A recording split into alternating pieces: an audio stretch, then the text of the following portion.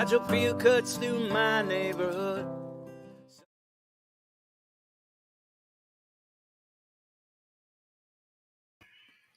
Hi, everybody. Welcome to another episode of Fearlessly Authentic. There's Peaches. I'm Lucky, and I have Steve here with me. Hey. And tonight, we're going to be going over an academic paper with Oz Whistles. Hi, Oz. Hey, Oh, so the tab that you had there before for screen share is now showing us on screen. That's the one, yeah, because I have it in the same browser. So here we go. Oh, okay, there we go. All right. So do you want to tell us a little bit of the background and how the paper came about? Yeah, look, I went hunting for a bit of footage, and I'll just see if I can find it. Here we go. All right, can you see that? That there? Can you see that? You should see a circle with dots in it. Uh-huh. Now, this is a chemical reaction. It's an example of a self-organizing system, okay? And it's entirely chemical. And it does this magical stuff. And it just keeps doing that until it runs out of energy. And it would go forever. If this system was able to go hunting around the place and find its energy source, it would go forever. There's the formula. I'll just click out of there and go back to the document. Okay. This is like a special, this is a special night where you get to like completely geek out on me. Like, I want to know. What I want to do before I dive into the paper is to just give a couple of real world examples of what a self-organizing system is, or what we would recognize as something that takes care of itself, right? Apart from your cat. Well, your cat is a self-organizing system. Mm-hmm. But things as simple as clay. There's different species of clay. I don't know if you knew that. Where it is a specific seed structure that it grows itself from the elements running through water. And there's a few different species of clays. And, potters know this because you have different colors of clay and different textures. And, so clay is a self-organizing system. Oh. A thing like like the vortex going down your plug hole, that's a self-organizing system. So I think of like yeast, like when people have their or vinegar with the mother, that's a self-organizing system, right? That would be considered. Yeah, that's a good example because it demonstrates how self-organizing systems propagate through a medium, and so your yeast, it needs to have like a sugar and water medium. And I think some certain minerals it needs to metabolize. Needs a catalyst. Yeah, and it gives off carbon dioxide, and that's why it makes the bread rise, and it gives off alcohol, and that's why it makes us rise. Right. So nearly everything you see is a self-organizing system, except things that are clearly inert, they don't change.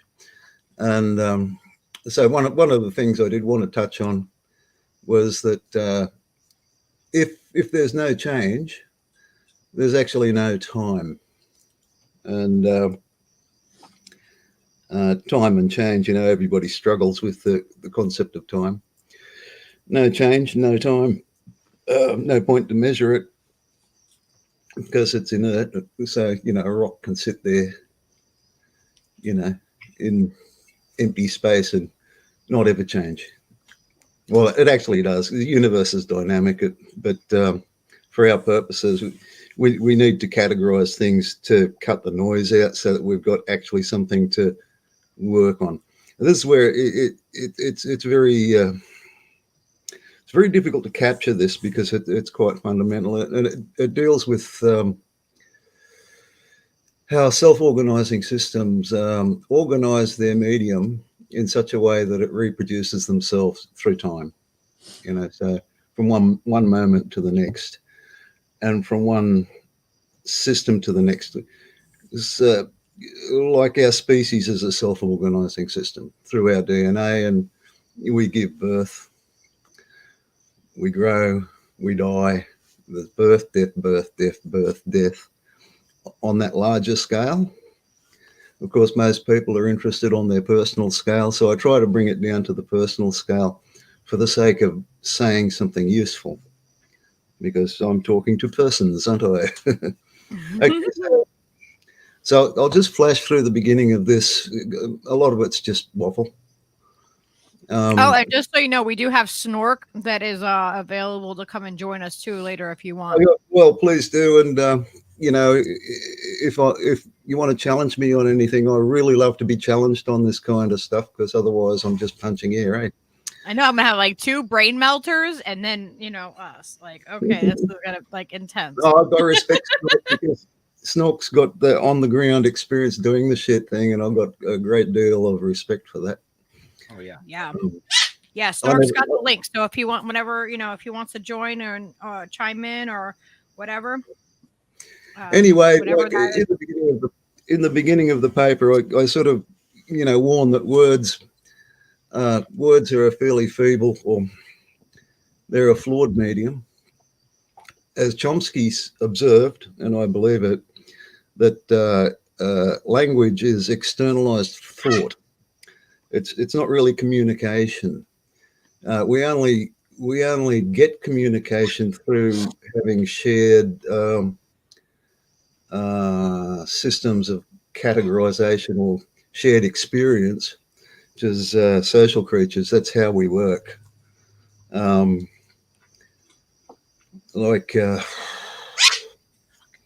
did discuss about mirror neurons and the nature of empathy. Anyway, look, I'll just try and go through this quickly and hit on the key things. Self-persistence. There's the primary concepts of self and persistence. So I assume that anything that self-organizes has a self by definition. Sure. And you say, well, how do you know it's a self? Well, it's a pattern that you can say, oh, look, there's an aardvark, What's an aardvark? Well, it's one of them. Oh, that's an aardvark. Yeah. I'd seen it in the beginning word of the dictionary and never knew what it was. So, well, there's one there. In South Africa, they call them bush pigs. Yeah. So, ugly little thing it is. But it's an aardvark because you couldn't mistake it for anything else. But then, it's a mammal. It's not that much different to a human. But Steve said we call them anteaters. No, that's a giant anteater. I think aardvarks are an omnivore. They've got a really long piggy snout. Yeah. And ugly things. That's what we call them,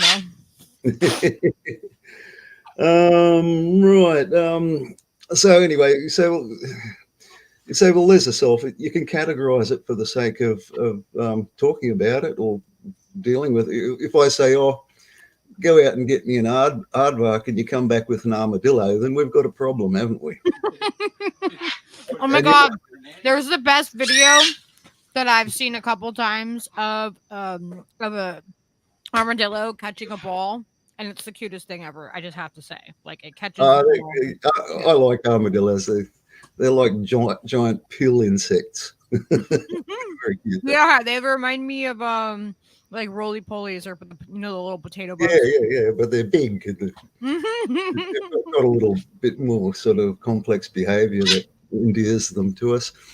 And I was told that they can carry Hansen's disease, leprosy. Yeah.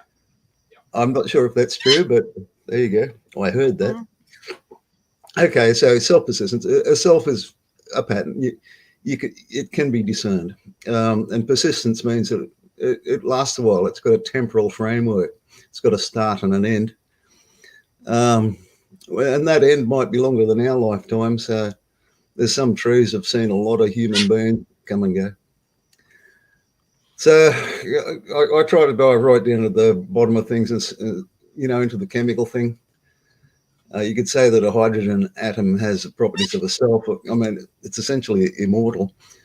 But if it combines with some other chemical, it might become water or some other definable self, which persists, more or less. Yeah. Okay, and So saying that it gets more complicated. So in a polymer or that chemical reaction I showed you, it's dynamic and it can repeat its pattern until the chain is terminated by something that eats it or wrecks it. But each polymer segment still can replicate, and if you clean it up and put it back into its medium, it'll start growing again. Okay, so you get a field of adaptability, which is where I try and steer the whole thing out of the chemical into the human and into the biological. Adaptability, it's important because it extends your field of agency. So you can roll with punches and still stay alive. So for instance, a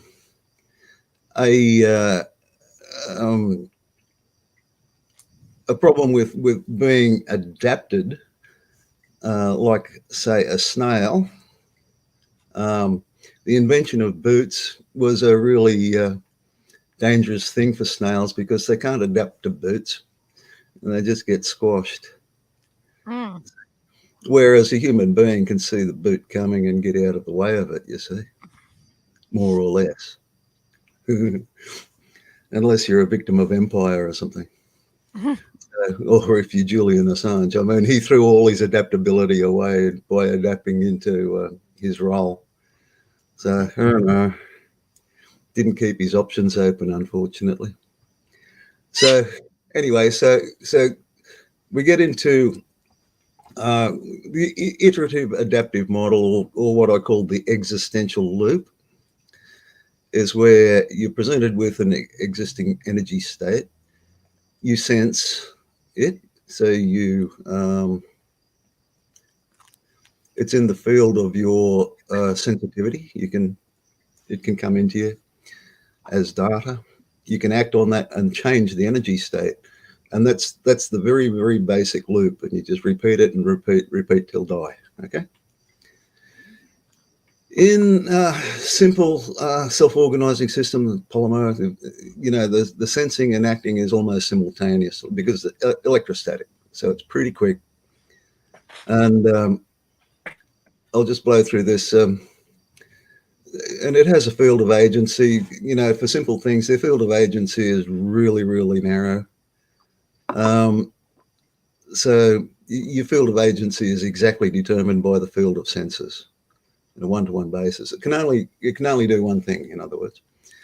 So as you sophisticate and you become more complex, I'm just going to assume that principle maintains all the way through the process of sophistication, and the rule can be applied. I just put an aside in this one that self-organizing systems have a statistical capacity to combine with other self-organizing systems. That's called symbiosis. And that results in the adding together, the summing of the fields of sensitivity and the field of agency. So you can see more and you can do more together, okay? Which is a thing that, the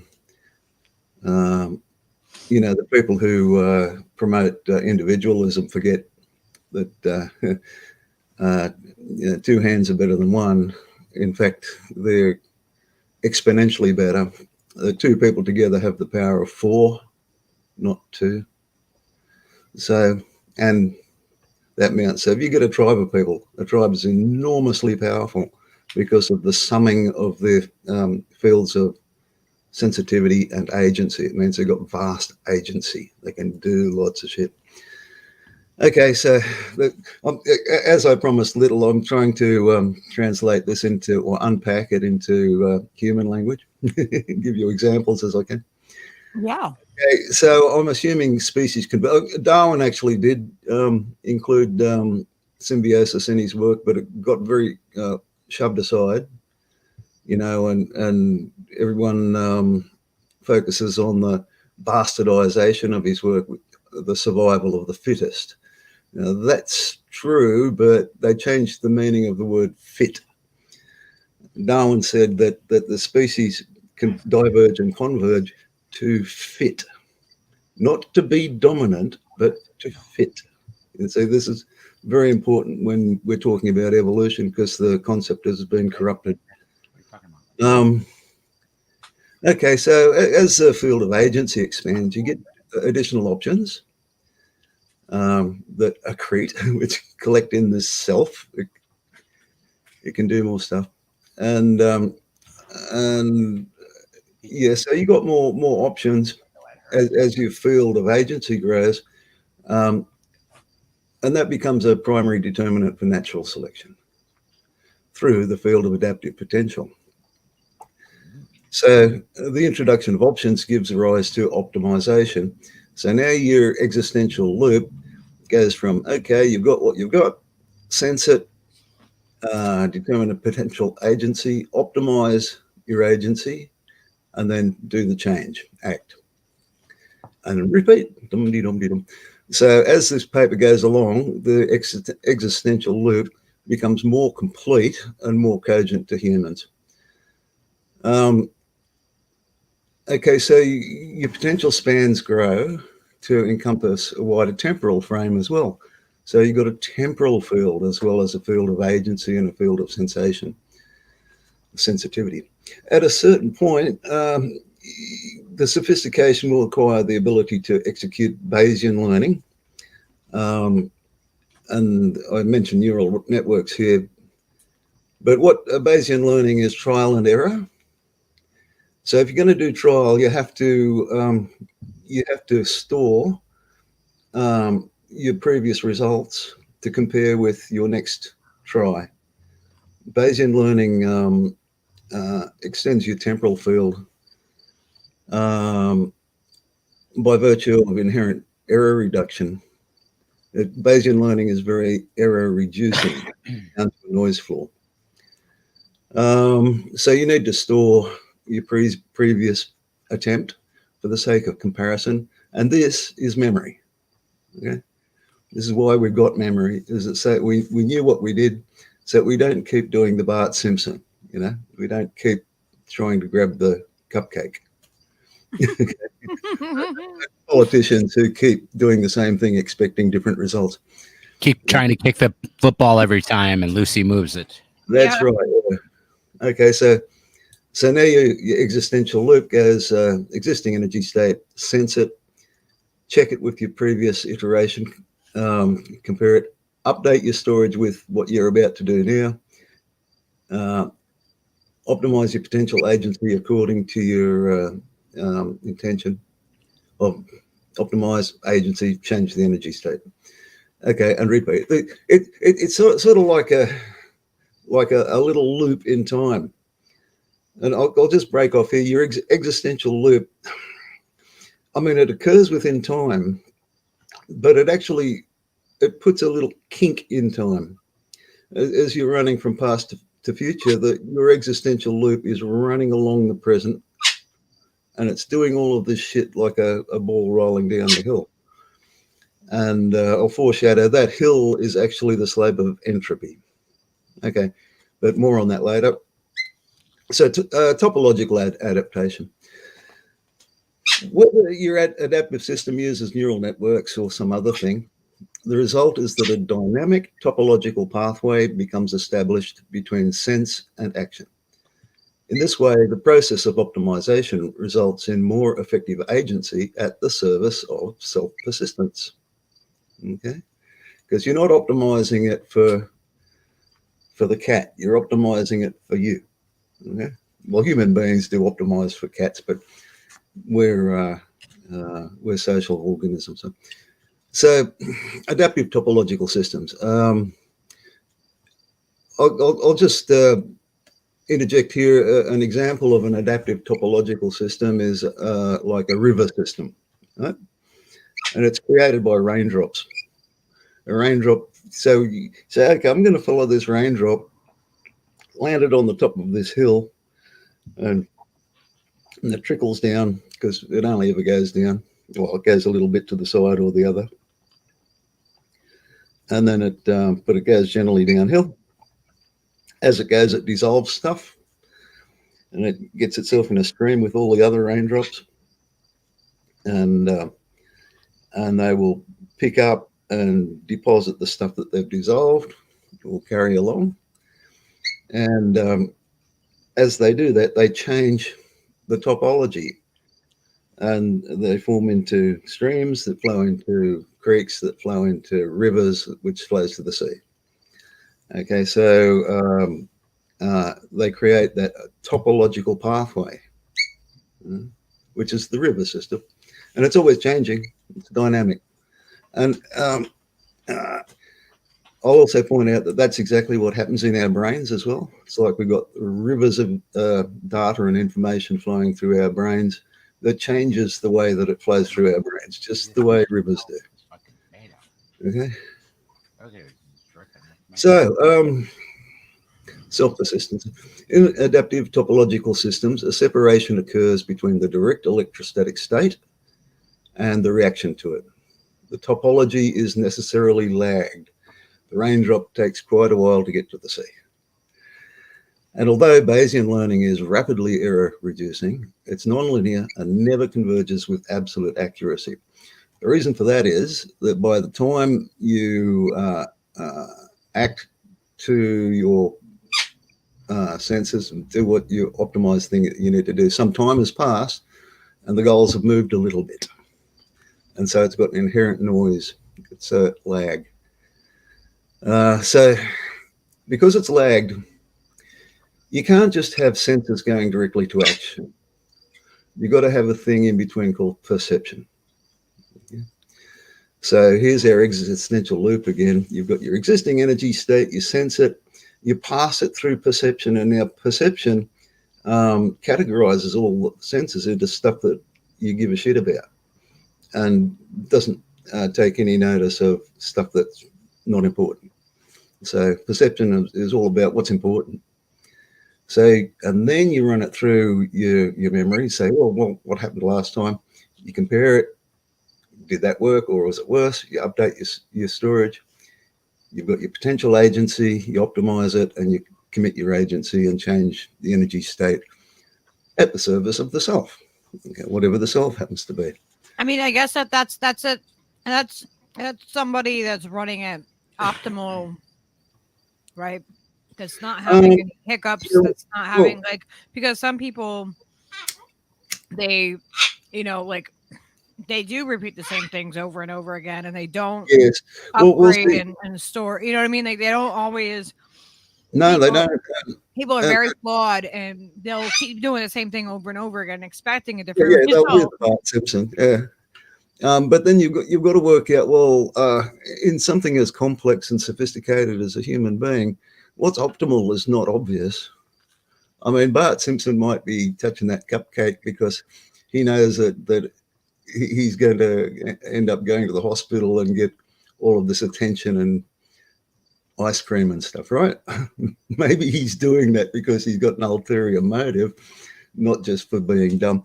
Or maybe he's secretly likes the buzz.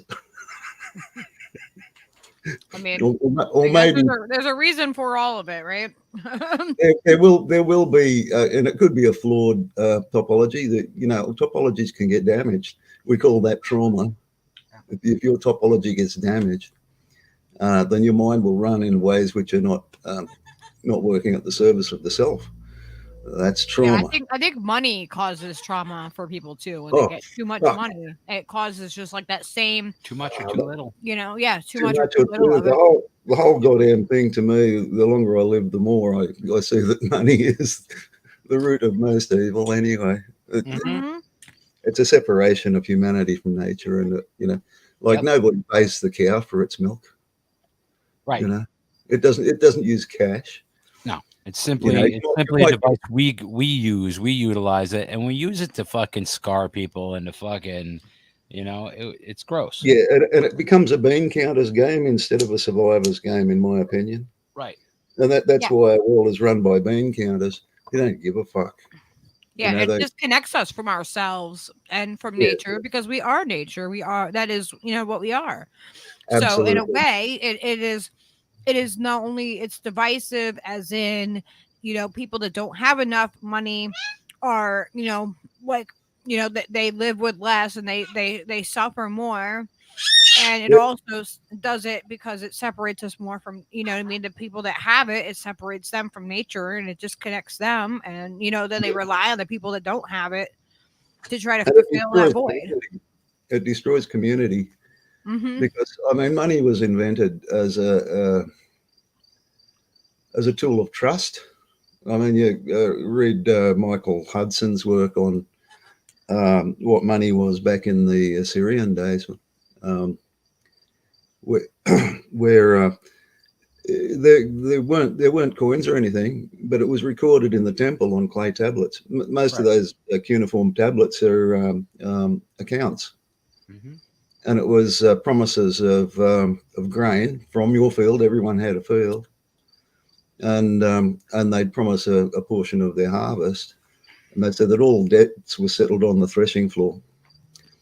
That's where the tablets would come out and say, "Hey, Joe Bloggs, you have Merv over here a bushel of grain," and the tab down at the bar, which is like 10 bushels of grain, mate, to pay up.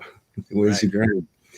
Okay, so it was a fiat currency, and it was a virtual currency, and it was a digital currency, and it was a debt owed. It's all it is. It was run by you the taught us temple. that about money. That money is just a was debt owed. Literally run by the temple, though. Mm.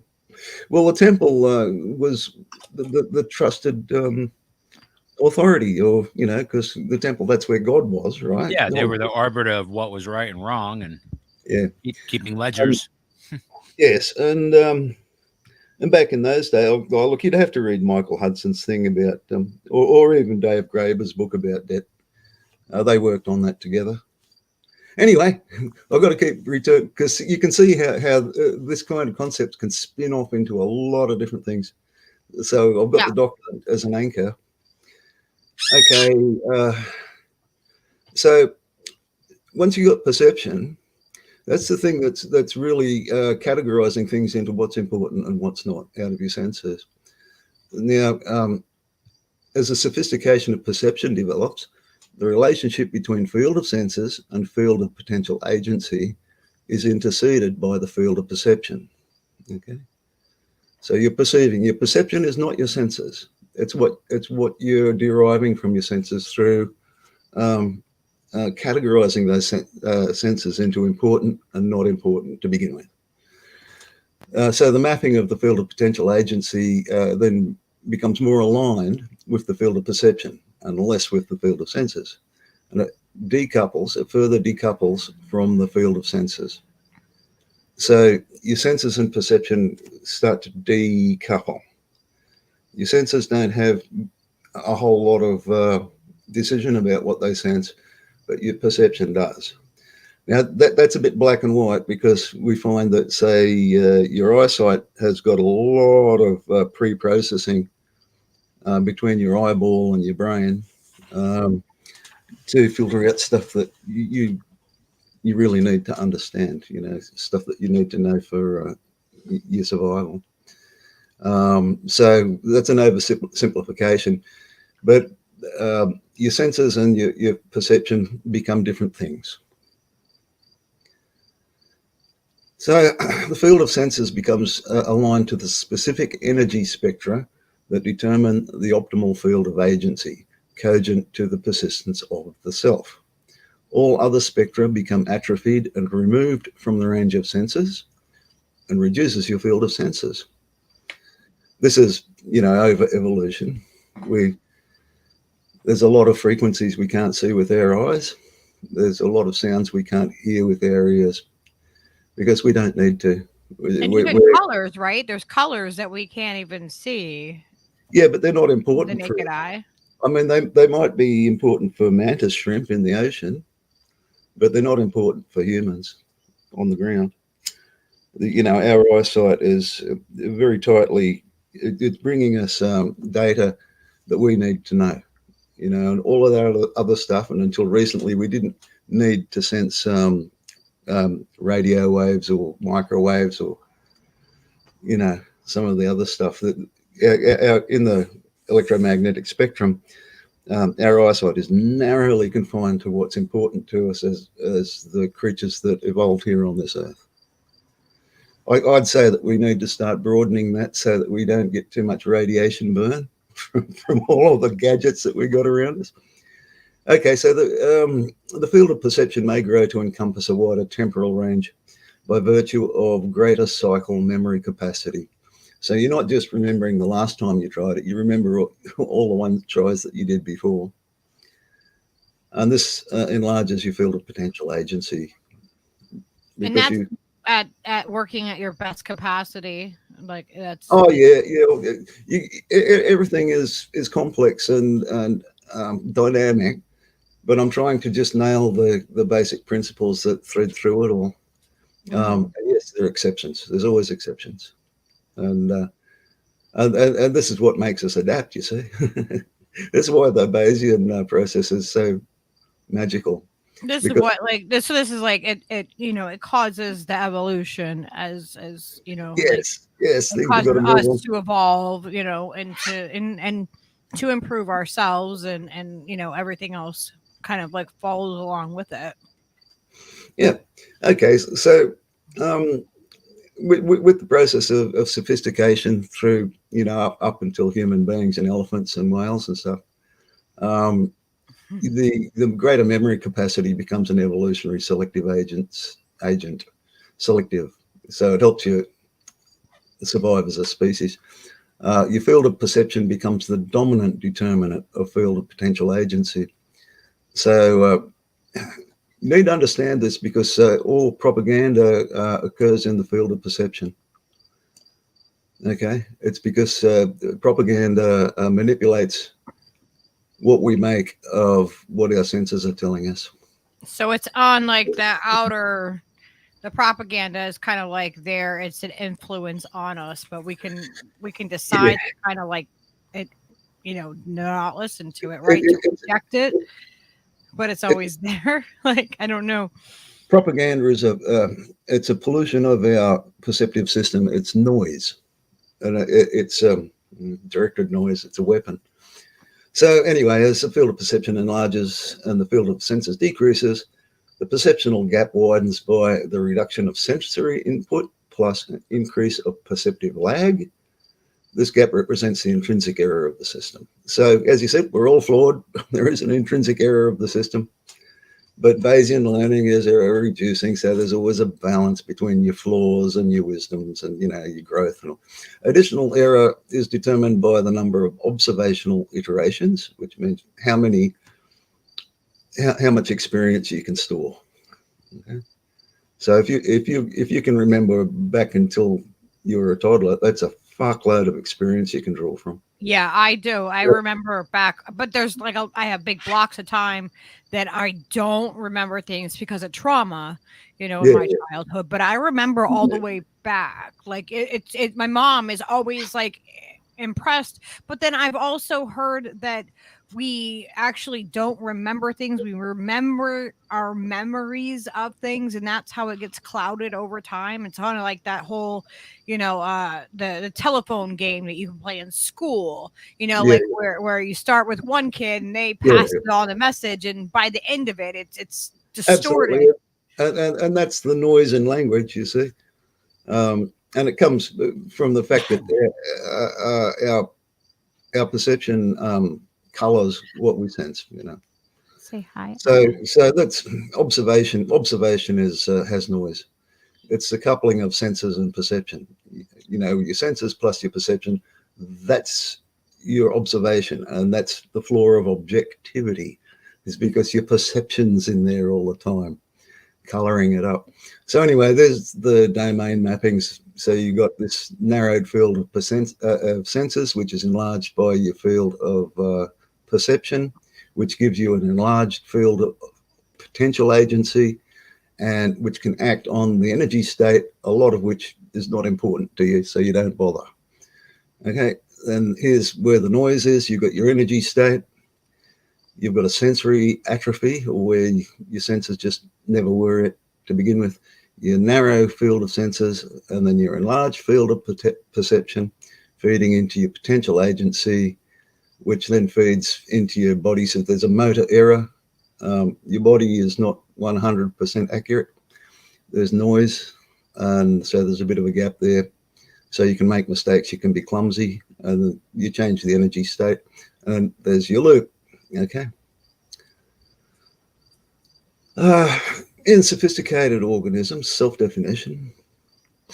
As you become increasingly sophisticated as a species, a portion of the sensual field becomes dedicated to monitoring the self pattern to determine self-integrity and the maintenance of persistence. Okay, so the state of self-integrity becomes the measure for determining the optimal subset of potential agency. So if you've got a bunch of options to say, oh, right now I can pluck this apple, or I can jump out of the tree onto my head.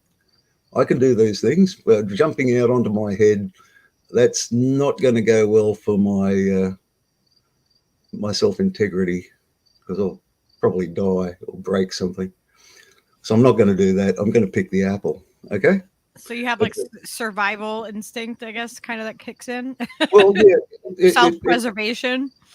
Well, in a human and in mammals, and lizards and a lot of animals, you're always checking this internal thing. So, am I going to do this, or I'm going to do that? And you imagine jumping onto your head, and your body goes, "Ouch! No, no, no, no!" And that's that internal self-integrity unit that's running everything. I guess it's us drawing on our memories of, like, you know, probably when we were children or young enough, even if we don't remember the specific incident that happened, we probably remember doing something. Our bodies remember, like, oh, I hit my head when I did this kind of thing. So, like, you know, you might not even realize that you're having that like muscle memory of something, and that's why you're like, no, I'm not going to do that. Well, it's a systemic memory, and not all of it's stored in your brain. And your whole body is a huge array of networks, and they all have a kind of a memory. Your muscle memory per se, that's mostly in your hindbrain. It's not really in your muscles per se, a little bit, but like I said, I'm talking in abstractions, and to try and tease out some principles that we can use, given that things are a lot fluffier and vaguer than I'm actually stating, because I'm trying to draw out a some useful principles that are going to help, particularly others, because I'm a social creature. If you do well, I do well. You know what I mean? So, okay. So you get this bifurcation between your core self, your internal self-integrity, and what's going on with your interface with your external world. So your internal and external energy states bifurcate the field of potential agency. So you've got an internal agency and an external agency. So the internal agency, like, say, your body temperature, that's an agency that's controlled in your autonomic nervous system. And it's very tight, and it keeps your body temperature very, very tightly controlled. for instance, and your pH levels, and your blood pressure, and your heart rate, and all of these things. We're not always conscious of them, and we're not conscious of our control of them, but it's going on, and the hindbrain's got it covered. I've got it covered. You want to do anything, check with me, and I'll tell you if I'm a bit worried about that. And it'll say, no, don't do that. Oh, yes. Oh, look, cupcake. I want the cupcake. Yum, yum, yum. Okay, so the subset of potential agency dedicated to the internal self-stability is tightly narrowed to the intrinsic tolerances of the organism and requires very little field range. By contrast, the field of external agency can become quite broad. The increase of the field of potential external agency can allow the field of internal agency to narrow correspondingly. So, an example, for me to gain advantage in my internal agency, I can say it's a good idea to have a layer of fat, because if I can't get food for a couple of days, I'll be okay. All right. Now, so that becomes a drive. You'll get hungry, and it says, "Hey, we need some fat." And but let's say a squirrel goes collecting. What do they do? Acorns, and they'll hide it in a hole in the tree. Okay, that's an external agency that is going to work to the benefit of the squirrel, the self, external to its body. So it has to do something sophisticated. So get these things, put it in the hole. Get these things, put it in the hole. Oh, it's winter. Okay, I've got all of these things in the hole, and I can go yum, yum, yum, yum, yum all winter long. And if I've got enough acorns, I'll survive. And then they overdo it, and and they forget where they've stored some of them, and they distribute them around, bury them, and they start growing into trees and stuff. So yeah. So that's an external thing, storing. That's what we would call a surplus. Okay, so if you go into economics, that's surplus value.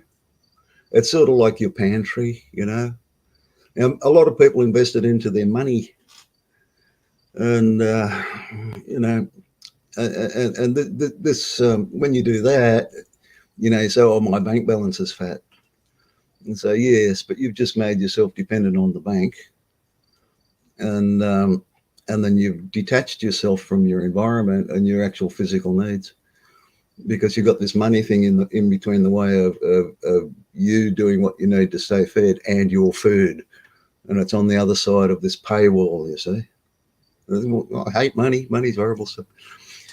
Anyway, so. But we have to also think about it like money is just that. It's just money. It's not, and it's a form of barter, but you can have other things and be rich with those other things. There's much other things, like seeds. Well, seeds community is the way to do it. We're social species. Instead of, if we're going to use money, the surplus stored in money should be a communal, tribal thing, not a personal thing. In my opinion, I'm such a communist.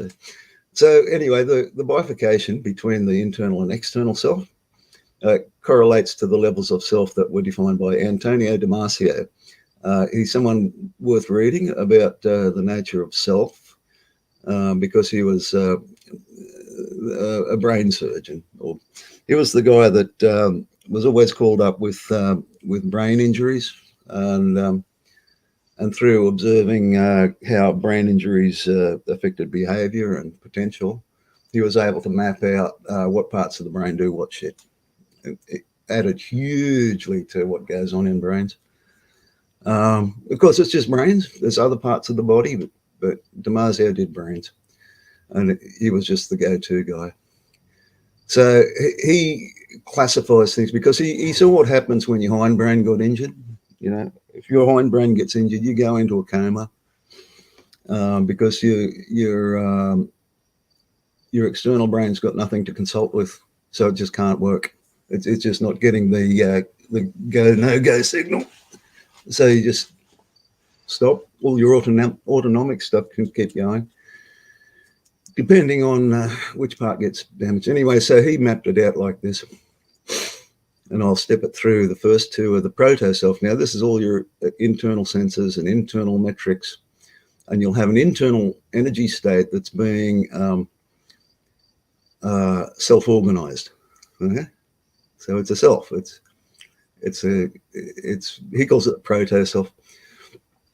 I would call it something else. I would call it the seed self, or the, anyway. And then you've got your core self, which is dedicated to mating up your internal agency and process with external things. So you've got your external sensors that are providing data into a system that does perception to produce information. Now, I use the word information differently to the quantum theorists. They have a different idea of information. To me, information is data that's been sorted into stuff I need to know. That informs me as a self. I'm not talking about particles informing other particles at a spooky distance or whatever. So anyway, there we've got our memory, and that information also is provided into the potential agency. Then you do an evaluation. You remember your evaluation.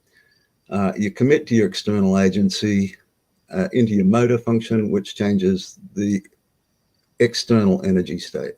You pluck the apple, you beauty, now you eat it. Okay. Is that diagram easy enough to follow? I mean, I'm as far as I know, I think I'm staying with you. I think I'm with you so far. How is everybody else doing? If you guys have questions, let us know, because I'll post them up and try to get Oz to answer any questions. Yeah, you'll notice that there's a feedback loop. Well, there's a couple of feedback loops in this. The first one is your internal state. The second one is your memory, decide what you can do and decide which, and then you remember what you decided. And that evaluation also gets checked with your internal agency, which will go, oh, that makes me uncomfortable, not going to do it. Okay. So that'll be a no-go. So this feedback loop here is the go, no-go. That's part of your optimization. Okie dokie. And then you decide, going to do it, you do it. Okay, something happens. Might or might not be what you wanted, but it comes back in and go, oh, that didn't work. Remember, well, that didn't work. Try another thing. Do it. Yeah, that worked better. Okay. And then you've got a memory. And in fact, you've got your perception is going to get updated as well, because it's part of this whole loop here. Okay, data and information. The field of sensors gathers specific aspects of the ambient energy state. This is transferred into the perceptual system. The sensory flow thus transferred is what I call data. The topological dynamic of the perceptual system is essentially a categorization process. The resultant categorization is what I call information. Information is the medium upon which evaluative optimization processes act to produce subcategorizations of optimal, suboptimal subsets of potential agency. These categorizations are directly determined by the convergence and divergence of self-integrity provided by the internal sensory field. So our internal comfort makes most of our decisions for us. Not all, but most. So this infers a bifurcation of the perceptive field also into internal and external perception, which is in the diagram. Okay, the social organism. And now we're starting to get into the realms of the humans.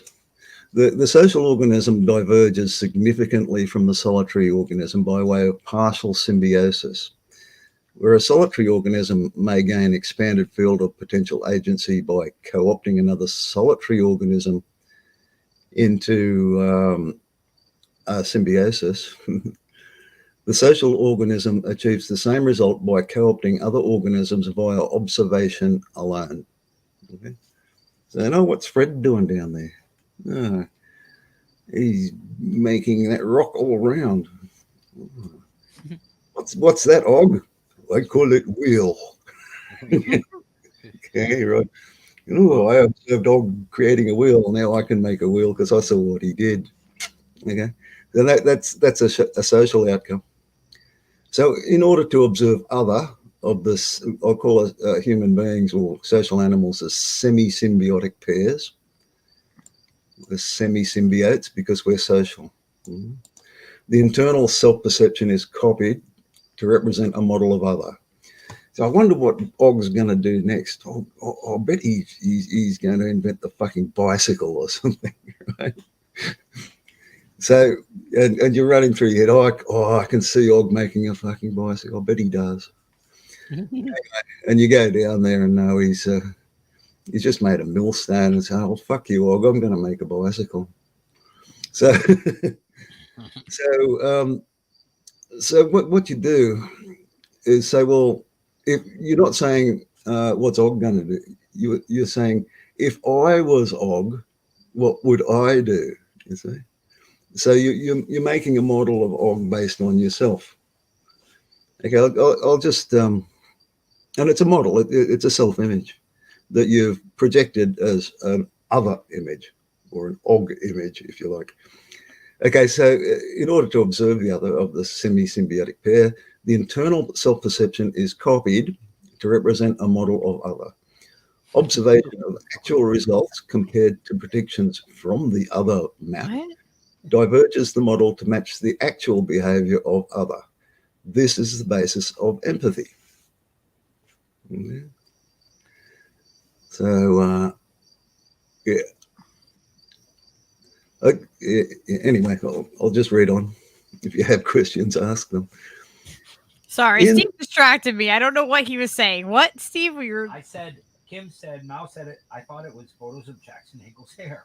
What was photos of his what hair? The universe is created out of, obviously. What? Mao said it said that he's convinced that the universe is created of tiny little pictures of Jimmy Dore.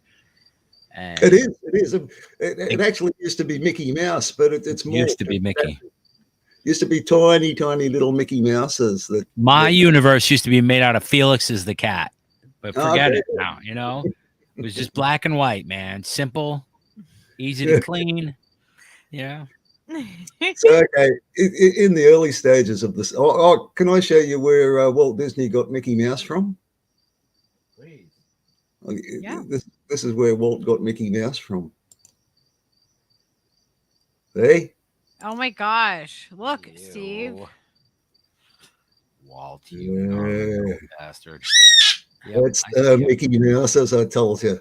I see Mickey, Felix, all of them. They're all in there. Son of a bitch. They are. Self-organizing sons of bitches. This is why I find the entire universe unbearably hilarious. It is. It's just, it's so fucking funny and wow. So anyway, go to that thing that we understand what's going on in others because we're so bloody similar. We're near as damn at clones as far as any other species. We are so goddamn similar. So it's very easy to know what's going on in the other. You'd say, well, how would I feel in that situation? And then we say, oh, there, but for the grace of God go I. Yep. That's empathy, man. In the early stages of the social organism, the empathetic crosstalk between internal and external perceptive fields is manifested, in example, a hunter-prey relationship, whereby the hunter can anticipate the movements of the prey and the prey the hunter. If the physical capacity of the prey cannot be broadened, the prey must become more adept at the empathy process than the predator. This transformation occurs in the primary causal mapping of the predator in the prey's primary perception system. So I'm sort of, I'll read on. The resultant pressure of predator-prey dynamics pushes adaptation of the prey organism into more empathetic perception of its own species. This has a breakthrough effect. The empathetic overlay of internal to external perception is more apt to an organism of greater similarity. At a certain point, the species becomes adept at converting the observed agency of its fellows directly into information. So then what's happening is that your senses, because it's coupled with your perception, if you see a tiger behind Og, you're going to say, fucking tiger. And Og's going to jump up and chuck his wheel at the tiger, I suppose. So Og ends up getting the value of your field of senses for his self-integrity. So that's why we become social. As the process, you know. There's a question here. Sorry? There's a question here, just so you know. I can't see him because I'm Wes said, Wesley Reynolds said, if you can't take care of yourself, how are you supposed to help the community? That's kind. I'm talking about the community at this point. Of course, the community requires, because now we're talking about the community as a self. And yes, I agree. You know, a community of snails, you know, they're not going to do real good because snails can't do much. You know, all they do is munch leaves and get eaten by lizards. And, I got to tell you that Bluey the lizard completely destroyed the community of snails here. They're gone. Yeah, so Bluey is Oz's lizard that's been around for a while. And lets him. Yeah. He comes in the house. Yeah, he comes in and out when he feels like it. Okay, so and he ruined the snail community. Yeah, snail communities, they can't take care of themselves, man. They're useless members of a community, whereas human beings are quite useful to themselves. They can have your back. You know, from a community sense, if you don't have each other's back and prove that you're reliable at having each other's back, you're kind of not in the community. You know what I mean? So, and tribes just naturally do this. I don't think it doesn't take a lot of effort to be of value to your community. You just need to be part of the community. You know, choose to be part of it. Learn the names of your neighbours will be a good start. Anyway, so at a certain point, you know, you know what's going on in each other because you're so similar. You know, what would I feel in that situation? What would I do in that situation? It's because I've got a copy of me that I'm saying, oh, I'm going to pretend I'm Og. And I'm going, if I was Og, what would I be doing right now if I knew that there was a tiger about to eat me? I thought I'd fucking throw my wheel at the tiger. That's the first thing I'd do. And then, look, Og threw the wheel at the tiger. I knew Og was going to do that, right? You kind of get the dynamic that's going on there. Right. So as that process refines, a social organism gains more and more access to the perceptions of its fellows through observation, and thereby gains the advantage of their observational fields. In effect, the individual gains indirect but nearly direct access to the sensory field of the whole group, which results in a massive expansion of the field of perception, which in turn leads to a massive expansion in the field of potential agency, leads to greater potential advantage and the corresponding evolutionary rewards. Hey, chalk one up for the species. In evolutionary terms, the expansion is seen in the field of potential adaptation. Once such a quantum leap of adaptability is achieved, the pressure for genetic adaptation is removed until the environment presents variation beyond the new adaptive field, which is pretty important. It says, okay, when snails were adapting, they're in a world where all you had to do was get a hard shell, and then the soft-toothed creatures couldn't eat you. And so they had no evolutionary pressure until a creature evolved that could eat them. but they're kind of stuck, and they're going, oh yeah, it does for now, Yeah, we break out every now and then, but most of the time we just get eaten by birds and stuff. So Jenna asked, how is predator type and prey type determined? Well, predator. Well, it's your biological cycle. You know, that's what has the most dominance, right? Like whatever the dominant predator becomes a predator naturally. The simple one might be wildebeests and lions. It's pretty easy to see which is the predator there. But then, you know, a human can turn up and eat them both as an omnivore. You know. Yeah, and lions lions will eat them, like they're cannibalistic, and they'll eat their own. It's really a really weird thing, you know, like lions have got rules for eating each other. I understand, but yeah, I mean, if you're predating on something, then there's a species that you're predating on, and most species have very specific predators. You know, either potential predators aren't in the area, like there's no tigers on the Serengeti. I think we're our own worst enemy as human beings. Yeah, well, like we become a prey to our own selves, and we shouldn't be. Yeah, and like I'll get into that a bit later, because your sophistication, it creates these sort of layers of complexity and sophistication, and it sort of radiates up and goes layer after layer of. But the same principles. We're like onions. Lots of layers. Yes, it's a bit like onions. So anyway, but your adaptive field is kind of important, because we live in a chaotic universe, and at some point, chaos itself is going to present our species with a challenge that we're not clever enough to do anything about, and it's going to end us, or we'll adapt to it. I mean, physically adapt. You know. I feel like that's where we're kind of at right now. We're at this cusp of like where we're either going to adapt or we're just going to completely like eliminate. Yeah. Look, like, I'll just step into politics here. That the ruling class are very aware that a big phase change is going on. They've got access to the best scientists and brains in the world, and they know. And they know it's serious, and they're talking about, we're going to have to actually engineer and induce our own genetic adaptation. That's the way they're thinking. Not all of them, but people like Bill Gates and, you know, you saw that Epstein was trying to breed a superhuman.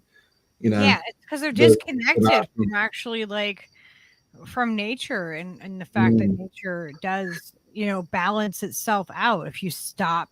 Yes, absolutely. Yeah, you know? Yeah, and nature doesn't respond to command and control.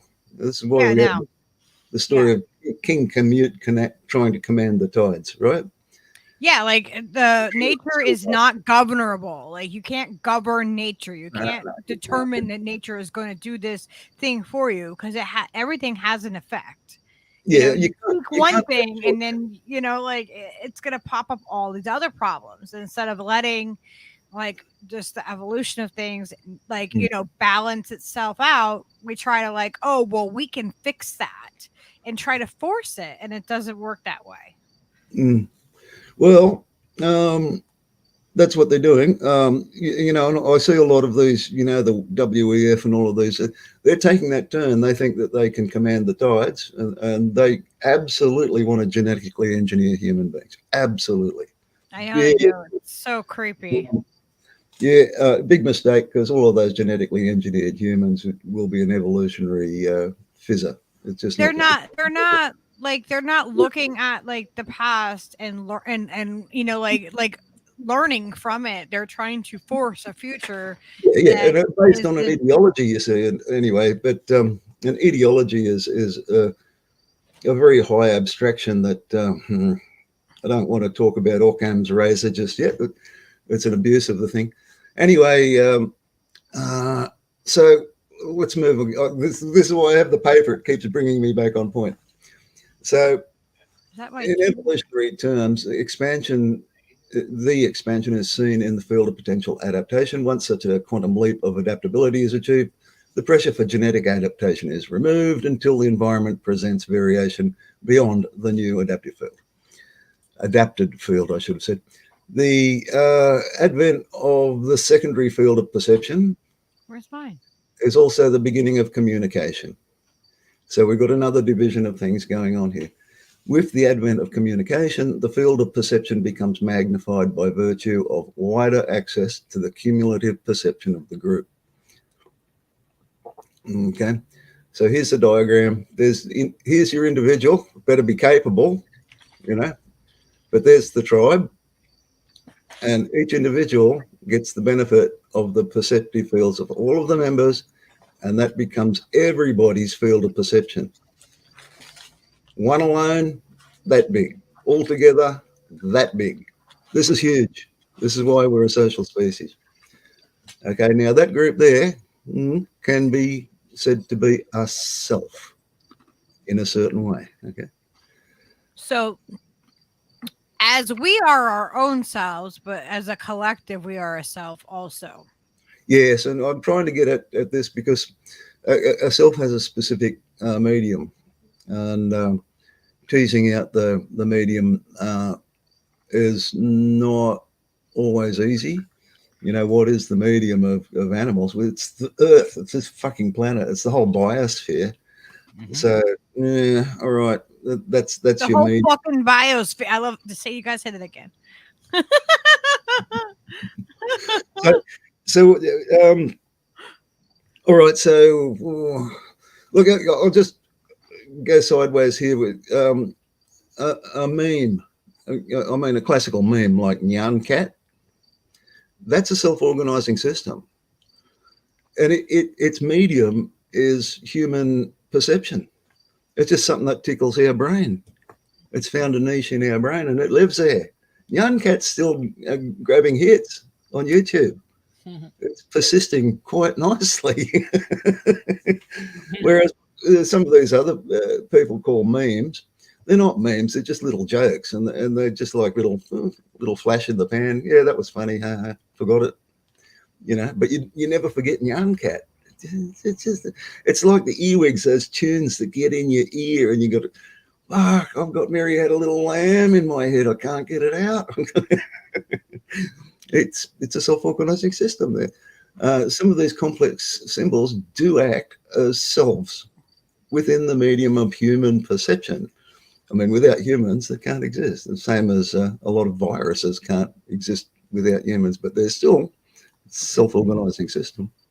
Say, yeah, oh, like no. the whole like COVID-19 is a self-organizing system, right? It is in the medium of a certain range of mammals. Yeah, absolutely. You'd be glad to know that our brilliant crackerjack fucking president has announced that the COVID-19 pandemic is over in his latest 60 Minutes interview. See what I mean by, you know, commanding the tides by edict? Yep. That's how they think, man. They say, they're Picard, make it so. Make it so. Yeah, they think that that's what they're doing. Like, whether it's true or not, whether, you know, whatever you think about the COVID, it doesn't matter. The fact is that they think that they can just say, this is a fact, and that's it. And then it's just that's it. Like, there's nothing else more to it. And you don't get to question it. You don't get to nothing. That's just it. Mm-hmm. Okay. So yeah, Seb just gave us the heads up on that actually just happened. What a fucking thing, say. What a fucking douche. But wouldn't they say that you know, our systems promote the mediocre and the venal into positions of power? Oh my gosh. I think Hedges said that. Little says right here. So all of us beans combined form a living burrito. That's right. We're like a Voltron We're all burrito. Beans. We need all the okay. Well, look, I'll go into. I'll go sideways again here. But it is mentioned in the paper somewhere that a self has some kind of membrane. It might be a physical membrane like your skin, for instance, or it might be like a cell wall for a bacteria. Or just like our YouTube community that we have. That's another and the membrane of community. The membrane of community is the principles of the mutual principles that hold that community together, and I call that the totem. Okay, that makes sense. What is the role of a membrane? A membrane regulates what comes in and what goes out. Simple as that. So if you study, say, a well-defined tribe, say in the Amazon or something, you will find that their totem comprises of all of their sources of food and water, what they do with their excrement, and what stuff they trade with their neighbours, and also their internal rituals, how they process their raw materials into food and into tools. It'll all be on the totem, and it'll be unique to that tribe. There'll be commonalities between tribes where they've got the same item in their totems, but the collection of that tribe's totem is going to be unique. And that I suspect that applies to both familial tribes, that's physical tribes, and associative tribes, like this chat is an associative tribe. And we have a totem. It's quite a broad totem. That's why I enjoy it so much. It's not so specific. So there's a lot of latitude to explore each other's ideas. And we kind of cover a lot of like everything within this tribe that we have. It's like you never know what you're going to get, whether it's like we're talking psychedelics or we're talking like, animals to politics to to an academic paper. Like we kind of cover everything in range here too. Yeah, well, we got a lot of good skill sets. Like most of us have played some music, most not all. Most of us grow food of some sort, most not all. But there's a good symbiosis going on there. It's really awesome how we all overlap in certain ways. It's a good totem. I really enjoy it. That's why I keep coming back. Okay. So fields of perception, I'm saying that in social organism, it gets split into two. You've got a secondary field of perception that's looking out for the other people or the other members of the herd. The secondary field of perception is determined by the empathetic interpretation of the perceptive fields of others. Due to the indirect nature of perceptions obtained this way, they're subject to the cumulative noise and error in each of the perceptive fields involved. That's your Chinese whispers thing, okay? Secondary perception is essentially no more than a copy of the primary perception mechanism, but is modified by overlaying a copy of the primary field of perception on top of the existing field. Although it is... Oh, hang on.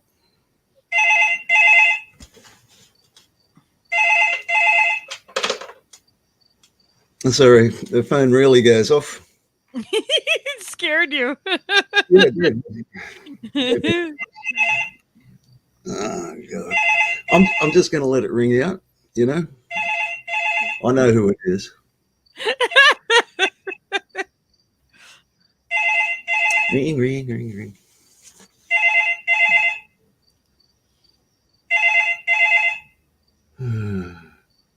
There they go. Got the hint, I hope. Anyway, if it rings again, I'll know that they're being a dick, basically. Anyway. All right. So I'm saying that your secondary perception is essentially a copy of your primary perception. But you hold the copy separate. And this is where, having a bigger brain helps, because you've got somewhere to put it. Although it's subjective to multiplication of noise and error, it's also subject to Bayesian noise reduction strategies of iterative action and observation as performed in the primary field. So it is error reducing, okay? it's got its flaws, but it fixes it's self-healing sort of thing. Noise reducing. The secondary field of perception differs in one major aspect. It is not singular.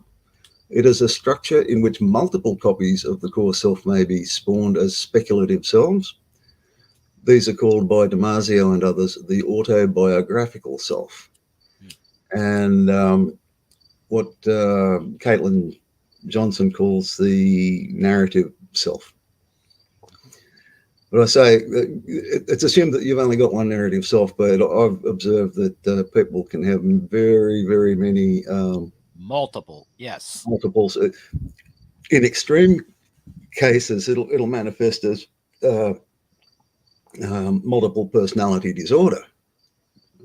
And most people, they know which iteration of their self is operating at any given time, because it's supposed to be at the command of the core self, deliberate act.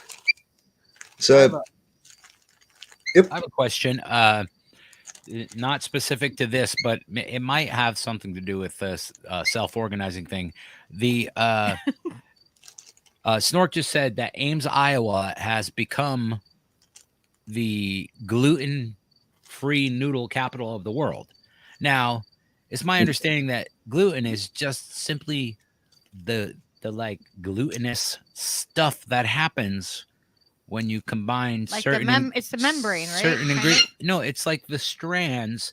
It's a polymer, dough, right? And it depends. I mean, I've got a bit of celiac, gluten intolerance, but it's only certain forms of gluten. Yeah. Like for instance, the really, really long chain glutens that you find in filo pastry, man, that kills my gut.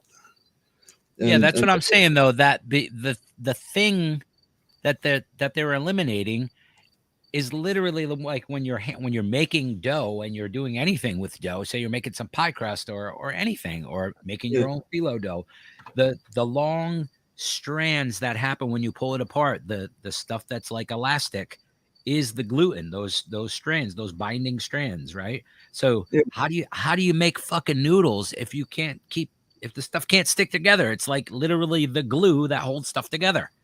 That's why it's called gluten. But I mean, some people's metabolisms are not real good with grain glutens. Yeah.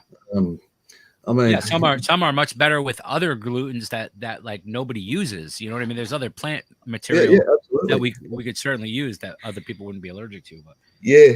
Look, I don't know the actual chemistry of. I did look it up. That it's got a lot of different forms, and it's a polymer, and it just depends on the polymer length of each polymer, right? How well it's going to digest on it, because your metabolism's got to munch it from the ends. Or with some people, I suppose there's some people who've got enzymes that can munch it from the middle as well. I don't know.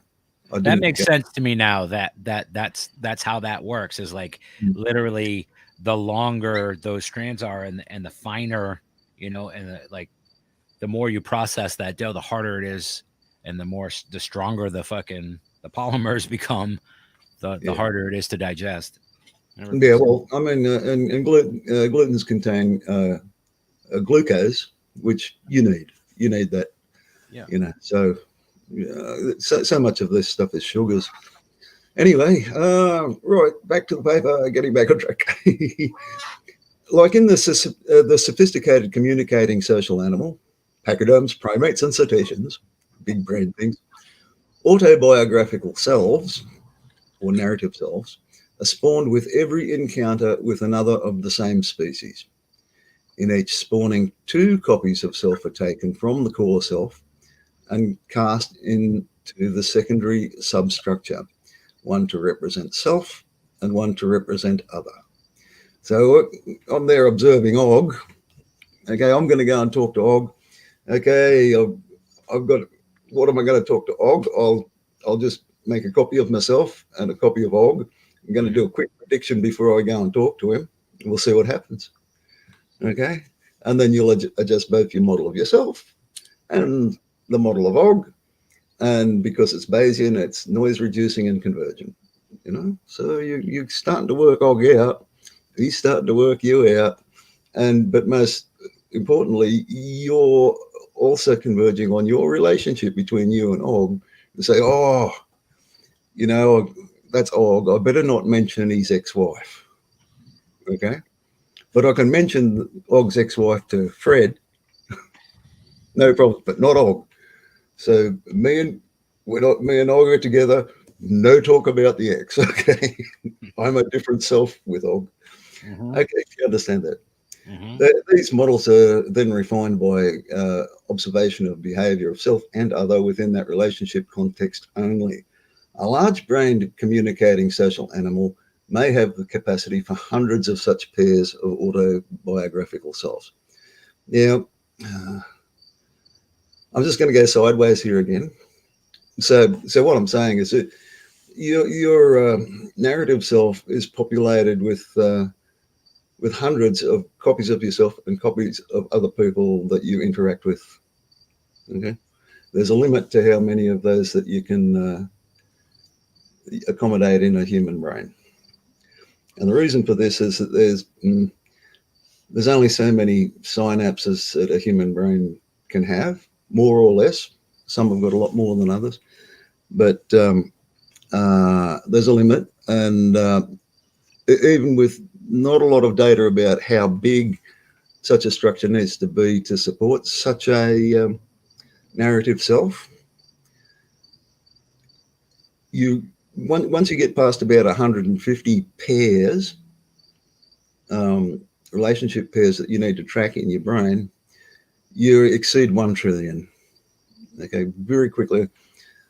And that puts a physical limit to the number of people that you can socially track. And that defines the upper limit of how big a tribe can be. It's called Dunbar's number.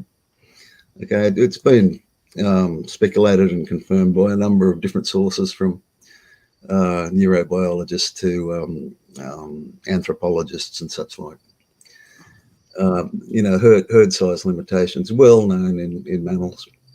And humans, we're just a herd species. Well, we have the capacity for associative herds, and that's something that we don't see in other animals because they don't communicate as much. We don't know about whales because we don't speak their language. Anyway, so here's a diagram of what a social animal's or a human brain looks like. In the bottom, we've got the same stuff going on with the proto-self and the core self, but we have the autobiographical selves, which is iterations of these things. Okay, your primary perception is what's important to me right now. I'll just feed that into what that means for me socially. And there's intrinsic information, which is stuff that I know just by being in my skin. And there's extrinsic information, is stuff that I've learned from other people. Okay, now this forms a thing called a worldview. Okay, it's your model of how the world works, and it builds up with experience. And a lot of it in your worldview is wrong, but the bits of it that are important to you can be extremely accurate. But every worldview has got gaps, and normally we plug it with a thing called God. So God knows. Anyway, so because we've got this worldview on that, we can do predictions. So your secondary perception comes in, and your primary perception is also mixed in. It's filtered by your worldview. And what happens when your worldview gets completely crushed? And you have to relearn everything, because that's what happened with us. Yeah, you have to relearn everything. It's painful because you have to actually physically. All these things are represented in your brain cells and synapses.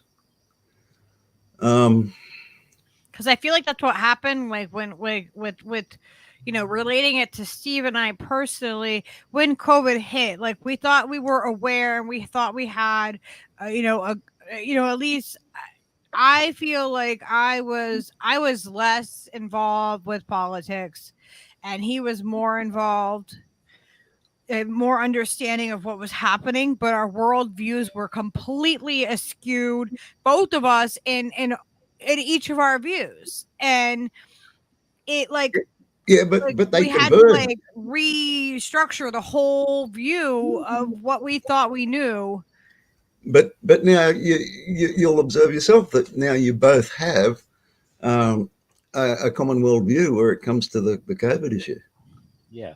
You're on the same page now. Now that's a beautiful illustration of how this works.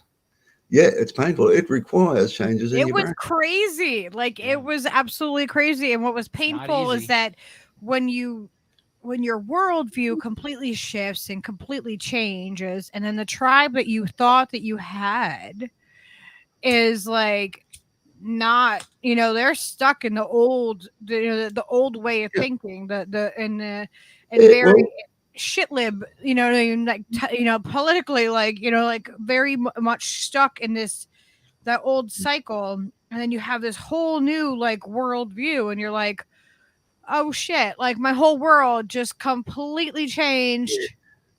that happened to me Everything. too, by the way. To begin with, the thing turned up, and I was trusting the pseudoscience that was being told to us, saying, "Oh, this code's pretty fucking serious, and as a society, we have to do something, or it's going to fuck us up." And as we went along, we started to learn, hey, hang on, we're being told a porky here because this disease, yeah, it's pretty bad for old people. But there's so much focus on, got to save the grannies, got to save the grannies. Going, hang on. In the beginning, we were completely fooled by it too. Like, I mean, Yeah. yes, and some of it's true. Like, you know what I mean? Like, obviously, we didn't want the elderly to get sick and I was arguing with people about, social responsibility and, having regard for the people around you and stuff like that. I tell you what, now I'm much more cynical about that shit. Big time. I'm way more cynical. At one point, it was just you had to express the fact that okay, I understand that this thing that we're dealing with is a real thing that we have to deal with in some way that's going to be beneficial for everyone. Yeah, like all it's the not all fake, the it's evidence real, that we thing. could gather at the time was demonstrating that there was a lot of preventative things that you can do to fucking keep on top of it. And they suppress the shit out of that. yeah, every step of the way, everybody who said anything contrary to the narrative was just crushed immediately, just extricated. But it flushed the bastards out. I mean, the COVID thing was just an evolved, an upgraded version of weapons of mass destruction. Yeah, absolutely. Oh, and people who already knew it were shouting at it. It's worldwide, though. No, I mean, it's bigger. And I was going, hey, you guys just have the social bloody responsibility. But they were right. So I had to eat a lot of crap. I mean, it completely and people say like you can't change and you can't evolve, but we did. We completely people try to say that we completely evolved and adapted and learned as we go. And I don't think that that's normal for people to be able to do that, because I see that the cognitive dissonance has a lot of people and a stranglehold on them. Like, I mean, like people are stuck and they cannot let their worldview shift and change, because then once you you realize that it's like, oh, it's not just this, it's fucking everything you ever thought you fucking knew, and it can completely destroy and crush your world. Oh yeah. But that's why I'm glad we had our community and our tribe, and because I don't know how we would have made it through this without everybody. I don't think human beings can do that alone. No. I think you need to have a community to process that kind of shit at a community level. But look what's happened. It's flushed the bastards out for everyone to see. Yep. Even if they evolve their strategy again, like they did with Ukraine, right? Going, I've got to hate Russia. We can see exactly what they're doing, because they did it with WMD. They did it with 9/11. They did it with WMD. They did it with COVID. and they're doing over it. and over, and they've just done it over and over and over again.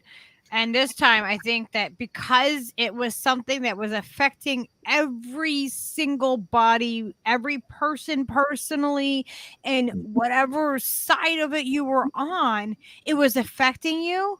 So that's why they got so many more people just like completely. Yeah, They just well, they just got them, like, they got all of us, because I mean they really got us with the fear, and yeah, you well, know you'll notice that most people never escaped it, no, they didn't, and that's a big tragedy. because But then they have to acknowledge the rest of their worldview is Mm. really obscured, and like what, and then like they stay in that frame of that cognitive dissonance where it's Bubble. just like they just stay in that, because if they admit anything else, then they have to change their entire well, worldview, because you can't hold all of that and well, the truth at the same time. Like it doesn't fit together. there is a reason for that. It's because neural systems potentiate. Um, because you need your memory, for all its flaws, and your worldview is part of your memory. You have to remap the fucker, which is a Yeah. lot of work. And It's a lot. It's a lot to That's read. really what it is too, though. Like you're remapping the synapse fucking ways that they fire in your brain to accommodate the new thought process that you've just fucking developed. Like that you're Yeah, making new neural pathways and things. yeah, the whole box and dice, the shape of your brain actually changes. It's like a Yeah. it's like rebirthing, of It is. yourself. It is. I tell you what, when I started getting on these concepts of systems emergence and neural networks, chaos mathematics, Mhm. I lost God, man. I had to totally remap my whole spiritual worldview Yeah. to accommodate the facts on the ground, and I lost a lot of God in the process. I used to be It's just crazy what happens. It's weird how there's a transference of, like, being a little kid, I had God and stuff, and then growing up and doing psychedelics and having all these crazy experiences where, yeah, feeling that universal connectedness on DMT and different things like that just awakened my brain to a whole different way of perceiving what people just want to just simplify to as some, gentle bearded gentleman is going to come down and take your hand and bring you up to heaven. It's just like this collective network of neurons and electrons fucking firing all the time, all the time, everywhere. And you can be part of that in any way that you assimilate to it. It's crazy. It's complex. Super complex. So We're you can fucking complex beings. You can say the course of your river got diverted. Yes, It's exactly. a new map, and it's exploring it and growing. But your old map's still there. Yeah. Which is uncomfortable. And this is how we understand, oh, this is a religious person, goes to church all the time. When I'm interacting with him, I'm not going to poke him in the fallacies of his worldview, because it's not worth it. Right. I'd still like that person. Like my Sure. You still like them. Yeah, you don't want them to, because if you poke somebody's worldview too much, they are bound that they will just be like, they'll defend. no, that's just too much. Peace out. You're too much for me. Or I smack you in can't the handle you. Yeah, or they'll gang up on you with their other friends, like. Yeah. So, but they're defending something. That's their worldview. And sure, if you don't have a functioning worldview, you cannot operate. You can't function. Yeah. And I imagine there's a whole category of mental diseases where your worldview is fucking broken and you can't function. Oh, I'm quite sure there are many, because I've in my life, meeting lots of different street people and stuff, I've met people that have a really what do you call it, like fractured worldview. Like they believe like certain events in the 60s informed like everything that came after it, and it was like had it all figured out exactly which which author and which person, which subversive personality that the propaganda was teaching them is responsible, and like that. It never evolves. You know what I mean? It's like they just stay on that thing and never, even even with all the information that would counter their thought. You know? Yeah, they can't hold both of those things at the same time, so they just reject. Yeah, you got to be very careful of magical thinking and its relationship with delusion. I mean, they're not exactly the same thing, but magical thinking certainly leads to delusion.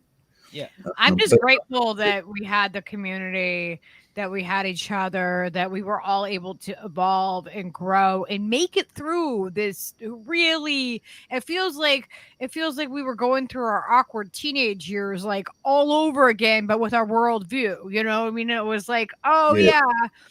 You know, you're gonna now evolve, and I don't claim to know everything at all, because I feel like there's so much that it's like I've been taught. It's like I have to unteach myself all the crazy propaganda that I've learned and everything else, and completely replace it, but make sure I'm replacing it with real factual information. So it's really hard to like say, okay, as far as I know right now, this is what it is, but it might not be 100% accurate. That's a really weird place to be in, and have the confidence to say, well, I really don't know everything, and I'm still trying to figure this shit out.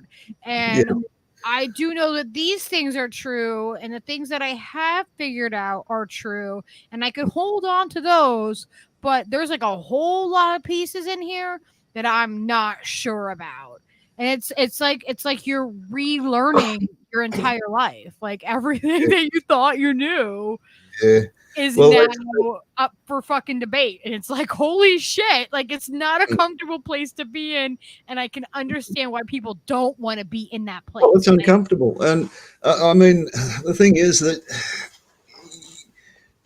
this is going to get decided by your core self, you know, because this is going to affect your evaluations right at the basic level.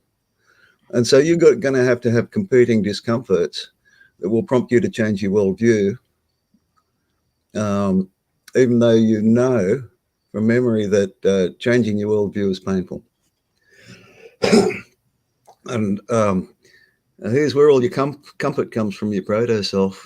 I mean, ultimately, if your worldview starts starving you, you're going to change your worldview. And on top of starving, you're going to have the discomfort of changing this fucker.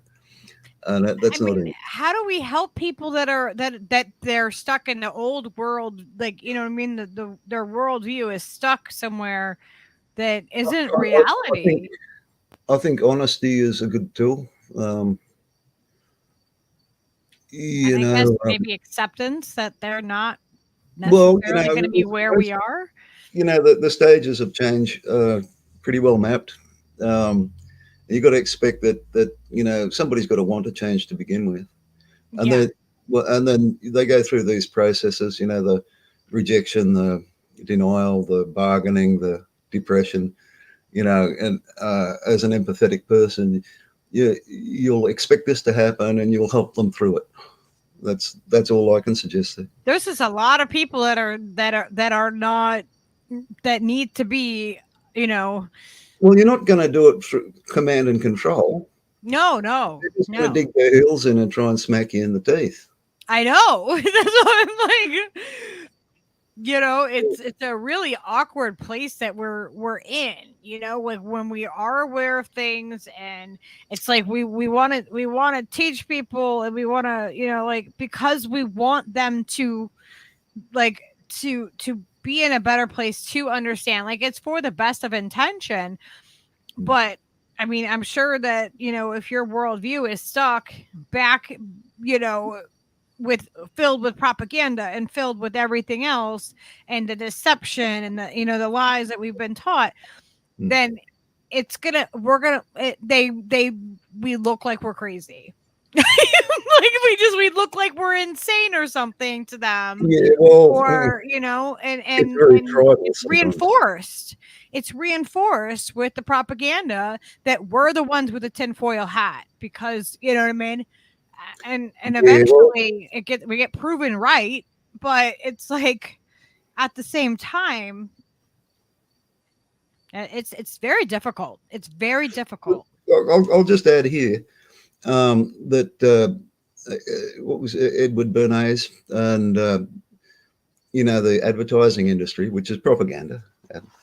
Um, what it does, and Bernays and the advertising psychologists understand very well, is what they're doing is that they're tweaking your totem. They know people are tribal. They know enough about tribal dynamics that it is governed by a totem, and they insert their shit into your totem. That's how they capture whole tribes. Yeah. Like, for instance, are you in the Coca-Cola tribe or the Pepsi tribe? Neither. Right. And they use all of this argument and imagery to say, if you're drinking this, you belong, right?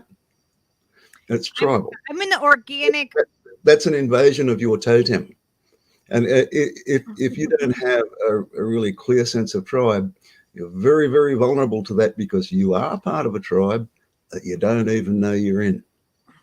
So you don't know how to defend it, and you don't know what your tribal values are. You don't know the means of the subsistence of the tribe. You can't defend it. You're just a feast for these Bernays propagandists.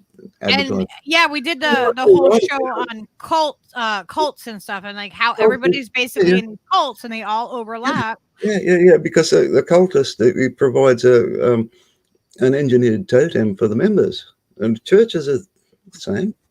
I mean, and that goes down to everything from your music to your food taste to where you live, the animals that you like to have, like their color, like it's everything. Yeah.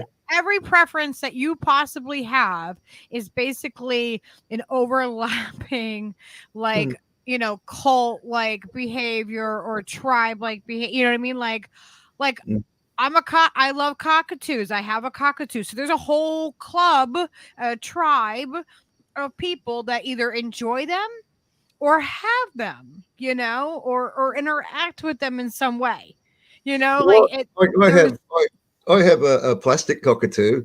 It doesn't mean that I'm the sex shop. Squawk. Anyway, so back to the paper. This is why I like to have the paper. It gets me back on point.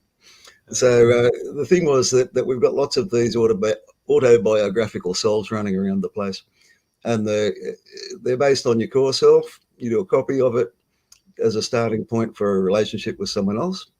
Now, over time, with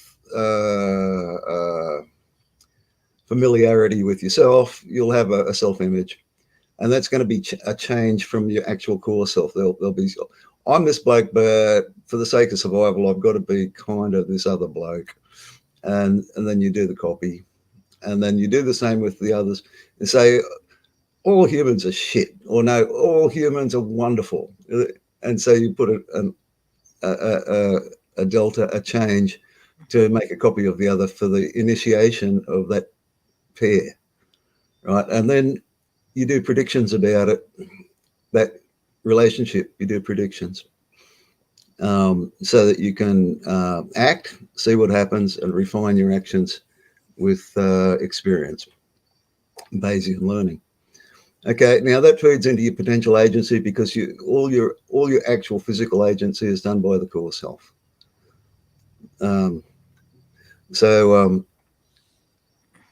So it's going to do some evaluation. It's going to check with the proto self, with your internal self, and then you'll get a decision and do your thing, and then it all starts all over again. Okay, so that's how a human works, because we've got this. We have an autobiographical capacity. This is our neocortex and all of the rest of it. By the way, your amygdala and lizard brain, that's a core self. And the lizards have all of this. Birds have it.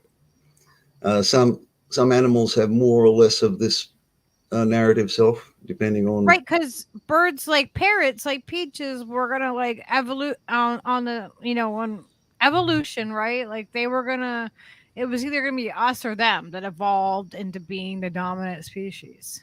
Yeah, because birds do get around in flocks and they talk a lot to each other, noisy bastards. They are. They Yeah, are. they fly over at sunrise. They fly over the top, big flock of parrots, and they make what a racket. Wakes me up. They're my alarm clock. I can Okay. imagine, yeah, and at sundown too. They like sundown. They like when the sun Yeah, comes up yeah, and when yeah. the sun goes down. Yeah, because they have their daily rhythm, and it's good because you get plugged into the daily rhythm of your actual local environment, which I think is really important. Anyway, so since you've got this secondary field of perception, you get a new element, intrinsic and extrinsic information. So initially, the social organism exercises the secondary perceptive field by mapping relationship pair information in the secondary substructure in your neocortex, using primary perception, consisting of internal senses applied to self and external senses applied to other. Information in this process is entirely based on the internal core self. Therefore, consists only of observable, spatial, and causal memory maps. Most of what your brain is doing is mapping. You can observe it actually happening. There's research showing it happen. This class of information can be termed intrinsic. It functions well enough since the individuals involved in social relationship are almost identical. For example, if the individual hears a shout of alarm from a fellow, he needs only correlate what would make himself utter that sound and will gain the communication alarm and commit the perception into agency of fight or flight.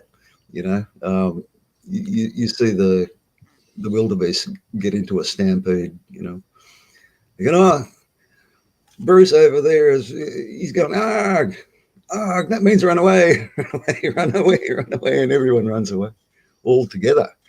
Run away. Yes. Run away, run away. So your intrinsic information is thus bound by similarity between your relationship pairs.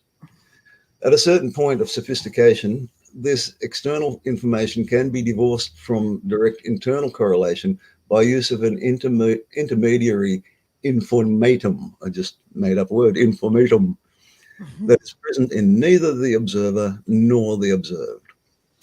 So there's another bifurcation in the secondary perceptual field that is external to the participants. This is the basis of symbolic language. So extrinsic information resides in neither participant in a communication scenario, but relies on the mutual acceptance of the extrinsic construct. Such constructs are loosely termed symbols. Although they may have their genesis in internal constructs, they need not have any direct connection to primary or secondary field perceptions.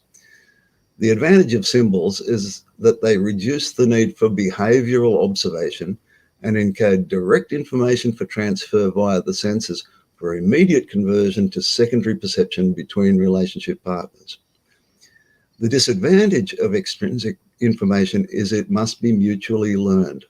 Such learning takes more time than intrinsic information, which is acquired almost instantly, being a pre-existing mutual internal map. Symbolic language greatly increases the transmission of perception from one individual to another in a social animal.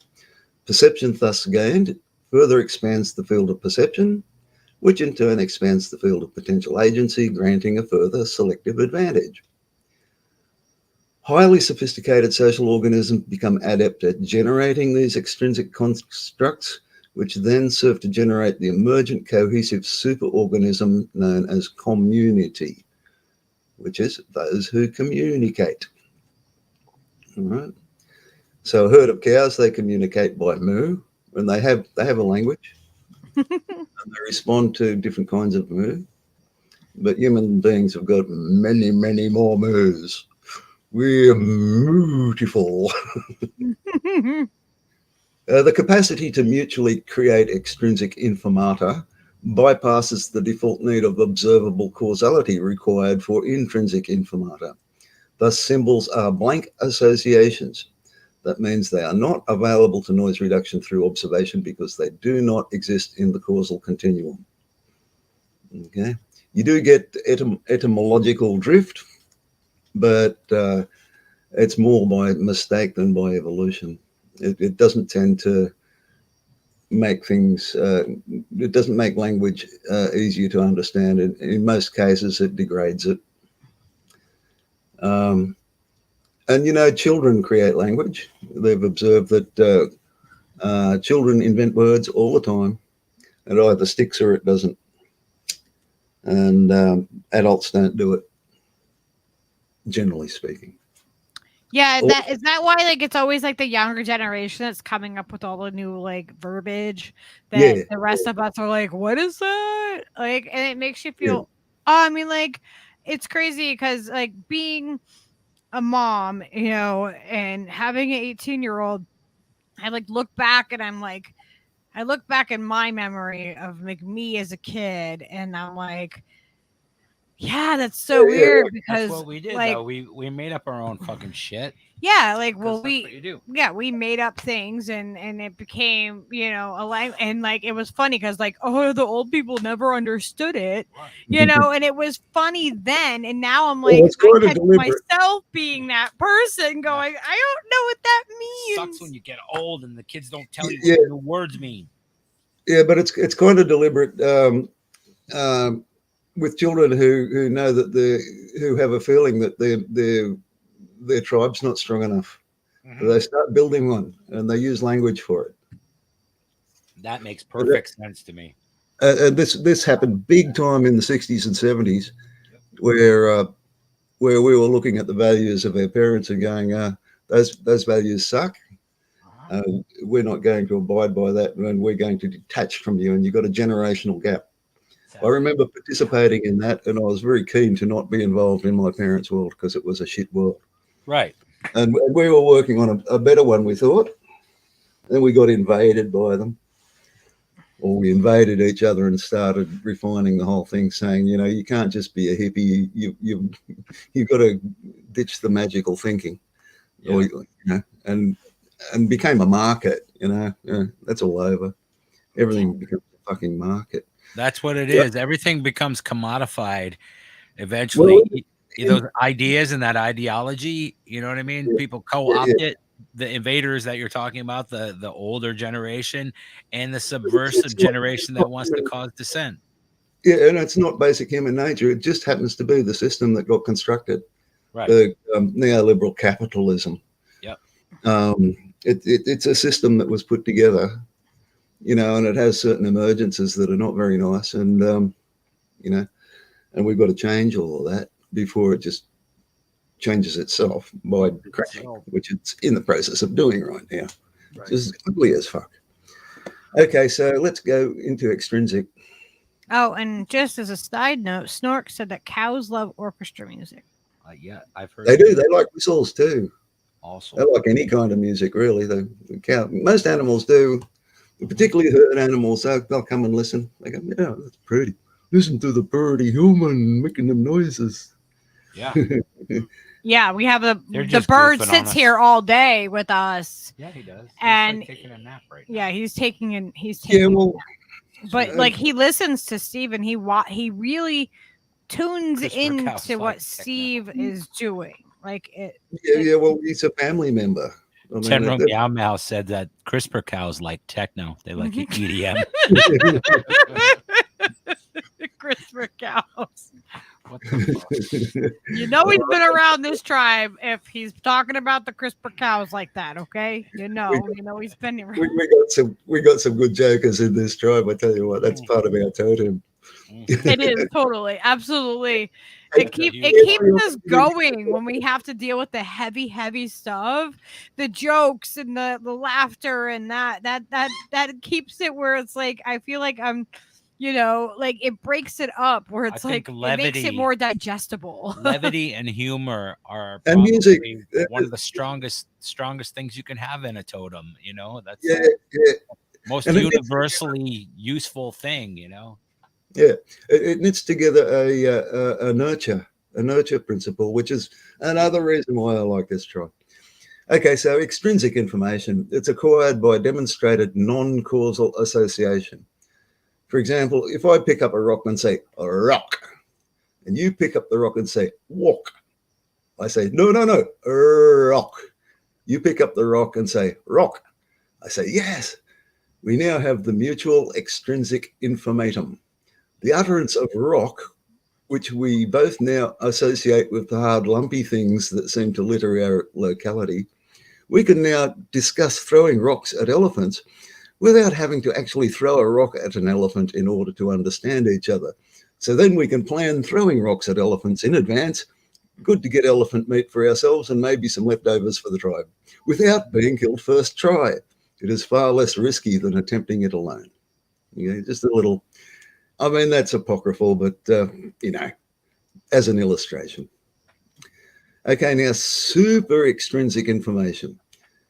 As we go through this paper, we're using Occam's razor to cut things in half. That's what Occam's razor does. And try and work out where we've cut something in half and it's stopped functioning and saying, oh, that was too many cuts, go back one. That's what Occam's razor really is. It's not the simplest explanation is, that's bullshit. So super extrinsic information.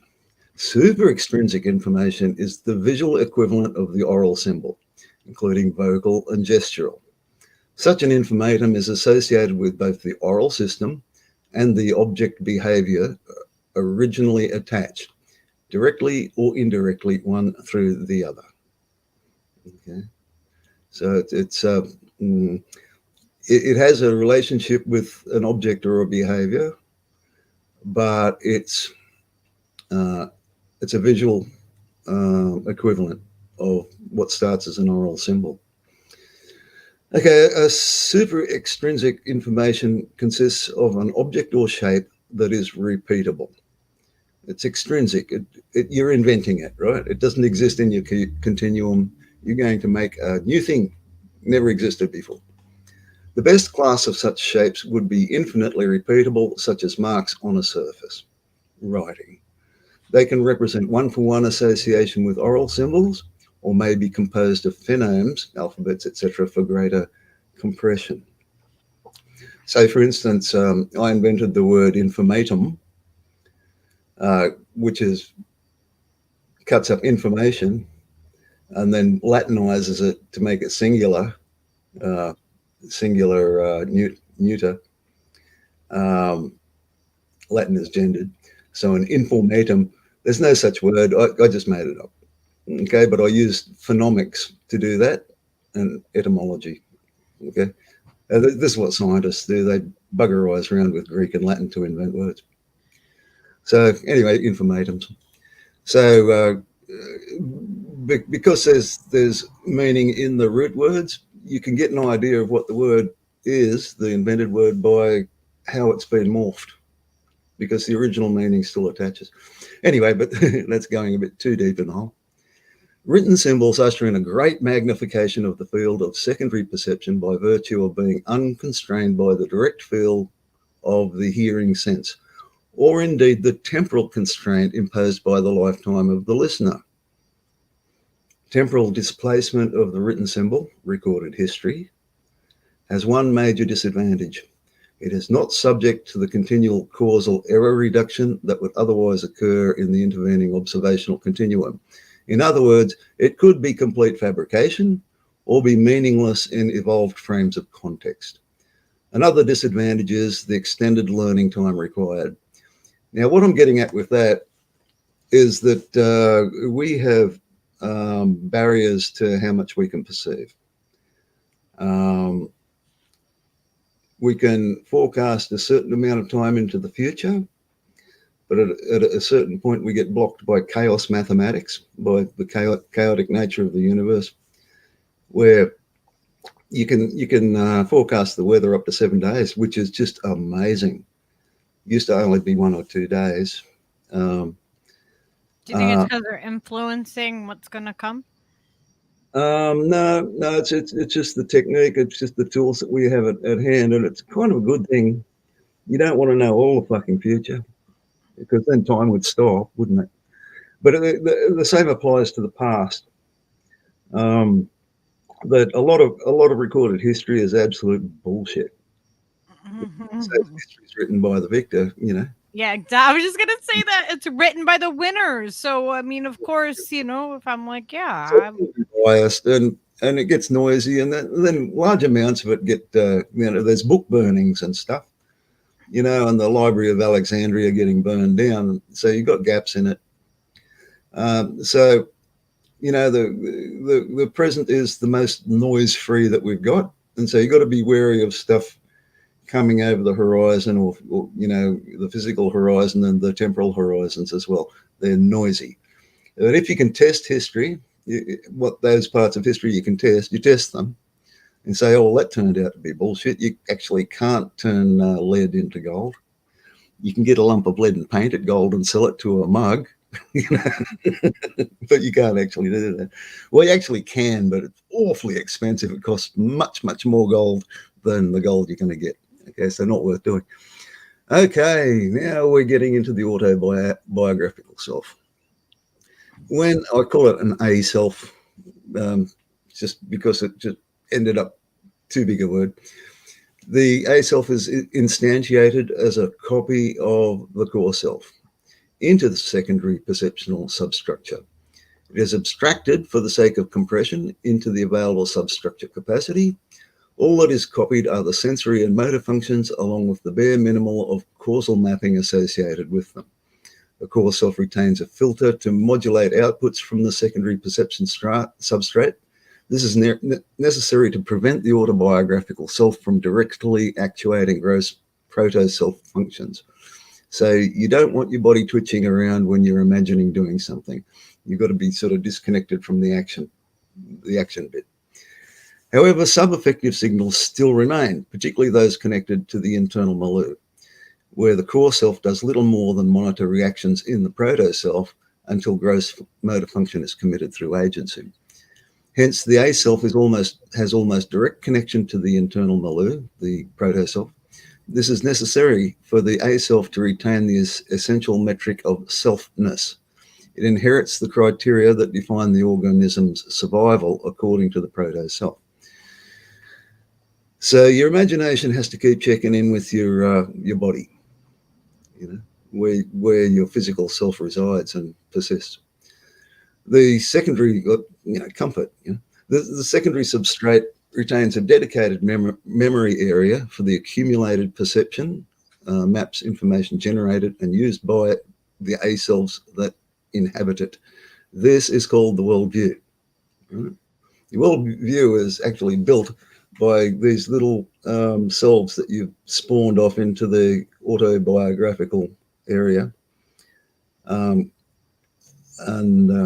that's where it gets built, or how it gets built. With the gross motor functions essentially disconnected, the A self is free to participate in behavioral simulations, which is called imagination. Such simulations yield preliminary error reduction in advance of actual agency and observation. In this way, every A self participates in the general error reduction for the self as a whole. It conforms to the Bayesian learning method, where an action is first cast as a belief, a perceptual causal map or intention, which is first simulated by the A self avatar within the worldview and is then executed and then observed to measure error against the original belief, which also adjusts the worldview. The error is subtracted from the belief. The new belief is cast through the updated worldview, executed, and a new observation taken. This process is error and noise reducing in an exponential curve converging with the mathematical limit of absolute accuracy, right, correct, accurate, skillful, which is never reached but functionally sufficient. Okay, so you reduce your error until you don't need to anymore because it works. The measure of error is retained with each map generated by an A self. This is called confidence. If the associated error is functionally low, the pre-execution of the imagination doubles the convergence rate and is therefore an evolutionary selective. Okay, so I'm not real confident about that. It's because you haven't tried it enough times to really have low error. So yeah, that's going to work. Or no, I wouldn't do that. Won't work. Or don't know if it's going to work. Don't have confidence in that. So that weaves in with trust as well. But anyway, while an A self is undertaking imaginary excursions through the worldview, anything that happens to it will be registered in the proto self if it is cogent to the proto self. For instance, if you imagine violence, your proto self will trigger a real fight-flight response in your body. If such events become disadvantageous to the core self, it will take the A self offline and terminate the simulation. Say, oh, I'm not going down there. No, that hurts. I'm not going there. Terminated simulations will not be executed. So it's part of your filtering system. So not going to do that. That makes me feel uncomfortable. The final decision to commit simulations to agency is determined by the core self. This capacity, however, may atrophy if any A self becomes dissociated from error reduction and gains dominance. Such dissociation may arise from neural network local minima, pathology discussed later. It is noted, however, that behavioral figures developed successfully to high confidence sublimate into the worldview and become effectively subconscious, as do all acquired skills. Right? So really developed and accurate maps move out of your consciousness. They go into you, they become skills. They stop being conscious. You say, oh, I'm just going to pick up the glass. Oh, how do I move my hand? Now I've got a skill called pick up glass. There we go. Works every time.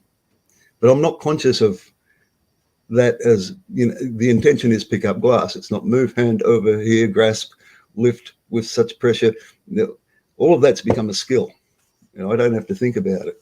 Yeah, I didn't even think about that picking up glass or something like that is a skill that you learn. That's why you don't want a kid to do it, because a kid doesn't know that skill yet. They haven't made the memory of how to do it without, cutting yourself every time.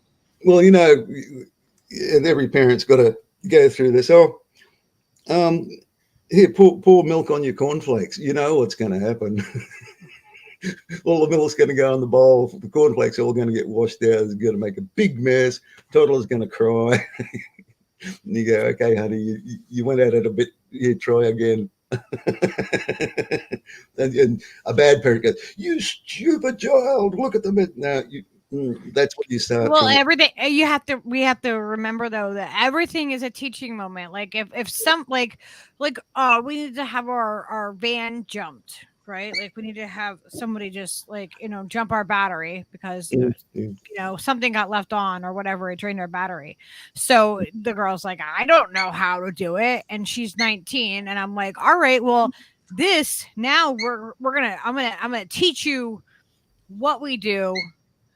Even though she might not completely remember all of it and might not feel confident 100% because she was only showed once, but at least I'm showing her, this is how you get the hood of your car open. This is how you lift the hood up.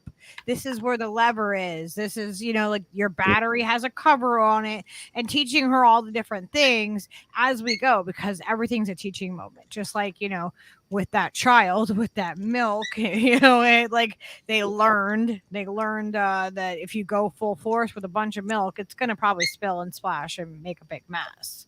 Yeah, like that one, before you turn the kitchen tap on, you always check if there's a spoon. Is there a spoon in the sink? Yeah, because you're going to learn one way or another that spoon, what's going to happen. It is going to come at you everywhere. And you're probably still going to do it as an adult because you're going to forget or not be paying attention. So you walk up to the kitchen sink and, you go, oh, I'm going to turn on the tap. Oh, look, there's a spoon in there.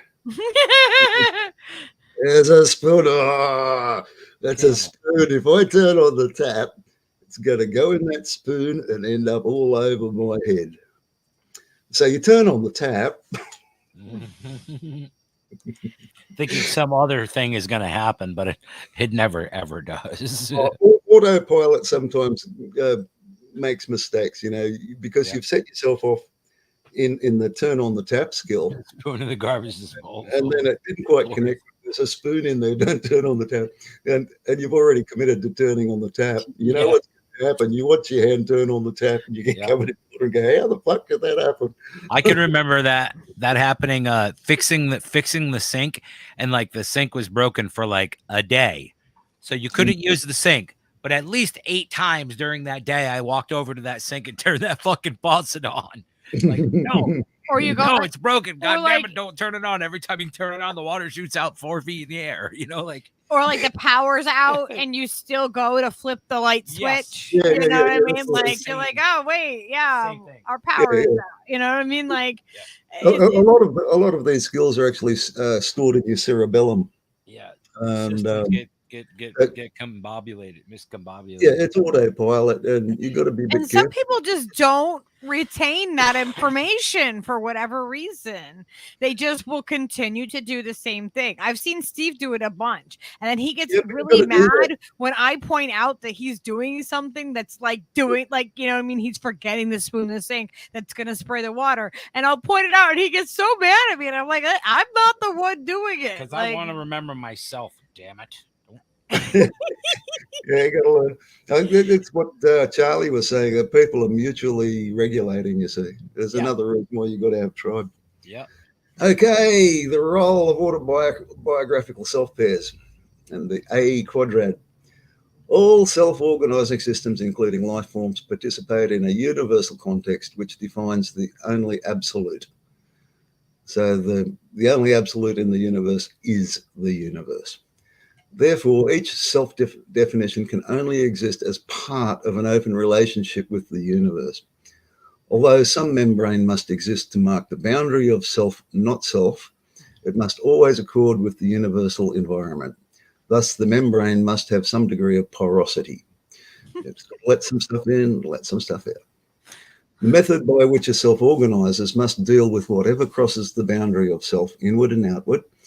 It is the organization of the resulting flux that constitutes the membrane and thus the self. As such, it is an open system that must operate at every level of the organism. So every part of yourself has to be in communication with the universe as an absolute truth. Social animals are no different in this regard, since other members of the herd become an integral part of the flux. Devices must be arranged to deal with the higher relevance of the herd to self-survival. Here, the A-selves provide some essential functions. As we've seen, the A-self operates in a worldview, conducting simulations of potential actions, potential agency. This includes simulations of interactions with fellow herd members. When an A-self is set up, instantiated, to simulate a specific relationship, so between individual A and individual B, 2 A-selves are formed, one for self, AA, and one for the other, AB. So every time you meet someone or create a relationship, internally you're creating 2 selves. One represents you, one represents the other. Individual B does the same, creating BB and BA. Between the protagonists, a structure is formed between the 4 A-selves, which I call a quadrant. Now, this is a criticism of modern psychology and psychiatry, where they talk about dyads. And they go wrong because they're not dyads, they're quadrats. There's 4 people participating in that relationship, or 4 meta people, if you like. Right. The AA and the BA cells both pertain to person A, and the BB and AB pertain to B. Through interaction, each predicts and observes both through the A-self proxies. This results in a convergence between the maps AA, BA, and BB, AB. I call it diagonal convergence because it's easier for me to diagram. Over time experience, these cross-relational models will converge and may potentially become identical. It's something where you'd say total understanding, if mutual understanding. If both sets converge to the same point, this is sympathy or simpatico. I call this symmetrical convergence. Convergence to different points is asymmetrical convergence. A symmetrically converged quadrad represents a friend. An asymmetric convergence represents an enemy. Unconverged quadrads denote acquaintances. Don't know you well enough yet. Part of the operation of A-self quadrads is to adopt suitable intrinsic informator to accelerate convergence. For the most part, such extrinsics and super extrinsics will already exist in the mutual worldviews. However, the actual use of the extrinsic may be skewed. For instance, idioms and accents. Without the convergence action of quadrads, these skews could never be reconciled, and a new mutual symbol set would need to be created and adopted, as in the case when people of different language and cultural background meet. You have to really work hard on a relationship with someone who speaks a different language and has a completely different totemic set. It can be done, but it's hard. Yeah. In this method, the A-self simulations, AA and AB, both participate in the simulation, yielding predictions for testing through observation. The real individuals need not be face-to-face transaction for this to occur, but the result of pre-simulation may be executed upon actual transaction. So I'm going to be meeting Bluey tomorrow. I'm going to ask him about this. He's a good bloke. He'll tell me. He'll let me know. And you go and say, hey, Bluey, I wanted to ask you about, okay, and then you execute it. And if you know that guy well enough, he'll tell you what you need to know. But if he says, oh, no, I'm not going to tell you that, then you've got to update your map about him. Say, he's not reliable on information. I'm probably not best to ask him anymore. So you change your map, you reconverge your, that's going to become a bit of a skew because you're going, oh, this is asymmetrical. There's a bit of enmity going on there. Why wouldn't he tell me that? Gee. Right. Okay. This dynamic is driven by the links to the proto-self.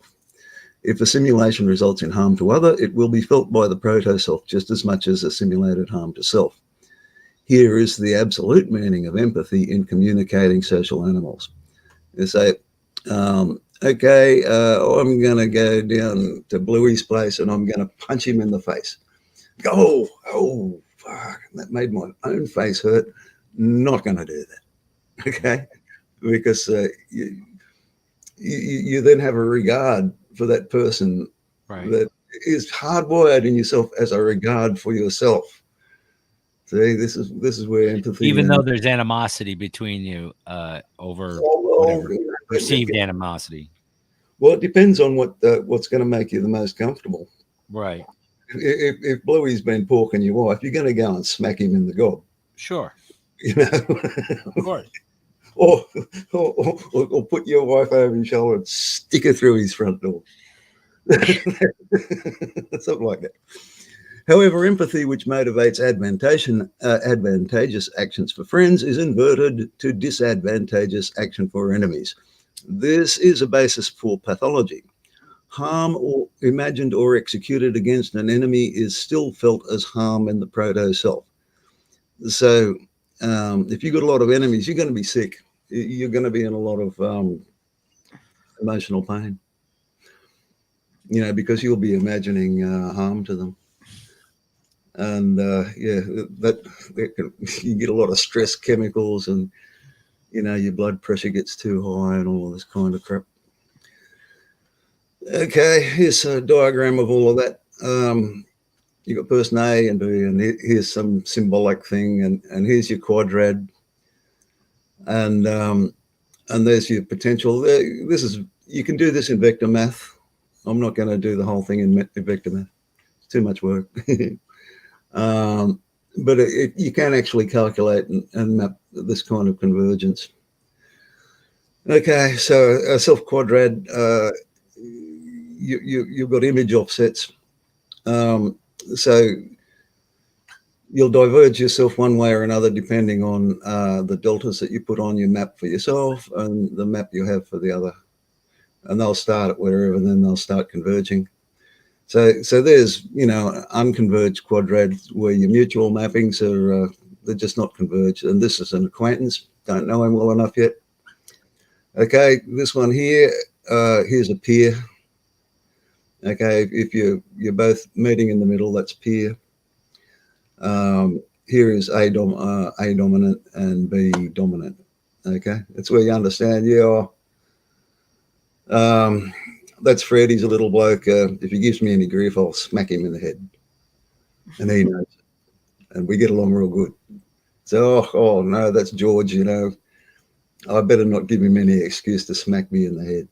You know what I mean? There's the dominance things going on there. Now, asymmetrical converge, saying this has moved a long way from me, and there's a gap between this person's image of me and my image of him. We're enemies, man. There's a lot of conflict going on here. Okay. There's a lot of connotations with the dynamics of a quadrant. However, it must be kept in mind that these A-selves are simply collections of noise-reduced maps, isolated from direct sensory data and motor action. Only the core self has true sense to action continuity, consciousness, and identity. You can't put your identity into your narrative self because it's not you. It's not your core, and it's not really your identity. It is a proposed identity, or an identity of convenience, I suppose you might say, or for the sake of getting along with the herd. Through Bayesian convergence with each other, the A-selves deviate from the core self. Such deviations are only local to the relationship pairs and can converge to very different points in other relationships. Only the core self retains the stable master copy. A very serious pathology occurs when the identity of the self shifts into an A-self. It loses the capacity to accurately render new A-selves and cannot fully adapt to new relationships, nor find any central reference of identity. So you get a lot of pathologies when you lose a sense of self. A lot of schizophrenia works like that. Where you get a deluded A-self that's locked in. I have a couple of people that I was close to that were schizophrenic. And yeah, there's definitely that's one of the things that I definitely noticed with them was that they would lose. It was like they completely would lose who they were. That's right, and it will correspond to an arrested development. Yeah, it was really, I mean, like, it was hard to be in the position with those people, but also to see it and like to see that they really like, and then it's like, well, how well do you know them yourself if they don't know themselves? It can really fracture friendships, it can fracture relationships, it can be extremely damaging because when you don't know who you are, yourself to your core. Yeah, well, when somebody's locked into a delusional autobiographical self, they can't develop because there's nothing to converge to. It's an arrested development, and we see this very often with mental diseases. People get some part of themselves is not grown up because it's blocked. Yeah, and the ones that the people that I knew that were, I mean, paranoid, schizophrenic, like, I mean, to the extreme. I've seen to the extreme behaviors with two different individuals, and it's like I can't imagine being in that state of mind and being that detached from your own reality. Like it's a lot. Yeah, and it's frightening. Yeah, because you don't have when somebody's delusional, you don't have a mutual basis. Yeah, there's no, yeah, especially when their personalities kind of adapt and change into being somebody else that isn't their self that you know what I mean? It's like a whole nother person of a whole nother self that's not the same that you're used to, that and Yeah, and it's scary as feels very foreign, you know. well. You can't predict. You haven't got the basis to predict what they're going to do next, and so very often you expect the worst. So this person dangerous. I don't know what they're going to do. I'm out of here. That's why. That's why I'm currently a bachelor again. I've Anyway, been there. Yeah, they were both. I dated two different schizophrenics, and mm. it was something. I'm just it was Okay, something. now this process of creating A selves in your worldview and that it's adaptive. Okay, it learns as each A self contributes information into the worldview. Two separate informata emerge: the average deviation of others and the average deviation of self. These deviations represent the amount of divergence required from the core self to create a starting point for the new A self. The core self cannot change to any great degree without adapting via full causal continuity. It is necessarily tied to prompting of the proto-self required for survival and sufficient comfort. As the informator of average A-self divergences occur, a component of worldview is formed for each of self-image and other image. I mean, who am I basically in this worldview that I've built? And what are other people in this worldview? These are attitudes. These images are then used as delta modifiers incorporated in the creation of new A-self. Self-esteem is not the same as self-image. I will discuss that later, but I didn't, so I will now. Self-esteem has got to do with how you feel you fit with your community, whether you're doing measurable good or measurable not good or mediocre. That's self-esteem. It's got to do with how well you feel you are regarded in your herd. It's not the same as self-image. A self-image will be whatever you cast into your worldview as an avatar. It's sort of like a copy of yourself, and it might take some of its self-esteem with it, but these are different things. Okay, I just discussed it because I forgot to do it in the paper. If these deltas become too large, okay, you've got to change your model of self a lot to begin relationships. You'll get anxiety and other pathologies. They'll manifest as the A selves trigger increasingly negative reactions in the proto self. You're saying, oh, you meet people who are doormats, people who often very passive aggressive, who have to put themselves down and make themselves subservient and put you, undeservedly ahead of themselves. It looks good on paper, but these people are irritating as fuck, and you can't say stop doing that because it'll look like you're being nasty to them or something. It's a trick, and these are people whose self-image is too far diverged from who they really are, and they habitually cast themselves as subservience. And I suppose that's a pathology or result of some kind of trauma. Barbara, that's got to be hard. Barbara is expressing that her son Yeah. is a raging schizophrenic with bipolar and I'm king of the world syndrome. So that's got to be extremely difficult, uh, to. And then she said that he can't feel empathy in his current state of mind. Yeah. Well, bipolar is. I think that's kind of a pathology in the having an accurate delta So they do these wild mood swings, neither of which are actually them. It's like an oscillation that, I don't know enough. I haven't done research on it.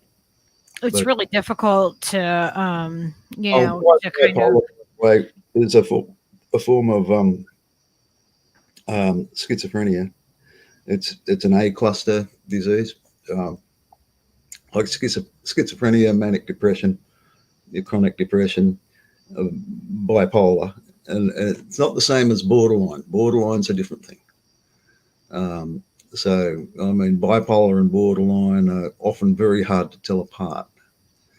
One of the people that was schizophrenic, I believe that, from what their diagnoses were, and like from what I knew about it, is that I'm pretty sure that they were dissociative identity disorder, also DID. I literally saw the person change in one night into 6 different people. I mean, physically changing.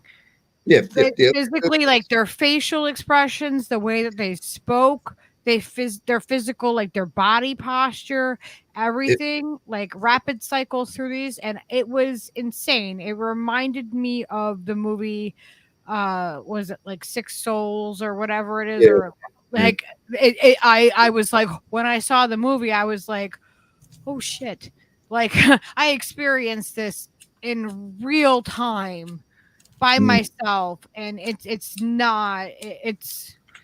lot. So, Barbara, if you do need to talk about stuff, I'm here. I'm not an expert in any way, but just sometimes having somebody that understands that, and have been in those kind of like in that position before, I might have some understanding if you need to lean on or talk about it. So I'm here. These are very difficult things. And, I could make conjectures about that, but man, I've learned to not try to be therapist, man. Therapists have to be very rigorously trained. Yeah, I know. I'm not saying therapy at all. I'm saying, like, just as a person that's been, on the side of that, and not always knowing, and, sometimes you can question your own sanity because of it, and it can be really hard. Just, Oh yeah, that's a big danger there, because you might get swept up. It's called transference. You can get swept up in the delusion, you see. Well, yeah, because they believe what they're saying to be so true and so clear, because for them it quite possibly is, and so it's really easy to, like, other people outside of there, like, I had people in my life at the time that were making the situation worse because they were playing into the delusions of what was happening, and, like, absent of real factual reality. It was a really, it was very it can get very manipulative. It can be. A lot of it can be just accidental. The A cluster are typified by loose association, which means that the things they believe don't have a lot of proof, and they can believe things that have zero proof. Yeah. It's extremely challenging to be, in the close proximity to somebody that can believe something that's completely just. Well, you need support. Not true at all. You can't do these things alone. You need to have a group. This is why group therapies are often very successful. But if your tribe is solid, then there'll be some healing going on there. But you have to identify, say, oh, this person is in the grips of delusion. I've got to put myself outside of this and be as compassionate as I can. And you're not going to be able to do it alone, because you will get swept up. You need somebody to say, oh, back up. Don't go in there. You need to have some kind of, like, other people there to help you maintain that buffer of it, where because Well, if not, you can get wrapped right up in it. Like you also have the identity of the tribe to fall back on and say that this is outside of our totem. So what you're doing here is outside of our totem. If you want to be outside of our tribe, I tell you what, exile is a death sentence. They're saying, oh, if you could, absolutely. you're moving outside of our totem. And that's very serious. And like I say, exile is the only what do you call it? Punishment that a tribe should ever use. Not locking people up is a form of exile. But in the natural world, you're outside the totem, you're outside the tribe. Leave. Don't come back. Mutual aid said pathology perspective can too often thwart the underlying biological competencies at play, keeping us from accessing our innate healing capabilities. Be careful with that diagnosis acts. Yeah, I mean, you have to. A diagnosis is always done, or with mental health, it's always done relative to the society, and there's a lot of flaws in it because of this is why I say tribes are so important, because tribes support and help establish a very strong self-identity. As Charlie says, we are mutually regulating, and that's how tribes work, man. That's how they heal. Yeah. And like there are physical problems going on, but without the intent of the community and the individual to resolve something, it's not going to get resolved.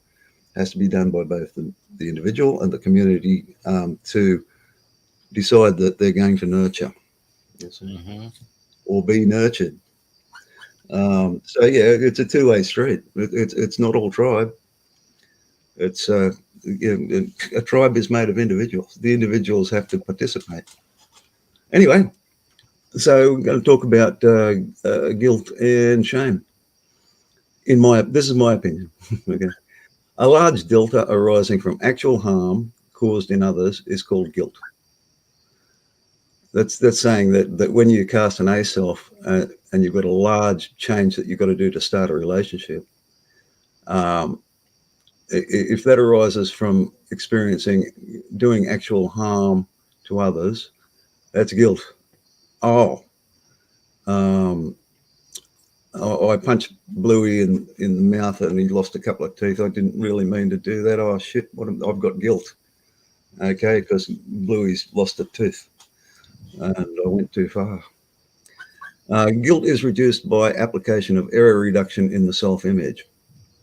However, it will be re-triggered until the A selves in others observe the error correction and reconvergence is undertaken. So that's forgiveness, right? So if you're in a tribe that doesn't forgive, you're fucked, man. You're going to carry your guilt forever. Or if it's a punitive tribe, you're going to carry the guilt until you get crucified or hung by the neck until dead, or and hopefully they let it go. Even if they do hold on to guilt, hopefully they don't make you hold on to it forever, because it seems like sometimes they don't let it ever go. Well, we've got this deep pathology in our society: eye for an eye, tooth for a tooth. And that's a total misunderstanding. And that leaves the whole world blind and toothless. Okay, so yeah, that's right. For most of them, about 98%. But this works in these mappings that you do when you cast your autobiographical self. It all occurs in narrative.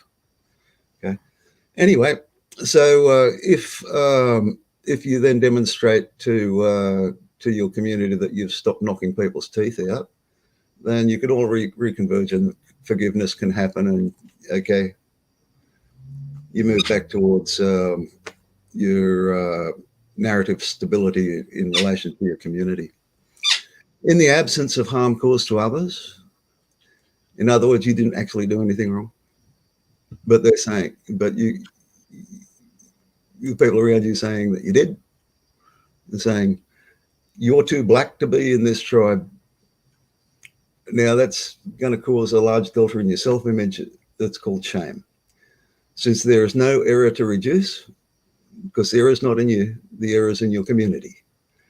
Shame is persistent until others demonstrate convergence closer to the true core self.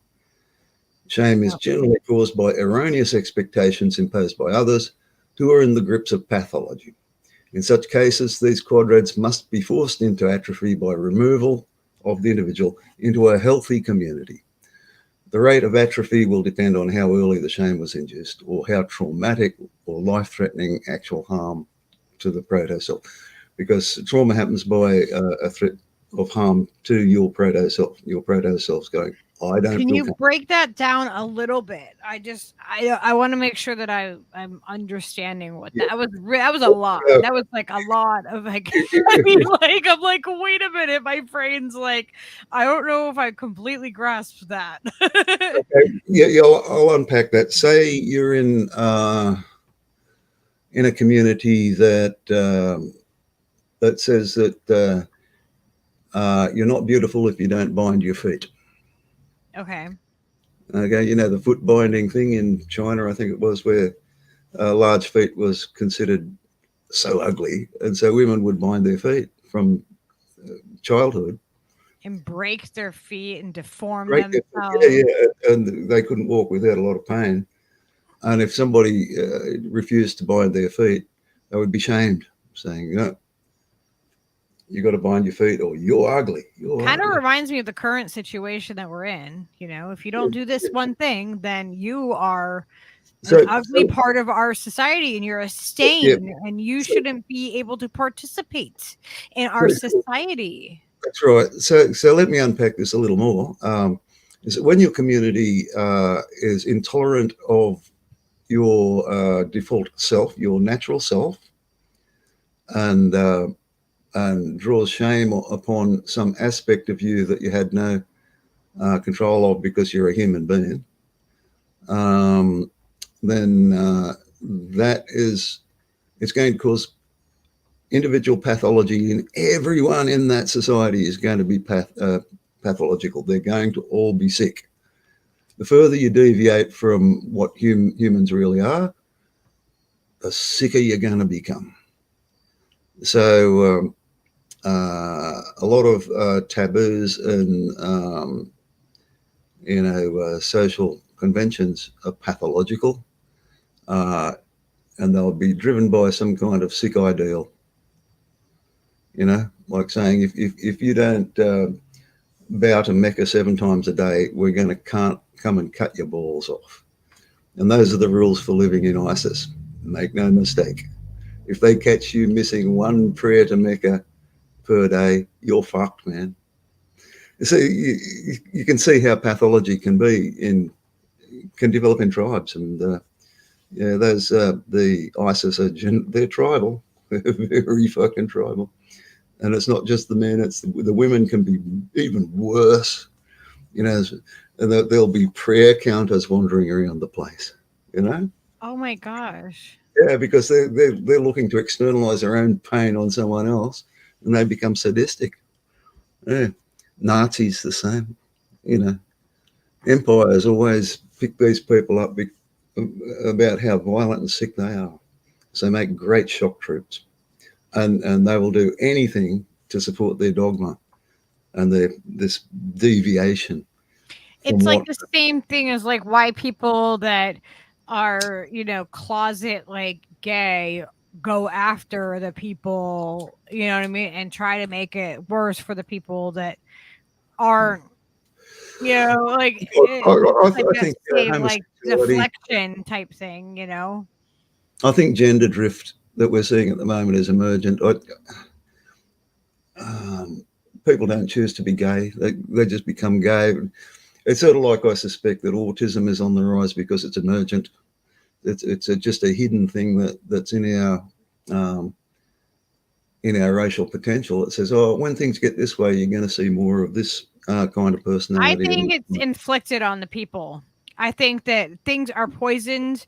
Everything is poisoned. Our water is poisoned. Our food is poisoned. Our Yeah, yeah, medicine is poisoned. Our these are all- minds are poisoned with propaganda. Like it is something that is environmentally something that is inflicted on the people. That yeah, all of these things that are happening, it is the but reason why it's happening in larger quantities is because there's more influence and pulling us away from nature yeah, more yeah, and more. yeah, but it's a dynamic. I mean, you can point at Bill Gates and Schwab and these kind of people. These guys are emergent personalities. If it wasn't Gates, there'd be another person doing exactly the same thing. If it Yeah, wasn't Schwab, there'd be another one because these are symptoms, signs of a system that has become self-destructive. Okay, and there will be some broader bow of history that will come out at a certain point and say, geez, well, we can, in hindsight, we can see why the system did that, but we had to go through it, you know, and we're going through it. Believe you me, we're going through it right now, and it's coming out in all sorts of things. So, all right. So, with shame, if you're carrying a lot of shame, basically you've got to get out of that community. And get into a community that doesn't shame you until you learn to not feel ashamed because you are being accepted, you're being nurtured. Okay, so nurture is the only way to overcome shame, but guilt has to be, you have to do a change in yourself, and you have to demonstrate the change to your community so that they can accept that you've changed. Okay? So guilt's very hard to get out of. But shame, it's something that you've got to remove yourself from your social environment and get into one that's more nurturing. It's like Okay. fly paper. Sorry? fly paper. It's like fly paper. It's very sticky. Yeah, yeah. Well, you know, this is why I keep promoting the nurturing tribe. Is that's the only way you're going to get health at every level. Right. And a really good, healthy, strong sense of identity. You know, if you're feeling lost, then you got the wrong friends, basically. Right. Or there's something wrong with your family. Okay, the executive dynamic of potential agency. So just shifting gears a bit here. Possessing a large field of potential agency does not lead directly to successful agency. For animals with small fields of potential agency, executive is dictated by core self directly from the primary field of perception. Instincts, in other words. Potential agency is expressed into actions that alleviate internal discomfort or external threat. The proto-self faces a simple executive choice based on in immediate advantage, disadvantage. There is no capacity for causal maps extending far beyond the field of senses and no need for them. The small potential animal is physically adapted to specific environments and will survive so long as those environments or habitat remain within the range physically adapted to. Advantage is already built in. With larger fields of potential agency, there's a greater range of adaptivity to habitat variance. However, the field of potential agency can be dauntingly vast. The task of optimal choice in a large field requires field reduction devices that are sensitive to context. So, you know, like adapted, like if something's adapted to a particular environment, like what's a good example?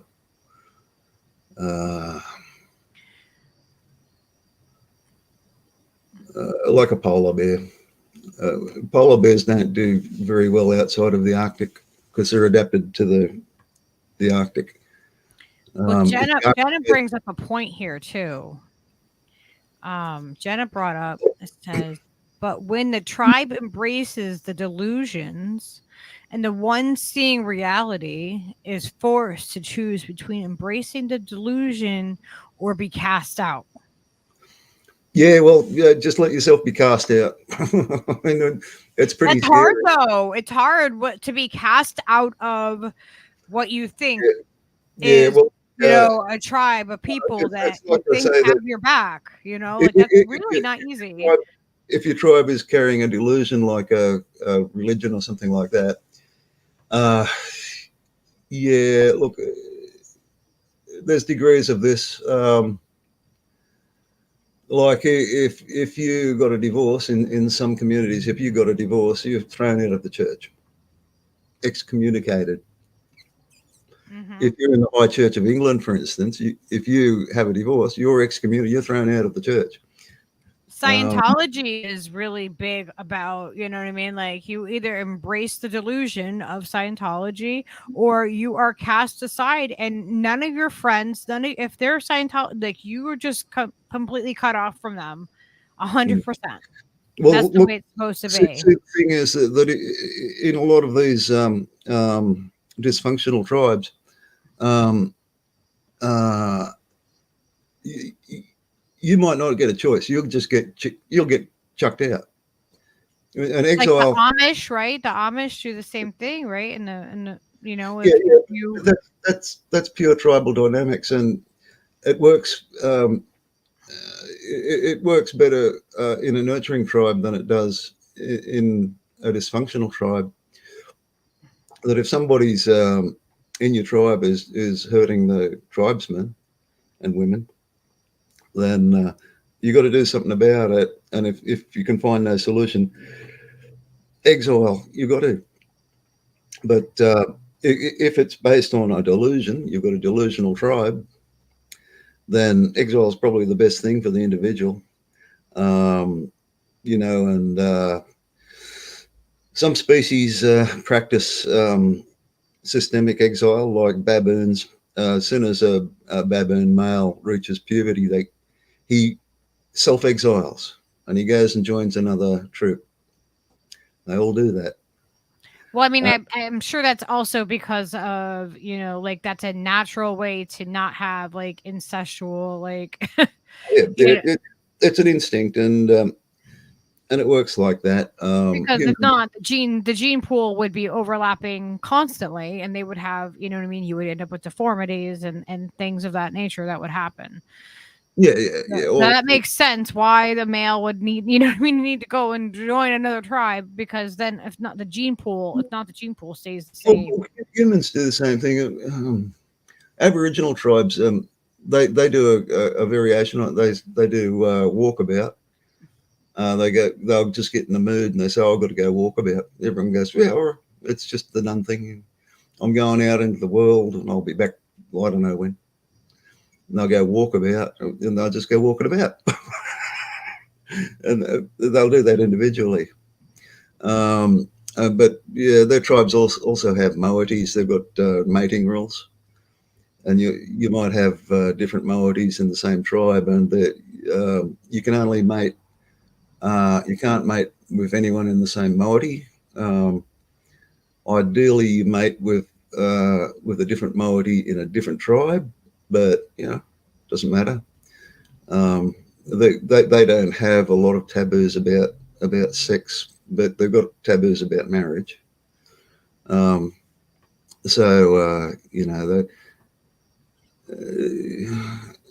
They have a different sexual morality to Westerners, very different.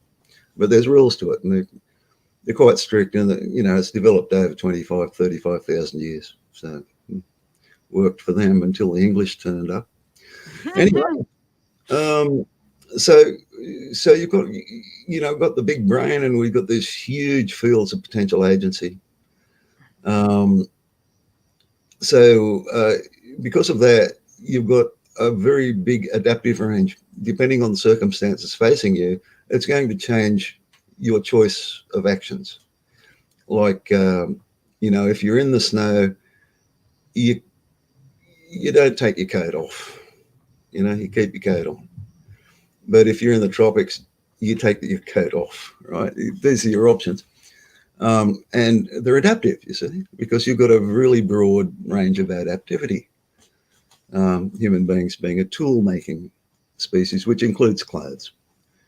Anyway, so you've got to have some tools to optimize in a large field. So reduction devices that are sensitive to context. Such larger fields are already divided by the results of simulation through worldview into potential advantage and potential disadvantage. In social animals, it's further subdivided into for me and for other. For communicating social animals, it is also constrained by reputation, which can impact quadrant configurations, existing and future. So reputation is something that is a thing for people, because we have these extrinsic language, and somebody who you don't know can be spoken about, right? And that's reputation. And so your reputation becomes a factor in deciding what's the most optimal thing for you to do. So you get four main quadrats of potential agency. Since all A selves are connected to the proto-self, any disadvantage to self or others will cause discomfort. Therefore, the field is narrowed such that actions will be chosen close to the boundary of self-other and at the highest point on the advantage-disadvantage boundary. This reduced zone of potential agency is called morality. Agency executed from a potential outside this zone is called sin or bad.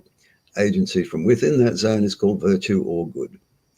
Definitions of the zone of morality may be influenced by pathology. So talking about these pathological tribes, it's because their morality is pathological. Okay? And it reduces your choices to things that have too much disadvantage for yourself and others. So depending on circumstance, the potential agency can fall into four general configurations: good for me, good for them, good for me, bad for them, bad for me, good for them, bad for me, and bad for them. Depending on pre-trained extrinsic metrics, these configurations are modulated to progressively exclude unconverged and asymmetrically converged quadrats, so long as reputation remains intact. So people who are acquaintances or you don't know, they don't fall in your zone of morality for your choices.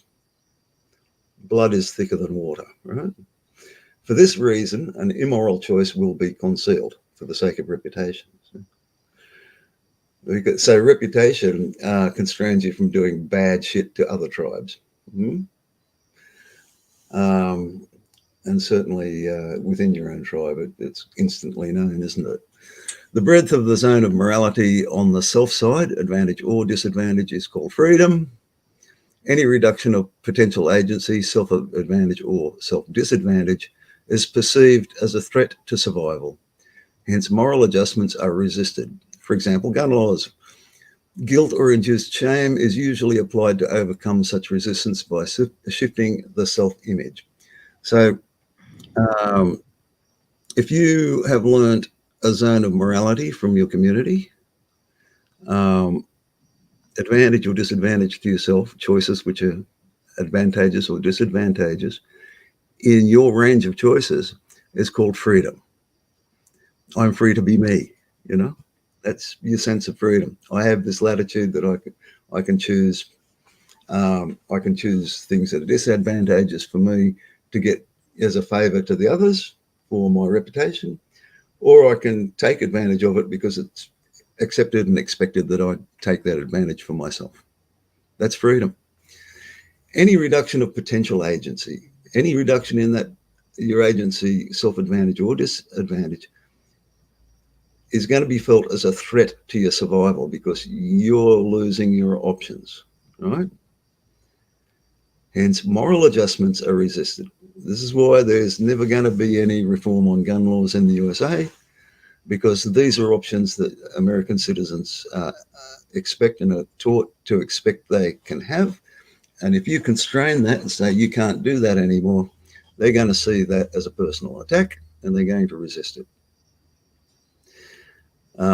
And the only way that societies like that are going to change is by having a massive guilt and shame campaign to make everyone feel ashamed or feel guilty to get the change done at the national level. But that ain't going to happen because there's really no such thing as a nation. It's a complete fantasy. Things are tribal. If you don't do things at the level of the tribe, nothing's going to change. Self and tribe. In its most basic form, the tribe consists of the set of fully converged quadrats in the autobiographical self matrix. So your tribe, you know these people. This is your familial tribe. Grew up with them. You're converged with all of your relationships, and you've got a relationship with every one of them, and they're fully converged mappings of each other. Desmond Morris suggested an upper limit of human tribe capacity to be about 200 individuals. This is Dunbar's number as well. There's a possibility that such a limit will be dictated by physical neural mapping space available for the purpose of quadrant mapping in the human brain. Well, I've already said that. The size of your brain determines how many social relationships you can keep accurate track of. And, also including theory of mind, if I do this thing with this person, what is that other person going to think? The theory of mind. Or what is this other group of people going to think? We're very good at mapping groups as well as individuals, so it's very, very complex.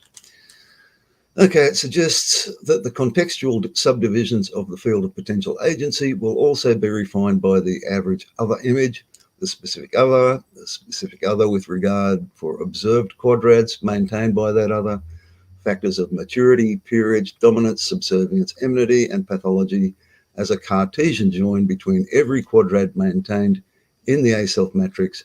Such observation will be part of each specific quadrat convergence. So all these convergences are done in the context of your community. So, all of this is, you have these distinct avatars of A-selves, but they're aware of the community in which they function.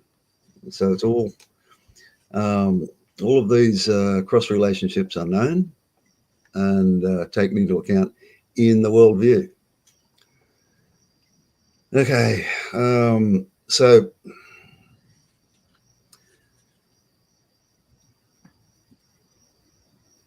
all right, I'll just read on before I say any more.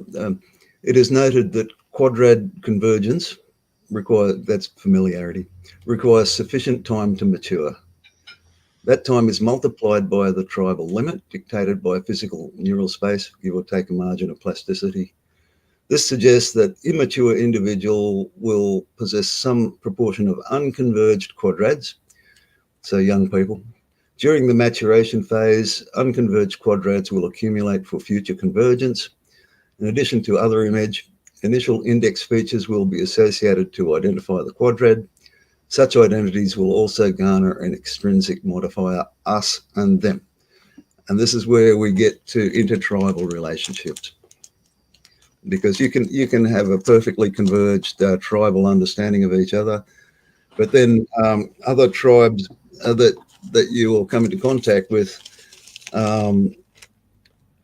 you're not going to have complete trust with them because you don't know them. You might know them a little bit as acquaintances, but they are of them because they are not us. You know what I mean? So, okay, and this affects your choices when you're optimizing how you're going to act in certain situations. Am I dealing with one of us or am I dealing with one of them? Okay. The classification of us and them will generally comply to enmity configurations, because you can get hostile tribes, but might also be enhanced by deliberate extrinsic totem informata. The delineation will affect application of intrinsic false positive loadings on the other image used to instantiate a quadrat. The quadrat identified as us will gain some benefit of reduced false positive loading or reduced distrust, while a quadrat identified as them will garner the full application of the false positive total distrust. Trust loadings will affect the rate of quadrad convergence.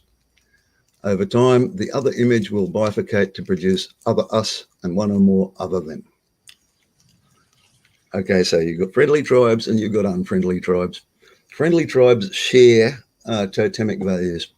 They've got similar customs, similar diet, similar processes. It's, you know, so there's a spectrum of trust going on there. If you meet a stranger, you don't trust the stranger.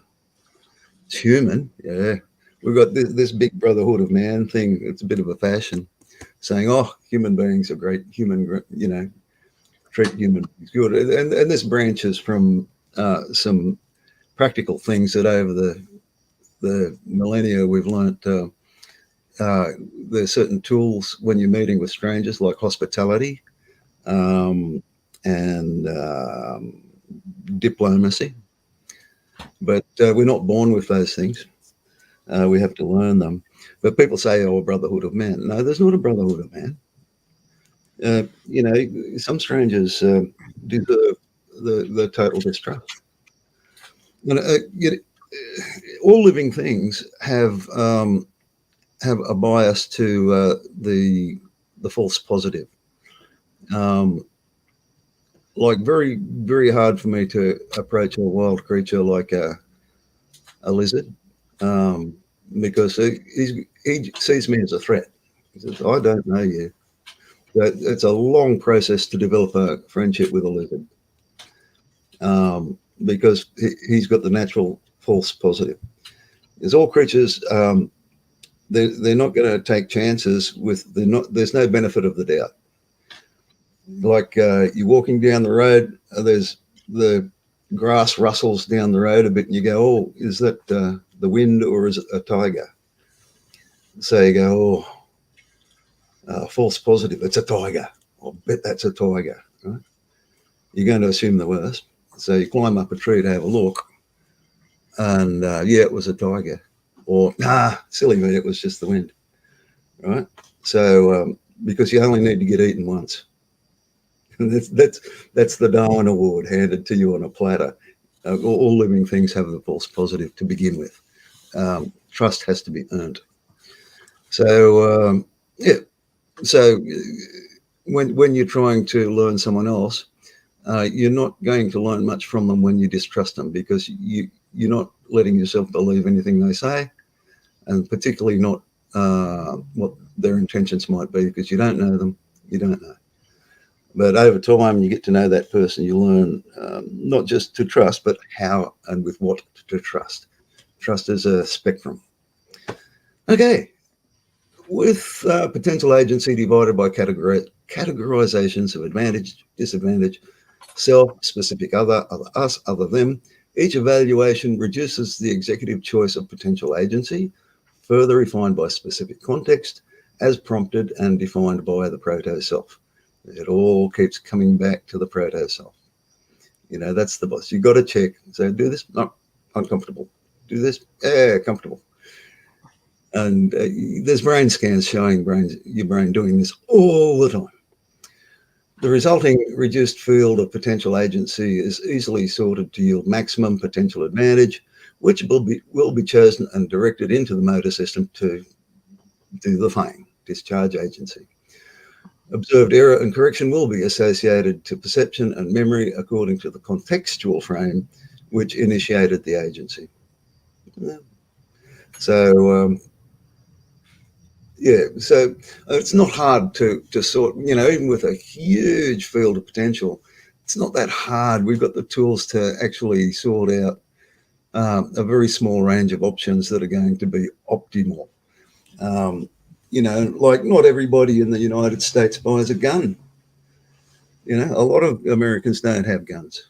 But if you take away their option to have a gun, they're going to get pissed. So, look, I don't have a gun, but if I needed a gun, I want to be able to have a gun. And I hit this kind of argument all the time. It's got to do with how accepted you feel within your community.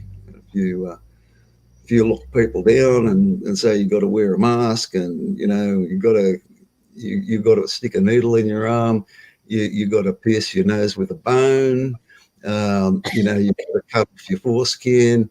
You've got to mutilate your chest with stripes and scars. And oh man, all of these things, they're all pretty much the same. But it's the context that you're in. You're saying, well, this is what we do, to get along and not end up the object of the mob, because if the tribe thinks you're doing the wrong thing, it'll fuck you up or it'll chuck you out. So there's no guarantees there. Not all tribes are nurturing. Okay, tribal splitting. Okay, this comes to tribal dynamics, and it applies to familial tribes and associative tribes. A tribe possessing sufficient converged quadrads has the emergent identity of a community, which by virtue of the comprehensively cross-connected individuals may said to be a self, with the individuals forming the membrane defining it. If the tribal population exceeds the maximum quadrad capacity of the members of the tribe, this will cause discontinuities in aggregate quadrad configuration tracking. That means that you'll have more and more asymmetrically or unconverged quadrads. Discontinuities will give rise to asymmetrical convergences, resulting rise in enmity will begin to skew and concentrate potential agency towards dominance mappings. At a critical point, the enmity will produce infighting sufficient to reduce tribal members or force a part of the tribe to split off and become a them. This is analogous to birth or cell division and is a function of entropic granular limits. I won't explain that. Split tribes will reform unique community membranes. The tribal interaction will proceed according to the operation of a super quadrad as per individual quadrads. Okay. So what happens when the social group starts to get too big, then it means you don't have enough brain space to track everyone. It means that you're going to have more unconverged and asymmetrically converged quadrads, which is going to cause enmity. There's going to be strife. There's going to be conflict. There's going to be leadership challenges. There's going to be flag waving and team choosing. There'll be a split. You say, "Oh, I'm a Pepsi." "No, I'm a Coke." "You Pepsi, you dirty Pepsi bastard, you Coke cocks."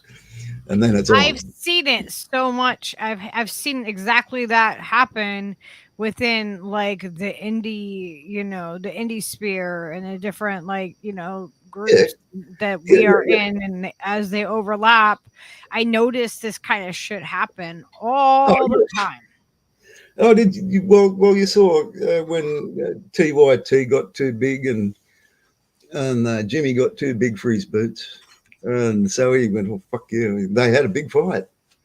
Oh, that's a big ongoing fight, man. It was cool. They're ideologically, they are like. Well, their community got too big, and I mean, Jimmy's tribe was way too big, and that's why there's a lot of spectrums of right wingers and left wingers, neocons, neoliberals. The chat's not worth even looking at. I see a lot of our guys in there because we like Jimmy, but more or less like him for what he is, but yeah, he no longer has a cohesive tribe at all. He's just got his gig, I think Jimmy's tribe is him and his close friends and what's her name? His missus and Steph and their production. Mishka is there. Yeah. She works right there with him and Kirk. Yeah. So that's his tribe, and he's pretty tight with that. And I don't think he cares a lot about what the chat's doing because it's not all that interactive. He doesn't really, except the that fake thing of only answering to paid comments, you know. Yeah, and only certain paid comments. Yeah. But I mean, honestly, they get a lot. They get a lot of comments, and Yeah, well, they're running a business. Can you imagine the cash flow out of that? Even though YouTube's taking 30% of it, the bastards. well, and they're paying people to do the work too. They have like a whole Business, crew of you know? people. It's a But- corporation, man. Yeah. So, I mean, although he's anti-empire and anti-neoliberal, he's conducting neoliberal systemic components of the corporation, you know. So, you know, you got to remember who he is. His chat is not a tribe. It's not like your tribe, Lucky, not remotely like it. But you know, when you start getting more than 200 in the chat, you will start seeing bickering happening, and you'll see people attacking other people's credibility. yeah, I mean, I mod in Convo Couch. I see it. Like, Well, that's why I don't go into Convo much these days, because I saw the splits happening, factions forming up. And then, you know, we see arguments about, you know, whether Hinkle is good or bad or indifferent. That's just team sports, you know, that's flag waving. And the distraction. I just had a tweet out like the other day where I'm like the whole thing, the whole MAGA communism thing, the whole thing, like all of that is a distraction from the fact that we have oligarchs suppressing us. That's our problem. That's our problem. Like whether or not, you know what I mean? Like he thinks that he's doing it like we need to not let the distraction of what's really happening to us like that needs to hold a place, you know what I mean? That needs to hold a place no matter what, and don't let the other things distract us from what's really happening to us. So this is, you know, part of why I also promote tribal awareness, that's going to happen.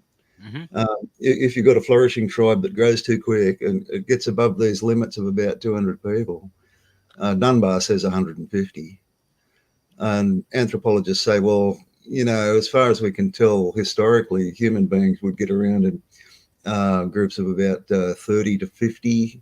They could be as big as 150, but mostly it was 30, 50, 100, depending on their environment, you see. But after that, but if you accept that human beings are tribal, then you can start developing the tools to work with tribal dynamics. So when you see the numbers go up, there should be some convention in the tribe to say it's birthing time, and then do the cell division and create a sister tribe to encourage the split to occur in a harmonious fashion, which retains a sense of sorority, a sense of brotherhood, and say, oh, this is one of them good, this is an us them, you know, because we were born from the same egg, right?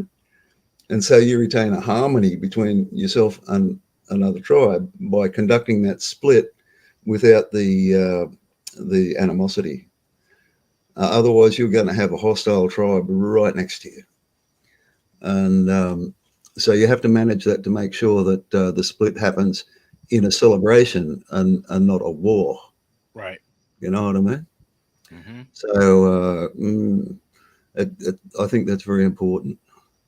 But I don't see it being practiced because people are not aware that this is going to happen, because they're not aware of the limitation, because we're taught national values. Yeah, we're taught national.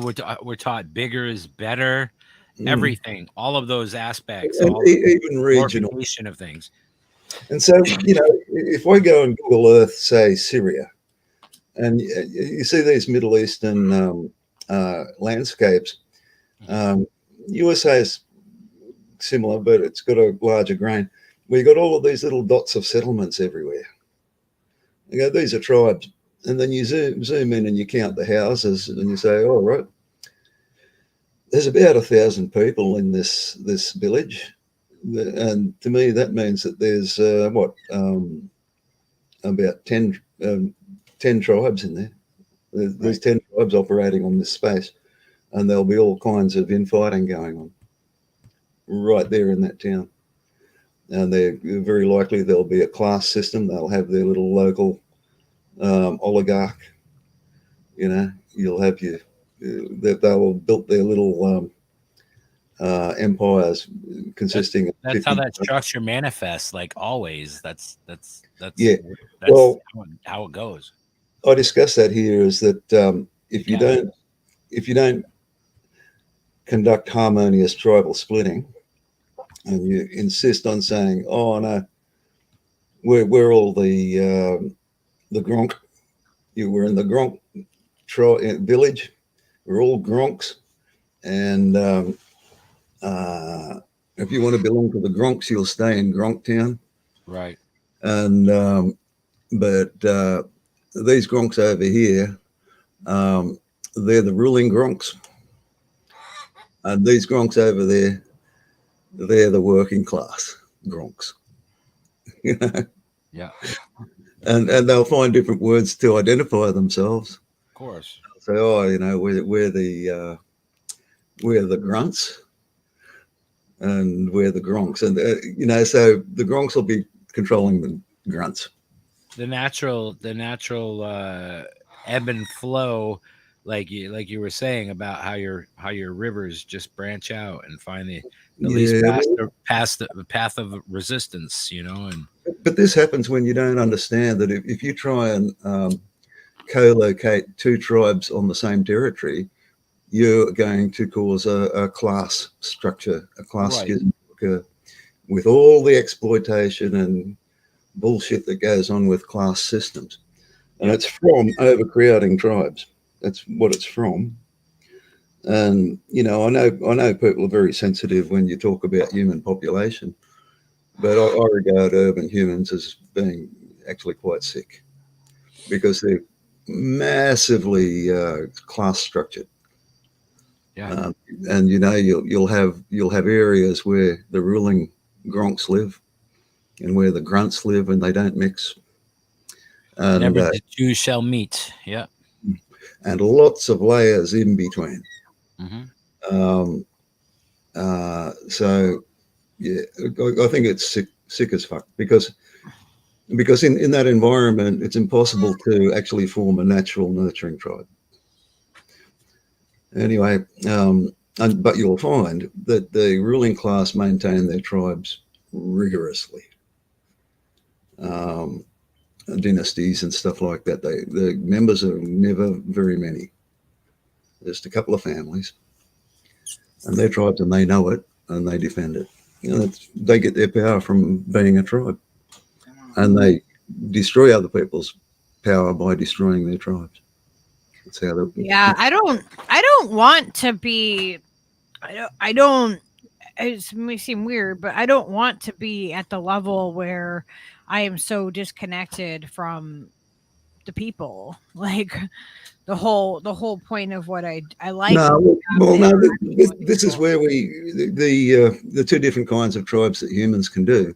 We've got our familial tribe, which are the ones we physically grow up with and become fully familiar with, and we've got our associative tribes, and it's the associative tribes that can be used to do the interaction between the tribes in a harmonious way, because there'll be a reduced totem, like if you're in a stamp collector's group, whatever, you're united by stamp collecting, and that's about it. But if you're part of Lucky Burrito's tribe, yeah, you've got a very healthy totem going on there. We can't smell each other, but if we got together, I'm sure we'd get along great. You know? It would be a crazy fun time, I'll tell you. We would be so fucking loud and laugh a lot and probably cry a fucking lot, and just like the full range of things, because I feel like what what we get here and what like how we talk to each other and like the depth that we have and the relationships that we have, it's different than how I am in other places. Like we're actually really connecting and we get to know each other and it just happens naturally and that's it. Like it's just Yeah. So this is where humans are not like baboons. And Sapolsky points it out, although I don't think he understands it fully. Oh, he probably does now, but anyway, I had an argument with him about it. Is that when the shit hits the fan, you need physical tribesmen at your back, because the real existential stuff, it comes right down your street and it comes in your door. And if you don't have your tribe around you, you're exposed. Because, like if an axe-wielding maniac started chopping down your door right now, Lucky, I can't do anything about it. And that's kind of, wish I was there. Get rid of the axe-wielding maniac. Have your back. yeah. He wouldn't even get down the street. Hey, axe-wielding maniac siren goes, get the axe-wielding maniac. Zombies are coming. Yeah, and that's how we would be. Like, I mean, if we were, I feel that if we were with each other, that it would be like that. I have your back. Like we're just, this is how we function.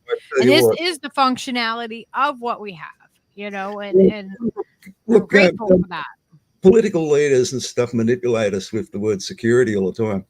But the only true security you can have is from having a tight tribe, because there's people at your back. And it'll work for us too, because if we're out in the other chats and somebody has a go at one of us, they'll find that we're depending on. They'll realize, like, wow, I'm not going to stand by, and that's one thing. Like, I know that if somebody's like, what I mean, if somebody's going to have my back, and whether or not I'm there or not, and that's what's important is having people's back, and then like not even having to worry about it. Like there's no expectation of it that even has to be said, because you just have your tribe's back. You just have other people's back. That's right. And I think it's human tribalism, if properly understood, should be celebrated, not demonized like it is. Yeah, absolutely. I think and that ideal of just having integrity and a moral compass of some value is hugely important for any functional fucking organism. You know what I mean? You have to have balance. Right. Absolutely, cohesion and and the mutual regulation and with the right the values that actually maintain the mental and physical health of the members. Okay, I'm going to have a shot at the rule of law here, even though I think in a nation, if you don't have rule of law, you're in a world of hurt. But tribes are a bit different. So typically communities become pathological through overgrowth, right? You get too big. Or the device of immutable law, which bleeds into morality, you see. Law is the extrinsic codification of tribal morality. However, if it does not conform to a changing ecology, it becomes maladaptive and acts to reduce the field of advantage for members of the tribe and will precipitate cumulative quadrad asymmetry. So when you've got some external authority, your nation, saying you all got to wear masks, okay, and you saw the split that caused. The people are going, hey, you're reducing my field of options here. Yeah. And I resent it. Or other people going, got to get along to go along. And that's a little agency in the long run, right? A big flag waving war in the nationwide war about get the jab for the sake of granny and fuck your jab. I'm not putting a needle or I'm not putting a bone through my nose just because you want me to. You know what I mean? So that caused a lot of division and animosity because it was an instrument of immutable law that wasn't sensitive to the context of where the people were living or who they were. Yeah? That's a big problem with law. I keep saying that every law creates three things: winners, losers, and cheats. Yeah. And most laws are written by cheats. They put the loophole in it, and winners and losers, the whole adversarial thing we got from the Greeks. Yeah. And I mean, there's pictures of it that they'd wrestle, to see who would win the day, and the winner would stick his dick up the other guy's ass. Yeah. I mean, they had some good ideas, the Greeks, but they were a bit sick, A little bit twisted. And they weren't claiming to be homosexuals, but that's how you prove your domination in a Greek wrestling match. Oh, man. Oh, the tempora, oh, mores. Oh, the times, oh, the fashions. Anyway, so if you don't allow a tribe size adaptability to human society, then you're actually reducing your social adaptability or your species adaptability. There's a lot can be said for having template laws that are a good place to start, and then you guys work out what you're going to do with these laws as a tribe, and we're just going to leave you alone. So long as you don't attack some other tribe, then do what you need to do. I think Jared Diamond said that every tribe is an experiment, a roll of the dice to see what works. Some tribal formations thrive, some don't. And that's just another level of evolution. But you need to have the variety out there to get the benefit of it. Right. Anyway, what's next? All the benefits are in diversity, man. Yeah, well, anything that gets centralized is going to cause fragility. Mm-hmm. Monopolies, everyone knows that monopolies and cartels cause a lot of trouble, pain, and everyone knows it, but they still allow it to happen. Mm-hmm. They still allow things like Bill Gates to happen and Schwab to happen. There's concentration of power, centralized power. And those people who work to concentrate power are, by definition, right-wing, because they fight for a central power or a monarch, and the left distributive power should be enacted by the people for the people, and that's. And now we have King Charles, who is actually the person. It's not Klaus Schwab, like everyone says, that came out with just the Great Reset. No, it came from the now King Charles. Chucky. Yeah, I know. He is the one who has brought on the Great Reset. This is all his, and now he's in power, and people are like, it's on like Donkey Kong, baby. No, for your metaverse. Look, Charles represents a massively reduced power of the English monarchy.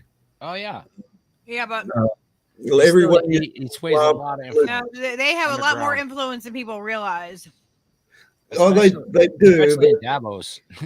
but they have less influence over the hoi polloi. Most of them they're making people grieve right now.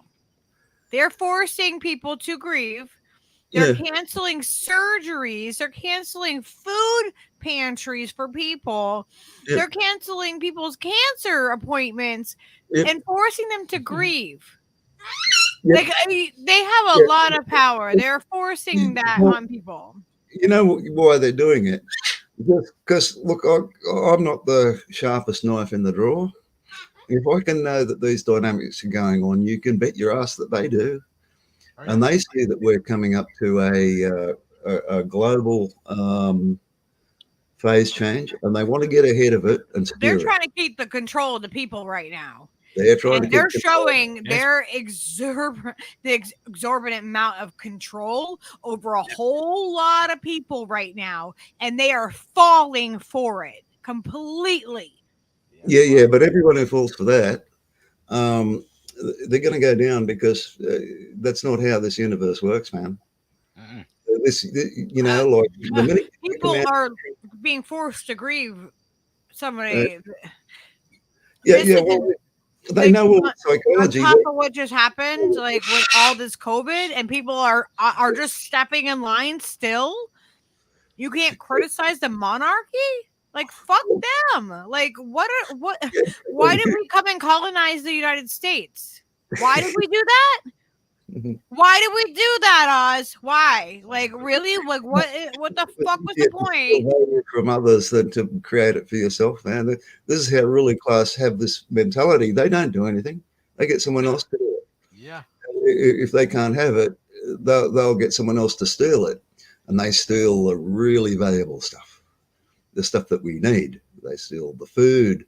They steal the water. They steal anything that we Yeah. do. Steal the land, and they don't personally do it. They get some stupid grunts and rubes to go off and stick each other with swords and stuff like that to do it. Useful idiot armies, and you know, And they don't care. They don't care if you wipe out an entire culture, which they did over and over again. many times. But so the thing is that the History centralized is power repeating itself, and people aren't paying enough attention, and it's happening right before our eyes. Yeah. But I want to get the light to start shining on this and to lift our spirits a bit. Yeah. What they're doing actually accelerates the phase change. It's not going to turn out the way they're pushing it.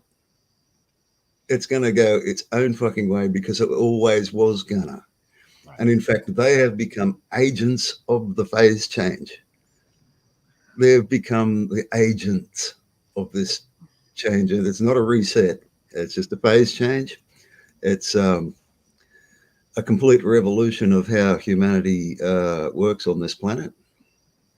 And it'll precipitate quite quickly because they're making sure. They're saying, oh, push it to control it, and it's just going to get out away from their hands, and it's going to go. Have you ever tried to roll a tire down a hill?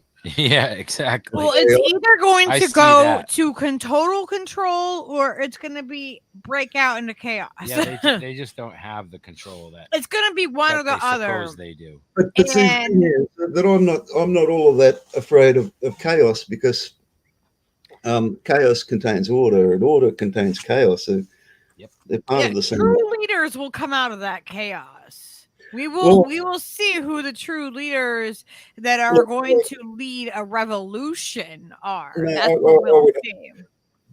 I would hope that no leaders come out of it, because well, no, people will need people will need leaders. People will need but individual leaders. mappings, but they won't be command and control leaders. No, but there'll be people that will help lead the people that don't know what the fuck to do, you know, and like you'll have natural like teacher leaders come out that will kind of like, okay, like let's collectively figure this part out, and you'll find like, you know, there'll be different like little like it's almost like managers, you know what I mean, to kind of collect and kind of organize the people that don't know what to do, because not everyone's going to know what to do, you know, like not everyone's going to be like, yeah, we're gonna, you know, do this and this, and you know, it's just going to work magically. There's going to be some rough stuff, like I'm sure. What I see is kind of inevitable is that as national structures start breaking down, people are not going to sit at home and starve. They're going to start getting out, and you'll see a period where warlords appear that survive by hook or by crook. There'll be a period of that, but the warlords will ultimately eliminate each other, and this is going to happen over quite a long time. And it's going to be ugly, and you're going to have to choose to actually participate in the war tribes, because there won't be anywhere else to go, and look for the opportunity to ditch and get into a nurturing tribe. That's how I would like to see things happening. Of course, I don't know how it's going to happen.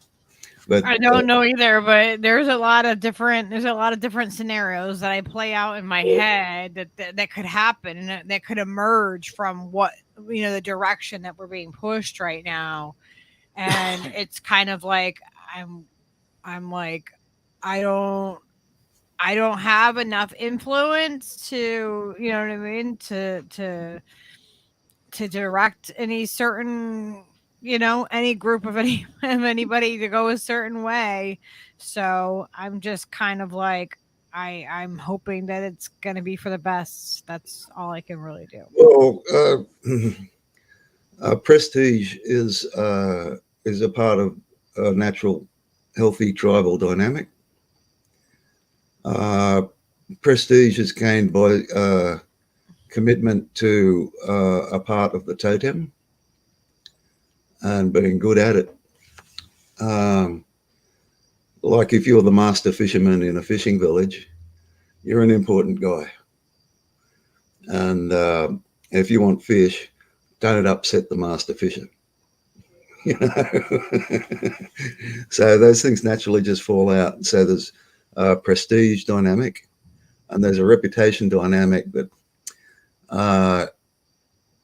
reputation tends to operate outside the tribal membrane. Prestige operates within the tribal membrane, and it's all got to do with service to the totem. Or in reputation, shared values, because tribes will have shared values and they will acknowledge them if they're not totally hostile. But warlords are hostile from the start. Yeah, the more skills that you have, skills that can't be taken away, things that less people know about, like I know how to do sewing and, make clothes and repair things and do that kind of stuff. Like those are people that are going to be valuable within the tribe. Yeah. And like things like leadership, it's a mistake to have institutionalized leadership because it corrupts. I say, I'm the leader and I'm always going to be the leader, and what the leader says goes.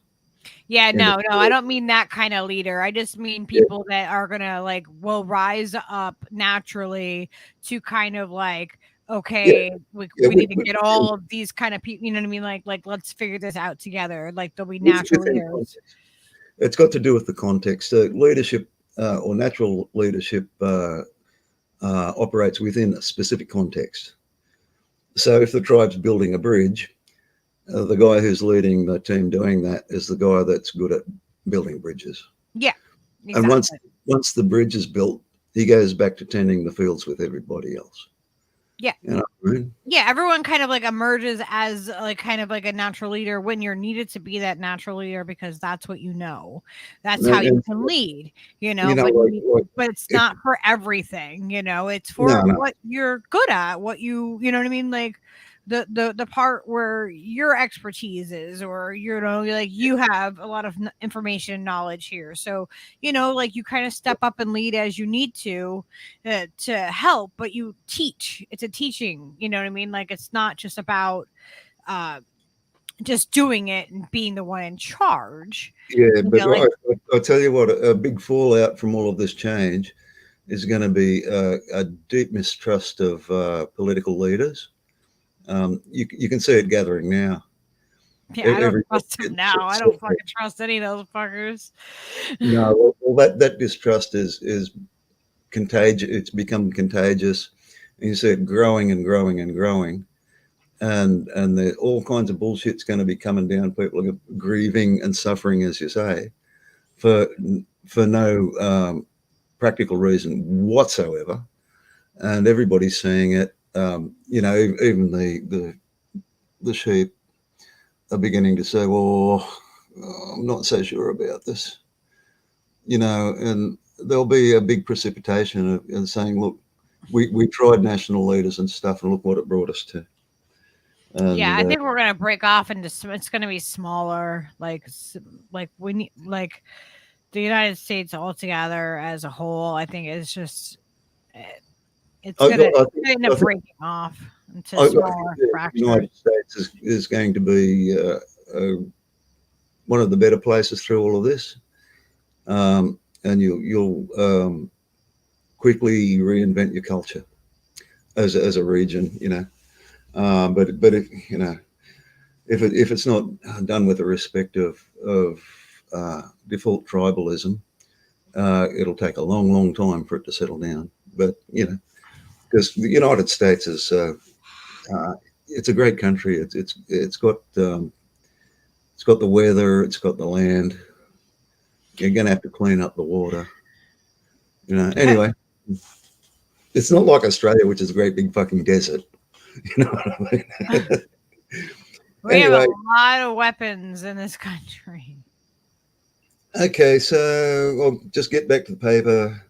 Just wanted to talk about topology, the river system thing. All known forms of self-organization create topology, through which the flux of entropy is channeled into localized negentropy. So we make stores for winter. You know, we wear a half an inch or more of fat on our body. That's potential energy, where entropy tries to discharge all potential into entropy, which is the ultimate mix-up of everything, which doesn't do anything. It just sits there like a lump and stops. As far as we've observed, neural networks are quickest at producing such topology in response to variations in the local entropic flux, which is adaptability. However, all topological systems are totally reliant on the maximum field of perception. In fact, perception is adaptive topological configuration producing information from the data supplied to the field of senses. Okay, long sentence. So perception is very important for adaptation. The maximum field of perception defines a locality and can only respond to observations within that locality. This can lead to a phenomenon known as the local minimum, which works like this. If observation creates a map which operates reliably in a locality, it potentiates. In other words, it calcifies, it gets stuck. The topology for successful repeated use, you know, so whatever topology gets the success in this locality, that's going to get solidified, so everyone knows what's going on. We always do this, it always works. However, if the field of perception encounters a wider locality where the topology leads to failure, the topology is not able to adapt, reconfigure, because it has become potentiated. Okay, circumstance moved on, and you've calcified yourself and you can't move with the circumstance. You got that? This happens all the time with neural networks. You can observe it happening. Okay, I've got my analogy of the raindrop, datum, finding its way to the sea, the truth, via streams and rivers, perception at topology. At length, it finds itself in a great body of water and rests there, assuming it has found the sea. However, it is not the sea, it is a lake. The lake is a local minimum. The sea is the global minimum. So, you know, people, you know, it's good enough for now. Don't make it into a law, because, you know, somewhere down the track it might not work and you might need to change it. However, I'll get onto this theme a bit later when we get onto entropy. The only global minimum in the universe is the universe. It's the only absolute. All else is assumption and local. This infers that all topology organized by a finite self via a finite field of perception is a local minimum. Right. The field of perception sets the upper limit to the field of adaptability. The grain size of the self is determined by the field of adaptability, which means none of us are perfect. By definition, we cannot be perfect. We can only govern our field of perception. Good night, Drew. That's it. And it's only a teeny little bit of this whole big universe, good enough for around here. you know. But if you want to go into space, you're going to need one hell of a spaceship to get to Mars. I tell you what, that's not looking good. So in the human brain, there's several levels of potentiation. As an illustration, it's not definitive. There's the sodium potassium ion potentiation. It's your general synaptic receptors, like stuff you're thinking about. It's not habitual. It's where you're being curious about something, whatever. It represents short-term potentiation and retains maximum adaptive capacity, because receptors, sodium potassium receptors, you've got them there. They can get more or less depending on what the nerve's doing. And it maintains your short-term awareness. Calcium ion potentiation is a heavy load receptor. This represents long-term potentiation, carries converged and error-reduced perception maps. So this is your calcium ions are supporting your worldview and your skills. And mind it represents an upgrade for neurons with calcium potentiated synapses. Glial cells attract to the axons leading from the neuron to downstream synapses. They encase the axon and supercharge the neural signal, making it stronger and faster. Once a neuron becomes myelinated, it is unlikely to depotentiate without a long period of atrophy. Such neuron chains are essential for developed motor sensory chains, which cannot afford to change and must reliability. Things like eating, how your body eats, how you walk, the stuff that you have to do right every single time. These are fully potentiated, and it's very unlikely that you're going to need to change that. It's very long term, and that's where you find skills, turn up. They get potentiated. This is why it's very, very hard to teach an old dog new tricks, because it's potentiated like fuck. This is the way I do it. I've always done it like this. It's always worked. Don't. There's that poster, avoid injury, don't tell me how to do my job. But so we've got 3 different levels of potentiation, which means that things get captured or calcified or stuck to varying degrees. And we've got 3 levels that we know about. There might be more. And this just happens in brains. It's documented. So sorry, I'm having a hard time. Drew just said, I'm going to Photoshop Lucky's hair onto my head in the morning and make it a meme. And I'm like, do it. And I'm just like thinking about it, going, oh my God, no. Oh my gosh. Oh. I like it. Yeah, I want to see that. I know, right? Like, oh my gosh. Oh. Back onto neurons. Any neuron that's been potentiated past stage 1 is prone to a local minimum. This equates to entrenched belief, even in the face of observed error. Okay, people get stuck in their ways. We get back to people having cognitive dissonance and refusing to hear the truth. Right? It's a physical property of brains. It's not an attitude. You see, and so when you go, if you want to change someone's belief, you've got to come at it from the side and not. If you try and headbutt the thing head on, you're going to fail. So for the war sheep and the sheeple around the place, you're not going to just point out what they are and say don't do that. So they'll just be it even more. You've got to come from the side. So a neural network, in a neural network, error is an essential part of the dynamic. It's the iterative observation of error that drives the network to accurate perception. In a similar way, a neural network is sensitive to stochastic noise, which it perceives as error. In the process of learning, the error is a measurable deviation of predicted agency to observation of actual agency. The measurement is used as an offset for the next iteration of agency. In noisy environments, a neural net cannot learn beyond the noise floor. However, noise introduced into the observation and reduced with each iteration can accelerate the learning process and assist with depotentiation of entrenched local minima. Now, this is what we do, and I haven't written it down. This is what we do with the deep learning neural networks, the artificial intelligence, basic things. Like if you put together a pattern, a character recognition network, this is an old experiment. You can find examples. You can even learn it on some of the online universities. It's just basic stuff.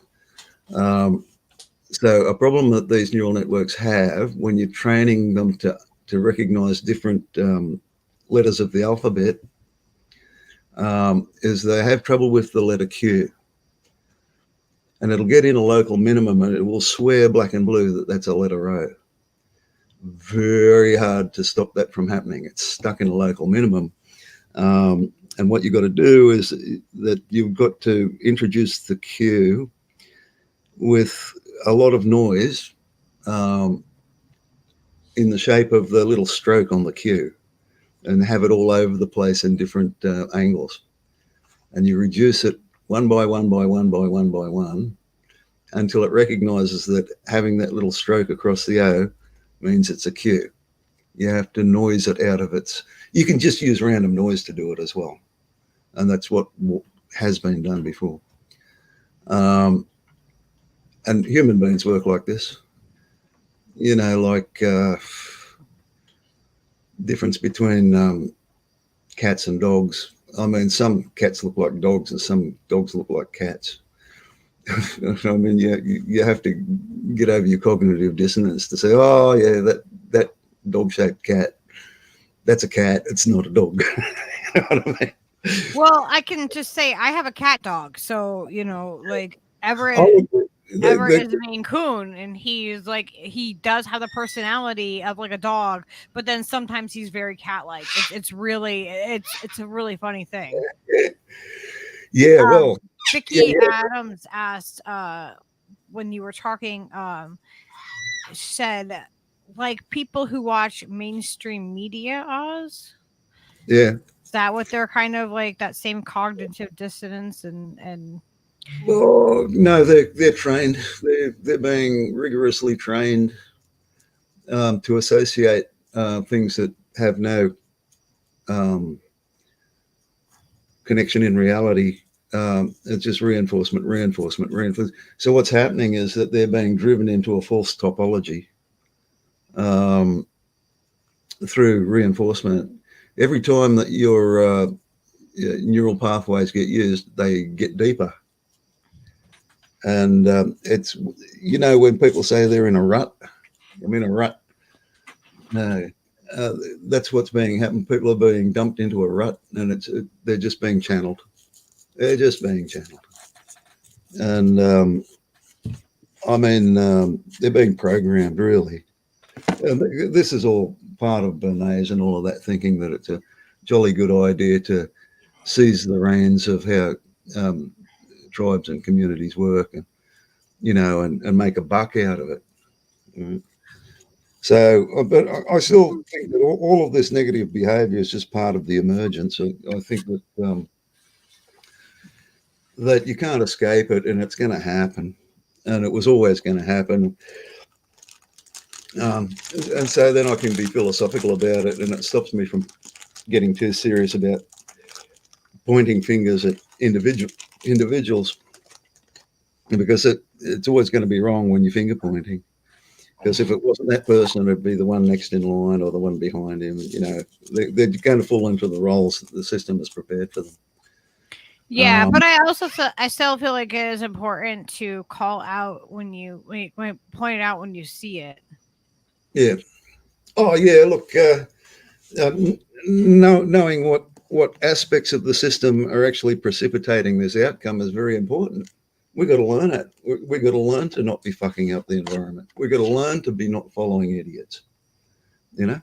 But how do you do it? You say, oh, how do we overcome being led by idiot and malevolent leaders? Well, a good solution for that is don't have leaders. Yep.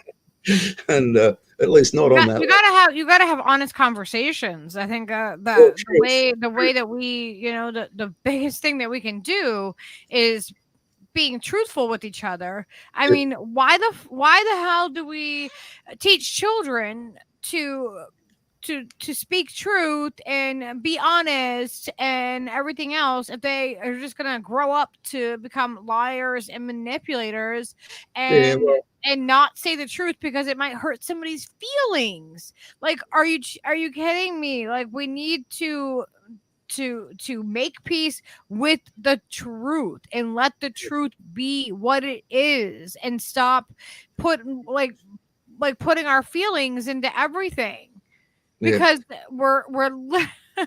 we are on our own path of self-destruction right now because we're not being truthful. Like, it's absolutely insanity. Like, if I could give the world one thing, it would be truth. That would be it. Like, you know, like they always ask a pageant of whatever what would you do if you could, like, would you end world hunger? No, motherfucker, I would make the world have truth. That would make all the systems collapse immediately. Well, can you imagine if people, if all these corporations had to tell the truth, if politicians couldn't lie to you, if we stopped accepting people lying to us nonstop? Can you imagine what this world would be like? Well, say if you don't like blisters on your toes, cut off your feet. Right. That's kind of like a Buddhist saying, well, no one's going to cut their foot off. But like saying, if your law has become oppressive, stop having law. If your leaders are leading you off a cliff, stop having leaders. If your corporation's doing shit things, stop having corporations. Yeah. It's really basic when you bring it down to it, but it's a matter of, no, people want to have infighting and conversations about all these different things, about all these hypothetical things that could or would or whatever be, instead of actually taking the action to do something that would change that. Well, look, if you're in a tribe, you're going to be pretty fucking busy. I mean, there's crops to sow or animals to hunt or raise or whatever. You've got to be doing shit to stay alive. You're going to be busy, and it's just going to be the shit you do. You're not going to feel like it's some kind of drudgery work. It's going to be just, oh, this is what we do. Yeah. You know? And you're going to have a great sense of identity and security from doing it. And it's going to be a reset in a completely different way. It's going to be a reset where people hopefully are connecting back with nature and the actual rhythm of the earth.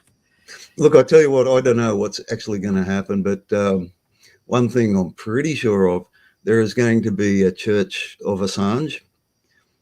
Because it just seemed plain to me that, like, if Jesus was the prophet of love, they call him the Prince of Love, then Julian Assange is the Prince of Truth, and every bit equal to Jesus or Muhammad or Buddha, or Abraham or any of them, you know.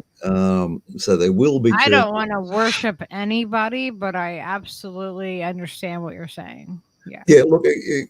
I've kind of encouraged it because I see it as a kind of a step in the right direction.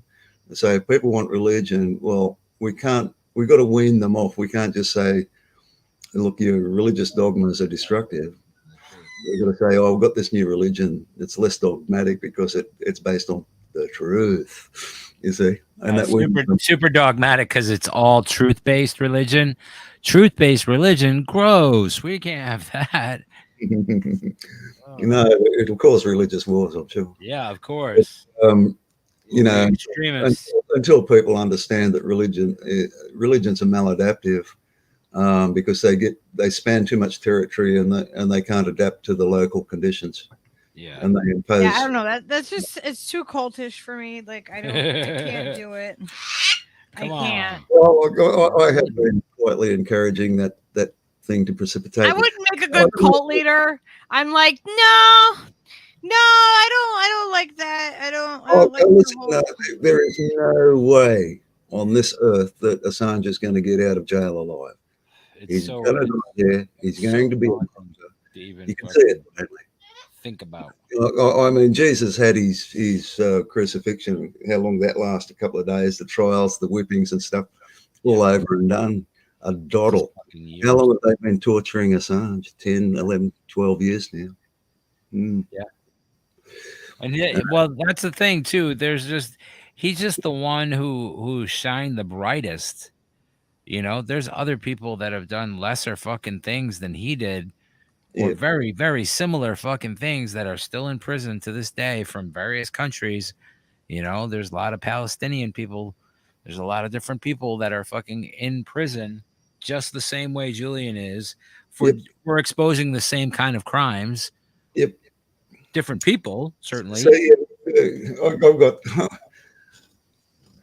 I don't know if it's holy madness or courage or what, but for him to knowingly, he knew what was going to happen, to knowingly just commit all of his adaptation into one stroke like the way he did. That is going to have an effect somehow. It must, you know. Anyway, it might go off track the way Christianity went off track. There's still religion after that, probably will. Anyway, I'm just going to fly through the rest of this about neural networks and the fact that for us to operate, we actually have to do a certain amount of calcification. There are ways of retraining and changing these things. Okay, here it starts to get a real tinfoil hat. Entropy and negentropic loops. Okay, that your energy state. I've drawn entropy the wrong way around here because going from left to right, you have like a downhill thing going on. Our existential loop causes this negentropic delay of the discharge of energy, which we use to overcome our local conditions. But that has an effect on entropy because when it gets discharged, it rebalances itself because in the universal terms, entropy is conserved. You can't stop it universally. You can only delay it locally. Now, the slope of entropy actually encourages other ripples to turn up. So by having one self, one living thing operating, it's providing niches for other living things to inhabit. Anyway, that's wow. You can read this stuff. It's very tinfoil hat, but in the way the universe works, we delay entropy, and that causes in the entropic flux, it causes turbulence, which is a chaos thing. Yeah. But within the ripples of the turbulence in entropy is where life is. The opposite of life isn't death. The opposite of life is entropy. Entropy always wins, but life exists by defying entropy. It's the act of defiance that provides the niches for all of life. And it's all driven by the flux of entropy. Is here we are on this planet, and our entropy context is the energy from the sun, and 99.9% of the energy available on Earth comes from the sun or came from the sun, because life here rides on the entropic slope as the sun decays and eventually explodes and mixes everything up. I mean, it's a very simplistic way of looking at it, but it's functional for thinking about it. So, but what it means is that when we potentiate things, we create life. And when we depotentiate things, we make life. So somebody who is a conservative, often mistaken with right wing, a lot of conservatives are left wing in reality. They're holding back change. Okay, now change is the tool of entropy. It's inevitable. But for us to survive, we have to resist change in order to get our stores for winter, to have our surplus.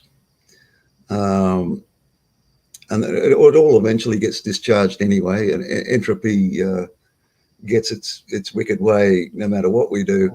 Yeah. So long as we can delay it a little bit, we've got a space to live. And then we've got to break down our resistance every now and then so that we can flow and enjoy what we've provided for ourselves at every level of self. And it's a dynamic. Jenna said like culture jamming. Yeah, like tradition. Tradition is a form of conservative. In many ways, I'm a supporter of tradition. She was asking for some examples of what it looks like. Well, okay. The example of myself as a champion of tradition, conservative, is that I learnt the skills of making the flutes. I learnt the tradition that we found is at least 25,000 years old, because they dig up flutes that cavemen were making, and they're pretty much the same thing. That's amazing. I'm still doing. Okay, and now around that tradition becomes a vector for the teaching and retaining of skills. So you get a responsibility to pass the skill along, and with it comes a mindset of patience and excellence, and a sense of service. And the service of a musical instrument is the music, and the music is an expression of the community. And music is universal language. It's the language. Like it is a language on its own that is universal. Whether or not you know what they're saying, you can understand and you can feel what the music is telling you, the vibe of it. Like that is something that is very universal. The sound. Yeah, I believe everything is made out of that. And Everything's music. it's really amazing because it's like the most universal language. I can listen to music from different and I don't have to understand what they're saying, but I'll be able to feel the sentiment of what they're putting across a lot of times. And that's like that's why I think music is just such a universal language. So to extend the analogy, I would dearly like to see the music industry fall on its ass. Fuck yeah. Because I've worked in the music industry for too many years, 15 plus years, and did everything that you're supposed to do, and it was horrible. It was full of horrible people. The music became degraded and formulaic and fake, and the the meaning of the music was destroyed, and it became just another vector for Bernays and his mates to manipulate our emotions. Because as far as I can see it, music communicates directly with the core self. Yep. It doesn't give a fuck about our narrative self. No, it just steps right around that. It is what it is, and you have to accept it on its terms, because my idea is that the music, the waveform itself is the thing that everything is based on. Everything, like all all the things in space and time and shapes and geometry and all of those things are like they're Because waves. when you study harmony, you find it, just as I think Pythagoras did, that it's all harmony. It's all fractional. Yes, It's divisions and harmonics and all how they division. work Yeah. together. And the progression through those harmonics has a direct emotional effect. Now, if you watch the movie Titanic with no music, it'd be pretty fucking awful. Tedious. It'd be tedious and tawdry and sordid and but then you put the music behind it, and that's how they get you. So most of the story of Titanic and all these other things, they're actually carried as an emotional narrative, if you like, because you're being taken on an emotional trip, and it's being deliberately to put you in the emotional spot where the producer, the director wants you. You could watch it in a foreign language. All of the best music does that. All of the best music. Yeah, but it's being done in such a cynical way. Oh yeah, no, I mean just the fact that people just can manipulate that fact to make it tawdry and to make it a fucking soap opera and just be gross about it and tacky. But the music itself is. But the music itself doesn't care. Exactly what it is. It doesn't know that it's it doesn't. It just does what it does. Music also has an effect on identity through expression. Yeah. If you express a piece of music, it's going to become or already be a part of your identity, your core identity. Mm-hmm. and they say, "Oh, sing from the heart." Yeah. Well, yeah. You don't have a choice. You're expressing your identity, even if you're singing someone else's song or whatever. Absolutely. You're going to sing it from your heart, I think so. It's going to be part of your identity. Yes. And, I believe that's fundamentally the thing that makes music exciting and moving and great, and universal. So Vicky said here that when it comes to Julian Assange, it's because Julian Assange exposed U.S. war crimes. They didn't have it. Plus, Mike Pompeo has announced his run for president 2024. Ugh. Are you kidding me? Are you fucking really? So we got Liz Truss and Mike Pompeo. Wow, Joe cured fucking COVID, ended the pandemic, and Mike Pompeo is gonna fucking. Oh my god, Mikey P. No, it's all gonna collapse. These kind of people can't do anything except destroy. Yeah, I mean, that's all they've demonstrated they can do.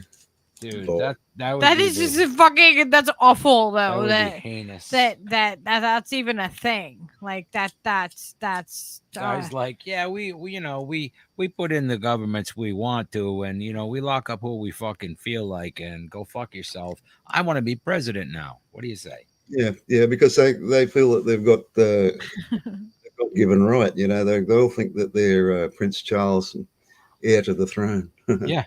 It's because that's the way their brains think. That's what they've become. That is their self. It's a primordial. Vicky, is this for real? Need for power. I don't know, man. Lizard brains. Well, expectations. You see, class produces class layers are defined by expectation sets. Yeah. And I crossed out of working class into middle class. It was like a switch went off, and it had to do with expectations. As a working class person, I had the work ethic, a good day's pay for a good day's work, right? And then when I passed into middle class, I said, I was saying, I put out my hand, and money just falls into it because I've got such a good hand. Damn. Yeah, that's how everybody gets twisted, right? I mean, the more you get, the further up the class gradients you get, the more absurd, the more absurd and the more twisted your fucking mindset becomes. Yes. Oh, I am Prince Charles. I become the ruler of the. It's like I rule 6 Kmart's on the East Coast. I am ready for fucking appointment. I'm the king of New Jersey. Oh my god. So yeah, we got to do away with these classes. Yeah. Not an easy thing. I mean, because it's got to do with your actual community size, and you got to sort that out. But I had one solution going forward with that, is that you change the constitution of corporations to turn them into more of your workers' co-op. Not exactly. I've got disagreements with Richard Wolff about this. That you then have to make it part of the constitution that they are 100% responsible for the employees. They've got to do their healthcare. They've got to do their housing. They've got to do everything for their employees, and move the focus from profit to welfare, collective welfare. Yeah, collective welfare. Good way of putting it. And you can do that constitutionally. You say, well, these are the constitutional goals. At the moment, the profit motive is written right in, and they can't escape it, and they behave. And the other thing is you ban shareholding, because all employees are equal shareholders. Right. So that's worker co-op, and not only responsibility for the workers, but the workers' dependents. So the corporation has to have concern for the children and the old people and all of the non-productive ages and the sick. I mean, ideally, that sounds wonderful, as long as those industries can maintain what they're doing. You know what I mean? If they're all of these things are set up sustainably, then absolutely, that collective idea is a great idea. They might have to change their product. Yeah. And you'd also stipulate that the corporation will have to live in the same town. Mm-hmm.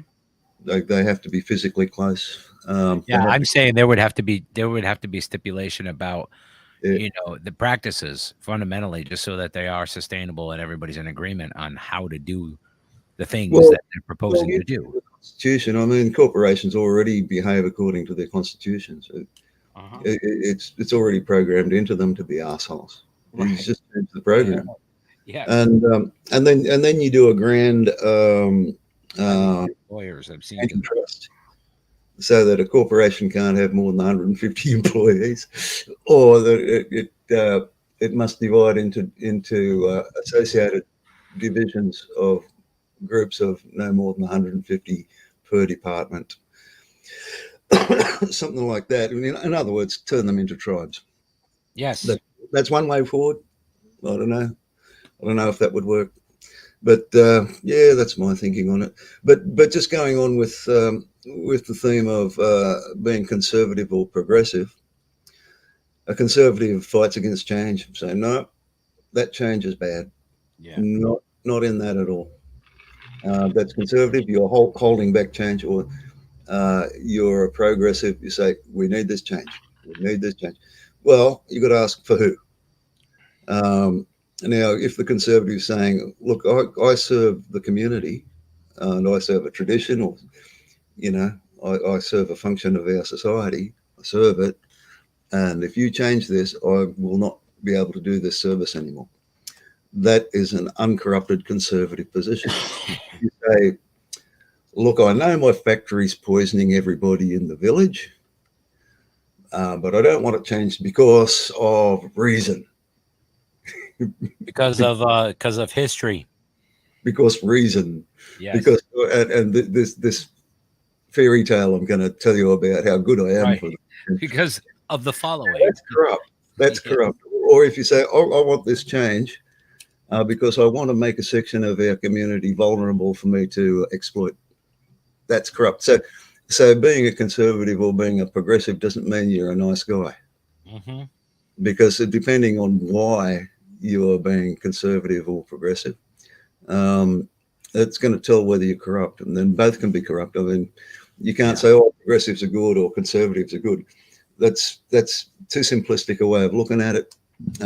You've way more nuanced. Every single group that you put up there is going to be one way or the other, or both in some places. You know what I mean? It's like People Yeah, are fucking duplicitous and triplicitous and quad, as many look, fucking. I'm very progressive on some things. I'd like to Yeah. see Medicare for all in the United States.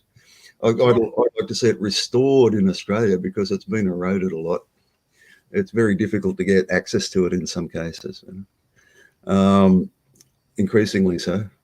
So I'm very progressive on that, but I'm very conservative about music, and I'm conservative on other things. I don't believe in just in family values, but I believe in community values, as in tribal values. So I want some change, and I want some things to stay the fucking same. Yeah. So I don't want the bastards exploiting us.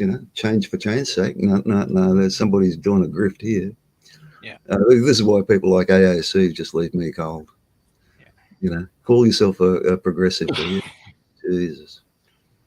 Yeah, what are changes? Yeah, you can walk us right into the WEF agenda. Yeah. Great. Perfect. So anyway, so that's the end of the paper. If anyone wants to read the rest of it, there's a lot of speculations and working notes. Yeah, we can. That was fantastic, man. I really enjoyed that. Yeah, that was great. They like you were able to break it down that way because I have a printed out physical copy of the paper, and like I've gone through it and like I've read it, but I felt like sometimes it was harder for me to like unpack because it was such an academic paper.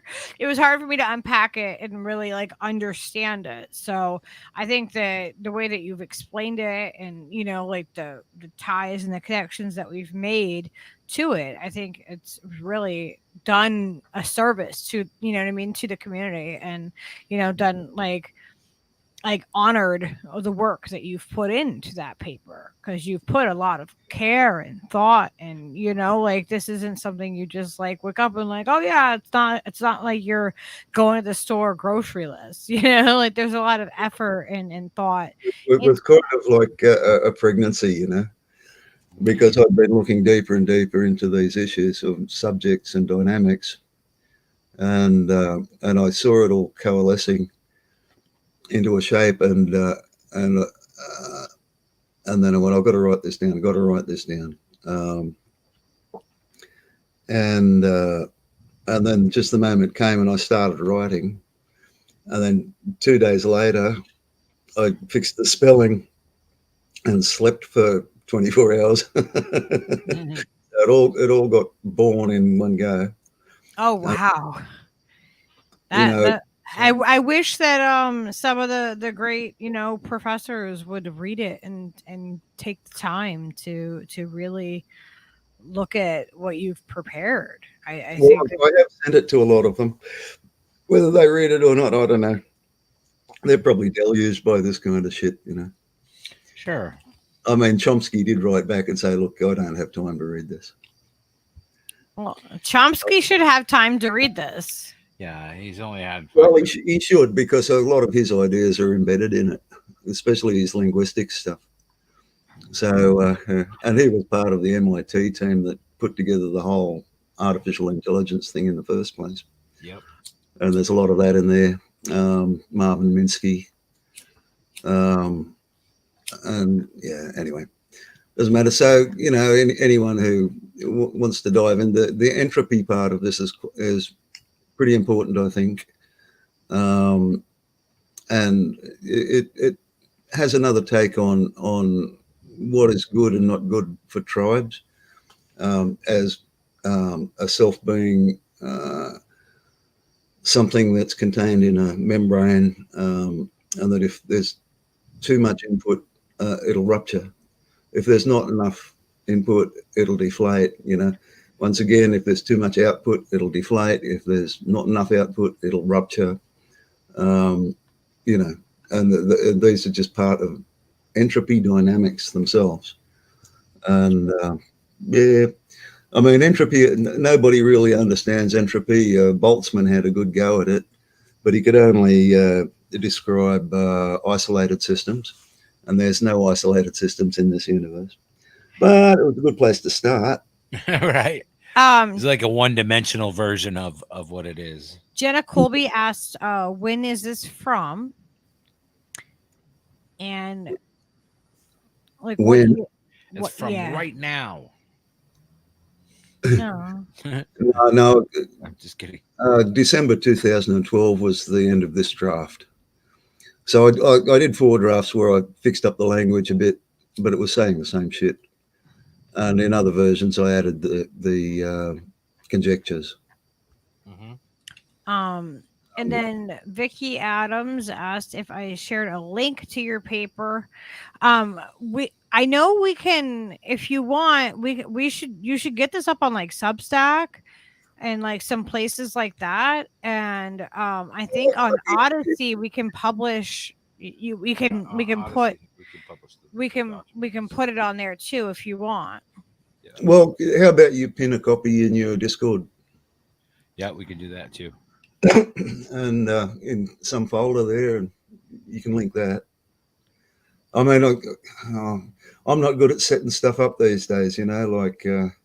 Well, we'll try to help. We'll try to figure it out and help you with it. Because I would love to get this. We can host it on Lucky's Odysee. Yeah, because you can upload just straight, documents, PDFs, and different things like that. So I could put this up there too, and that way there would be a link place where you could refer people to. Well, just to begin, just pin it on your Discord, and that's a start. And anyone who wants to download it can just download it. Yeah. Fair enough. So there's a copy of it in your Discord already, but if you want me to upload another, I can do that. No, I'm sure it's still like the last message. I know. I never go on my Discord. Ever. Oh, well. We'll get it. Is there a way to email it over to us? I can get to it. Not at the moment. Or you can get it. I know. I have a printed copy of it. I've already downloaded. I have it printed. Pretty sure it's right in our download. So we can yeah, we'll figure out a way to make sure anybody that if you guys do want it, like if you guys don't use Discord, we'll figure out a way to like link it where you guys can get this. Well, look, what I could do is work out how to upload it onto my domain and put a link to that, but I've forgotten how to do that. We'll try to see the old FTTP machine. Yeah. I've got tools and stuff, but I'm sort of my website's in atrophy at the moment, and I don't go there. Well, I haven't been there in months, and I've forgotten how to manage I've forgotten the passwords, and I'm going to have to get back to the guy who got the hosting up to reset my password. Right. Goddamn tech. And I continue. He might sort of say, "Look, how about we just turn this thing off?" Because it's not really doing much at the moment. Because I set it up to sell my wares, and but I'm not selling my wares anymore because I don't have the wherewithal. Getting too old. Anyway, the ways and not the means. Yeah. Look, pin it on your respective Discords, and bump up your Discord community. Or you can link it. You'd be able to link it from there, surely. Yes. Okay. Yeah. No worries. Well, thank you so very much for going over this paper. It's amazing. The patience to sit through so much academic waffle.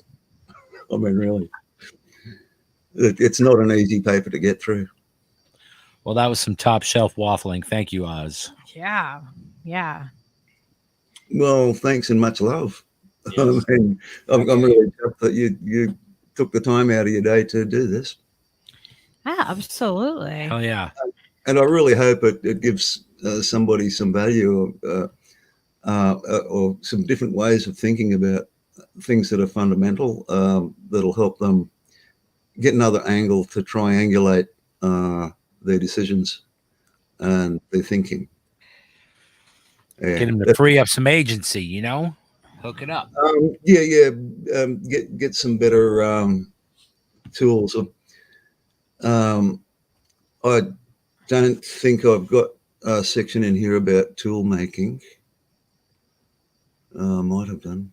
I want to show real quick what is Misty has coming up.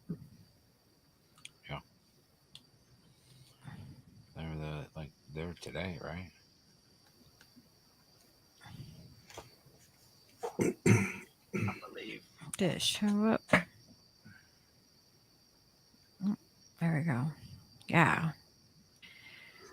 Yeah, look, I will add this postscript, which is important for people, you know, now that we're hitting an era where artificial intelligence is just going stupid. Can I just add this one? Okay, just talking about human beings as a tool-making species. It's pretty important. And I've set this as a tool and self as a function of the interface, the membrane of the self. Part of my intention is to explore the difference between self and tool. I think it's a primary distinction that needs to be addressed in this time. We are now at the cusp of true integration of cyber extension. Understanding what constitutes a sensory of a continuum type natural field or tool mapping is important. My experience hints that the only requirement of awareness is a closure of the perception to agency loop, the existential loop, around a central persistence reward metric. In this, it will help to incorporate the notion of mirror neurons. A user-centric agent will remain a tool if it is appropriately linked to the user for actuation as an integrated node of the user's experiential continuum. One could then class it as a prefabricated skill. But if it is not also continuously linked to the user's potential agency field, it will remain heuristic.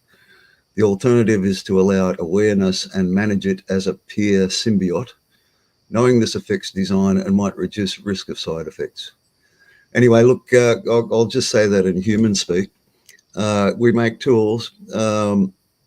We've observed how brains map tools into our brain and becomes part of our self.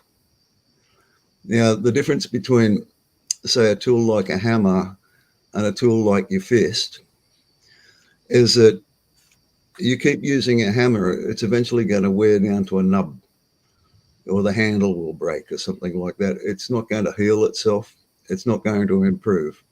You use the tool of your fist and keep punching things, your fist is going to get all calloused and strong and hard, and it's going to get better and better and better, because the difference between the self and the tools it uses is that everything in the self is contained within the existential loop, and it's all trained on the persistence of that self. Whereas a tool is an external mapping. It can be useful, but it doesn't heal itself, and it might serve the self, but it's not part of the it doesn't adapt itself. Okay. Now, when we're talking about tools like a cell phone or an iPhone, what we have,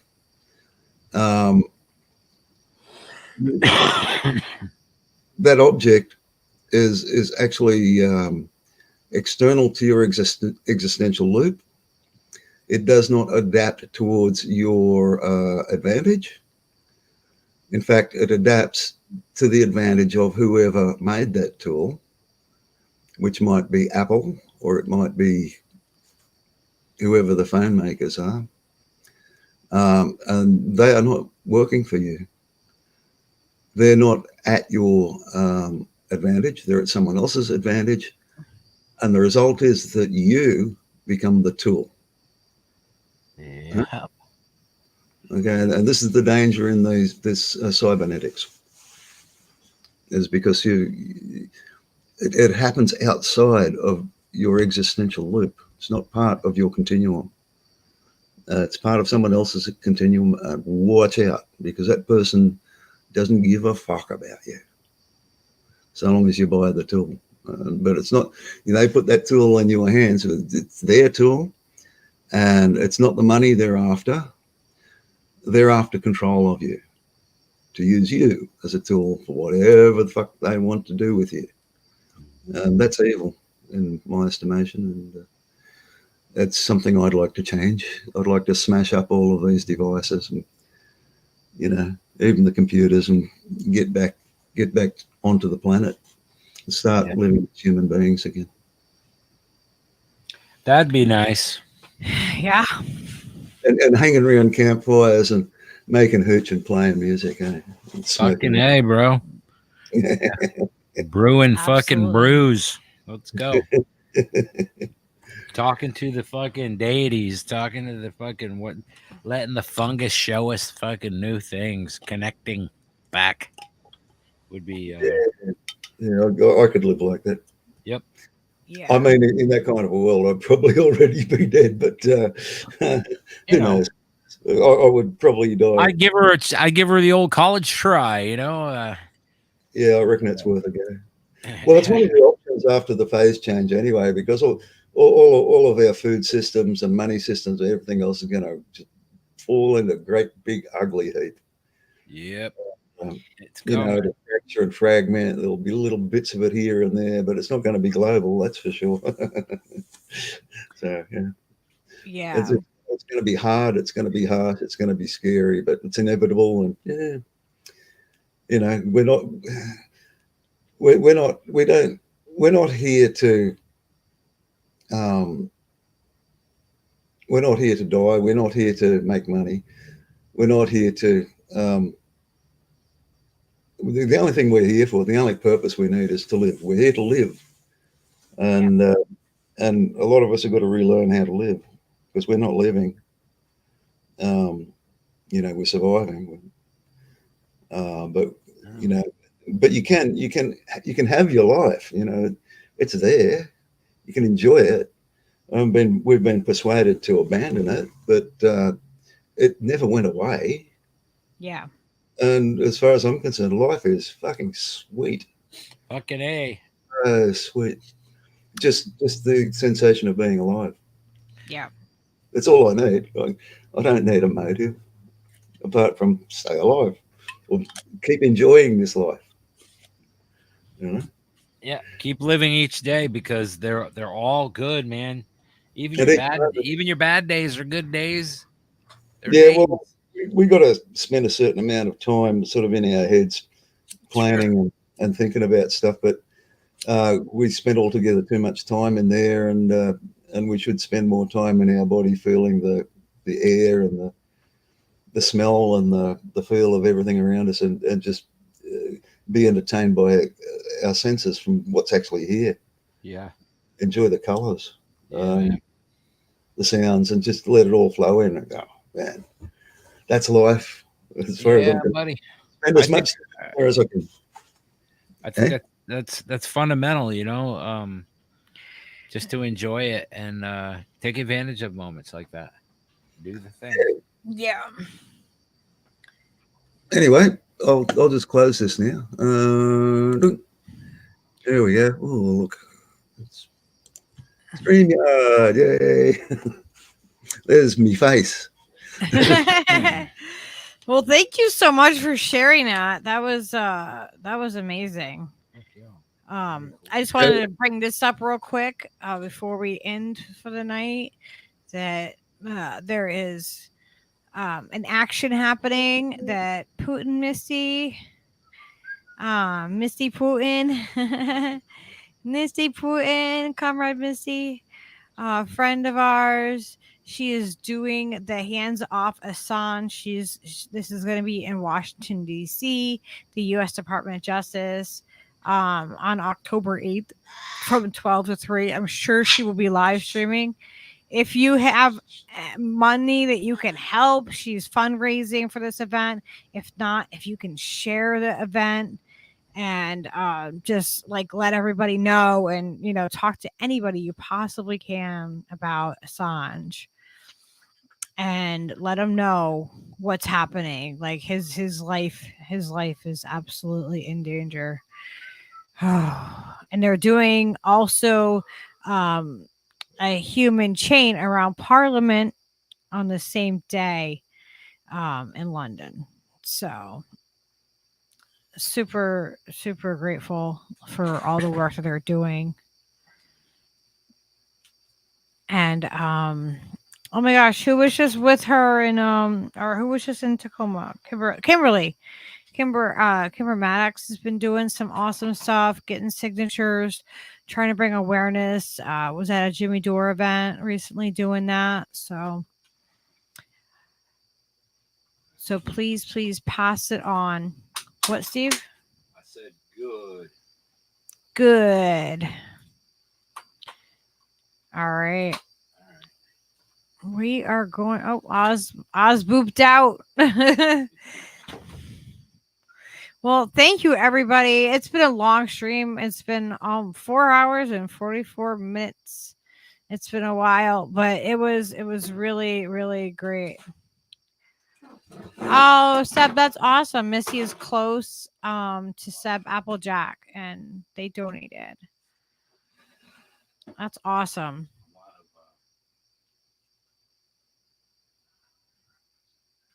Oz, that was a great paper. Thank you so very much for sharing that with us. That was amazing. A lot to chew on. Yeah, definitely. Anything else you want to say, Steve? No. You walked away and Nope, that was a lot to chew on, and I urge everybody to dig into that paper and make your brain understand it, because there's a lot of really cool points that make things make more sense to people. yeah, and if you for me anyway, it's oh yeah, I feel like some things. Definitely. I feel like I'm gonna have to rewatch the stream just to like kind of like recapture all the information that that we got, because it's a lot. Yeah, to process it. Absolutely. And if anybody has something that like is important and you want to come on and you want to present, get in touch with us. Our DMs are open. You can get us on Twitter. You can get Steve Cutler Live at gmail.com is one of the emails that we use. There's plenty of ways to get in touch with us. Not really on Discord, but Discord works too. Well, you're on Discord, right? Yeah. Yeah, Steve's better about checking his messages on there. I'm good about checking my Twitter. You can always tag me on Twitter, or you can get a hold of me through Steve or whatever. But I really appreciate our community so much, and thank you, Oz. Thank you, all you peoples. Remind everybody that smiles are free, but they're worth a lot, right? You never know what you can do to change somebody's day that's having a bad day. Smiling at them might be the thing that just, that gives them the strength to keep going. Try to give them a full smile, though, not just like a smirk, because that could be misconstrued. Speaking from practical experience, gotta make sure who you're smiling at. Make sure it's a full-on understood that it was a smile, because, hey, you're worth a full smile. I'm not smirking at you.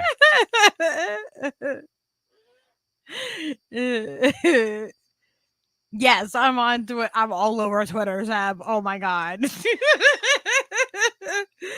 Yeah. Oh my gosh. We out there. Yeah, I don't really do Discord very much either. Like I used to, and then I don't. We on the Band Labs. What's up? We're on Band Labs. Yes, you should check that out.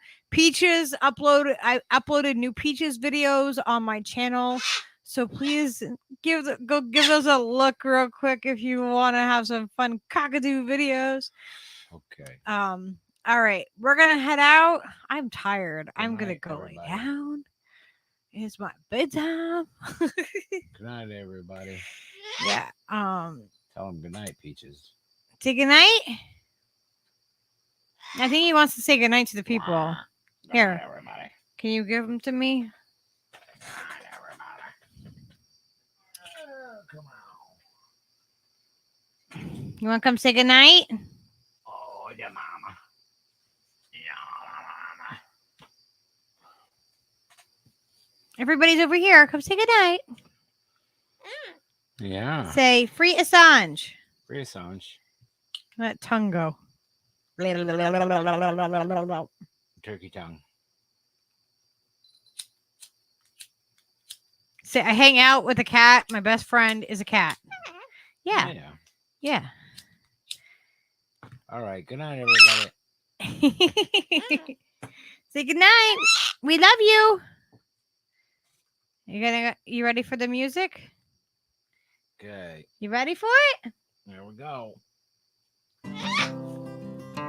Hydrofield cuts through my neighborhood. Somehow that always just made me feel good. And I can put a spare bulb in my hand, light up my yard. Late at night when the wires in the walls sing in tune with the din of the falls. I'm conducting it all while I sleep to light this whole town.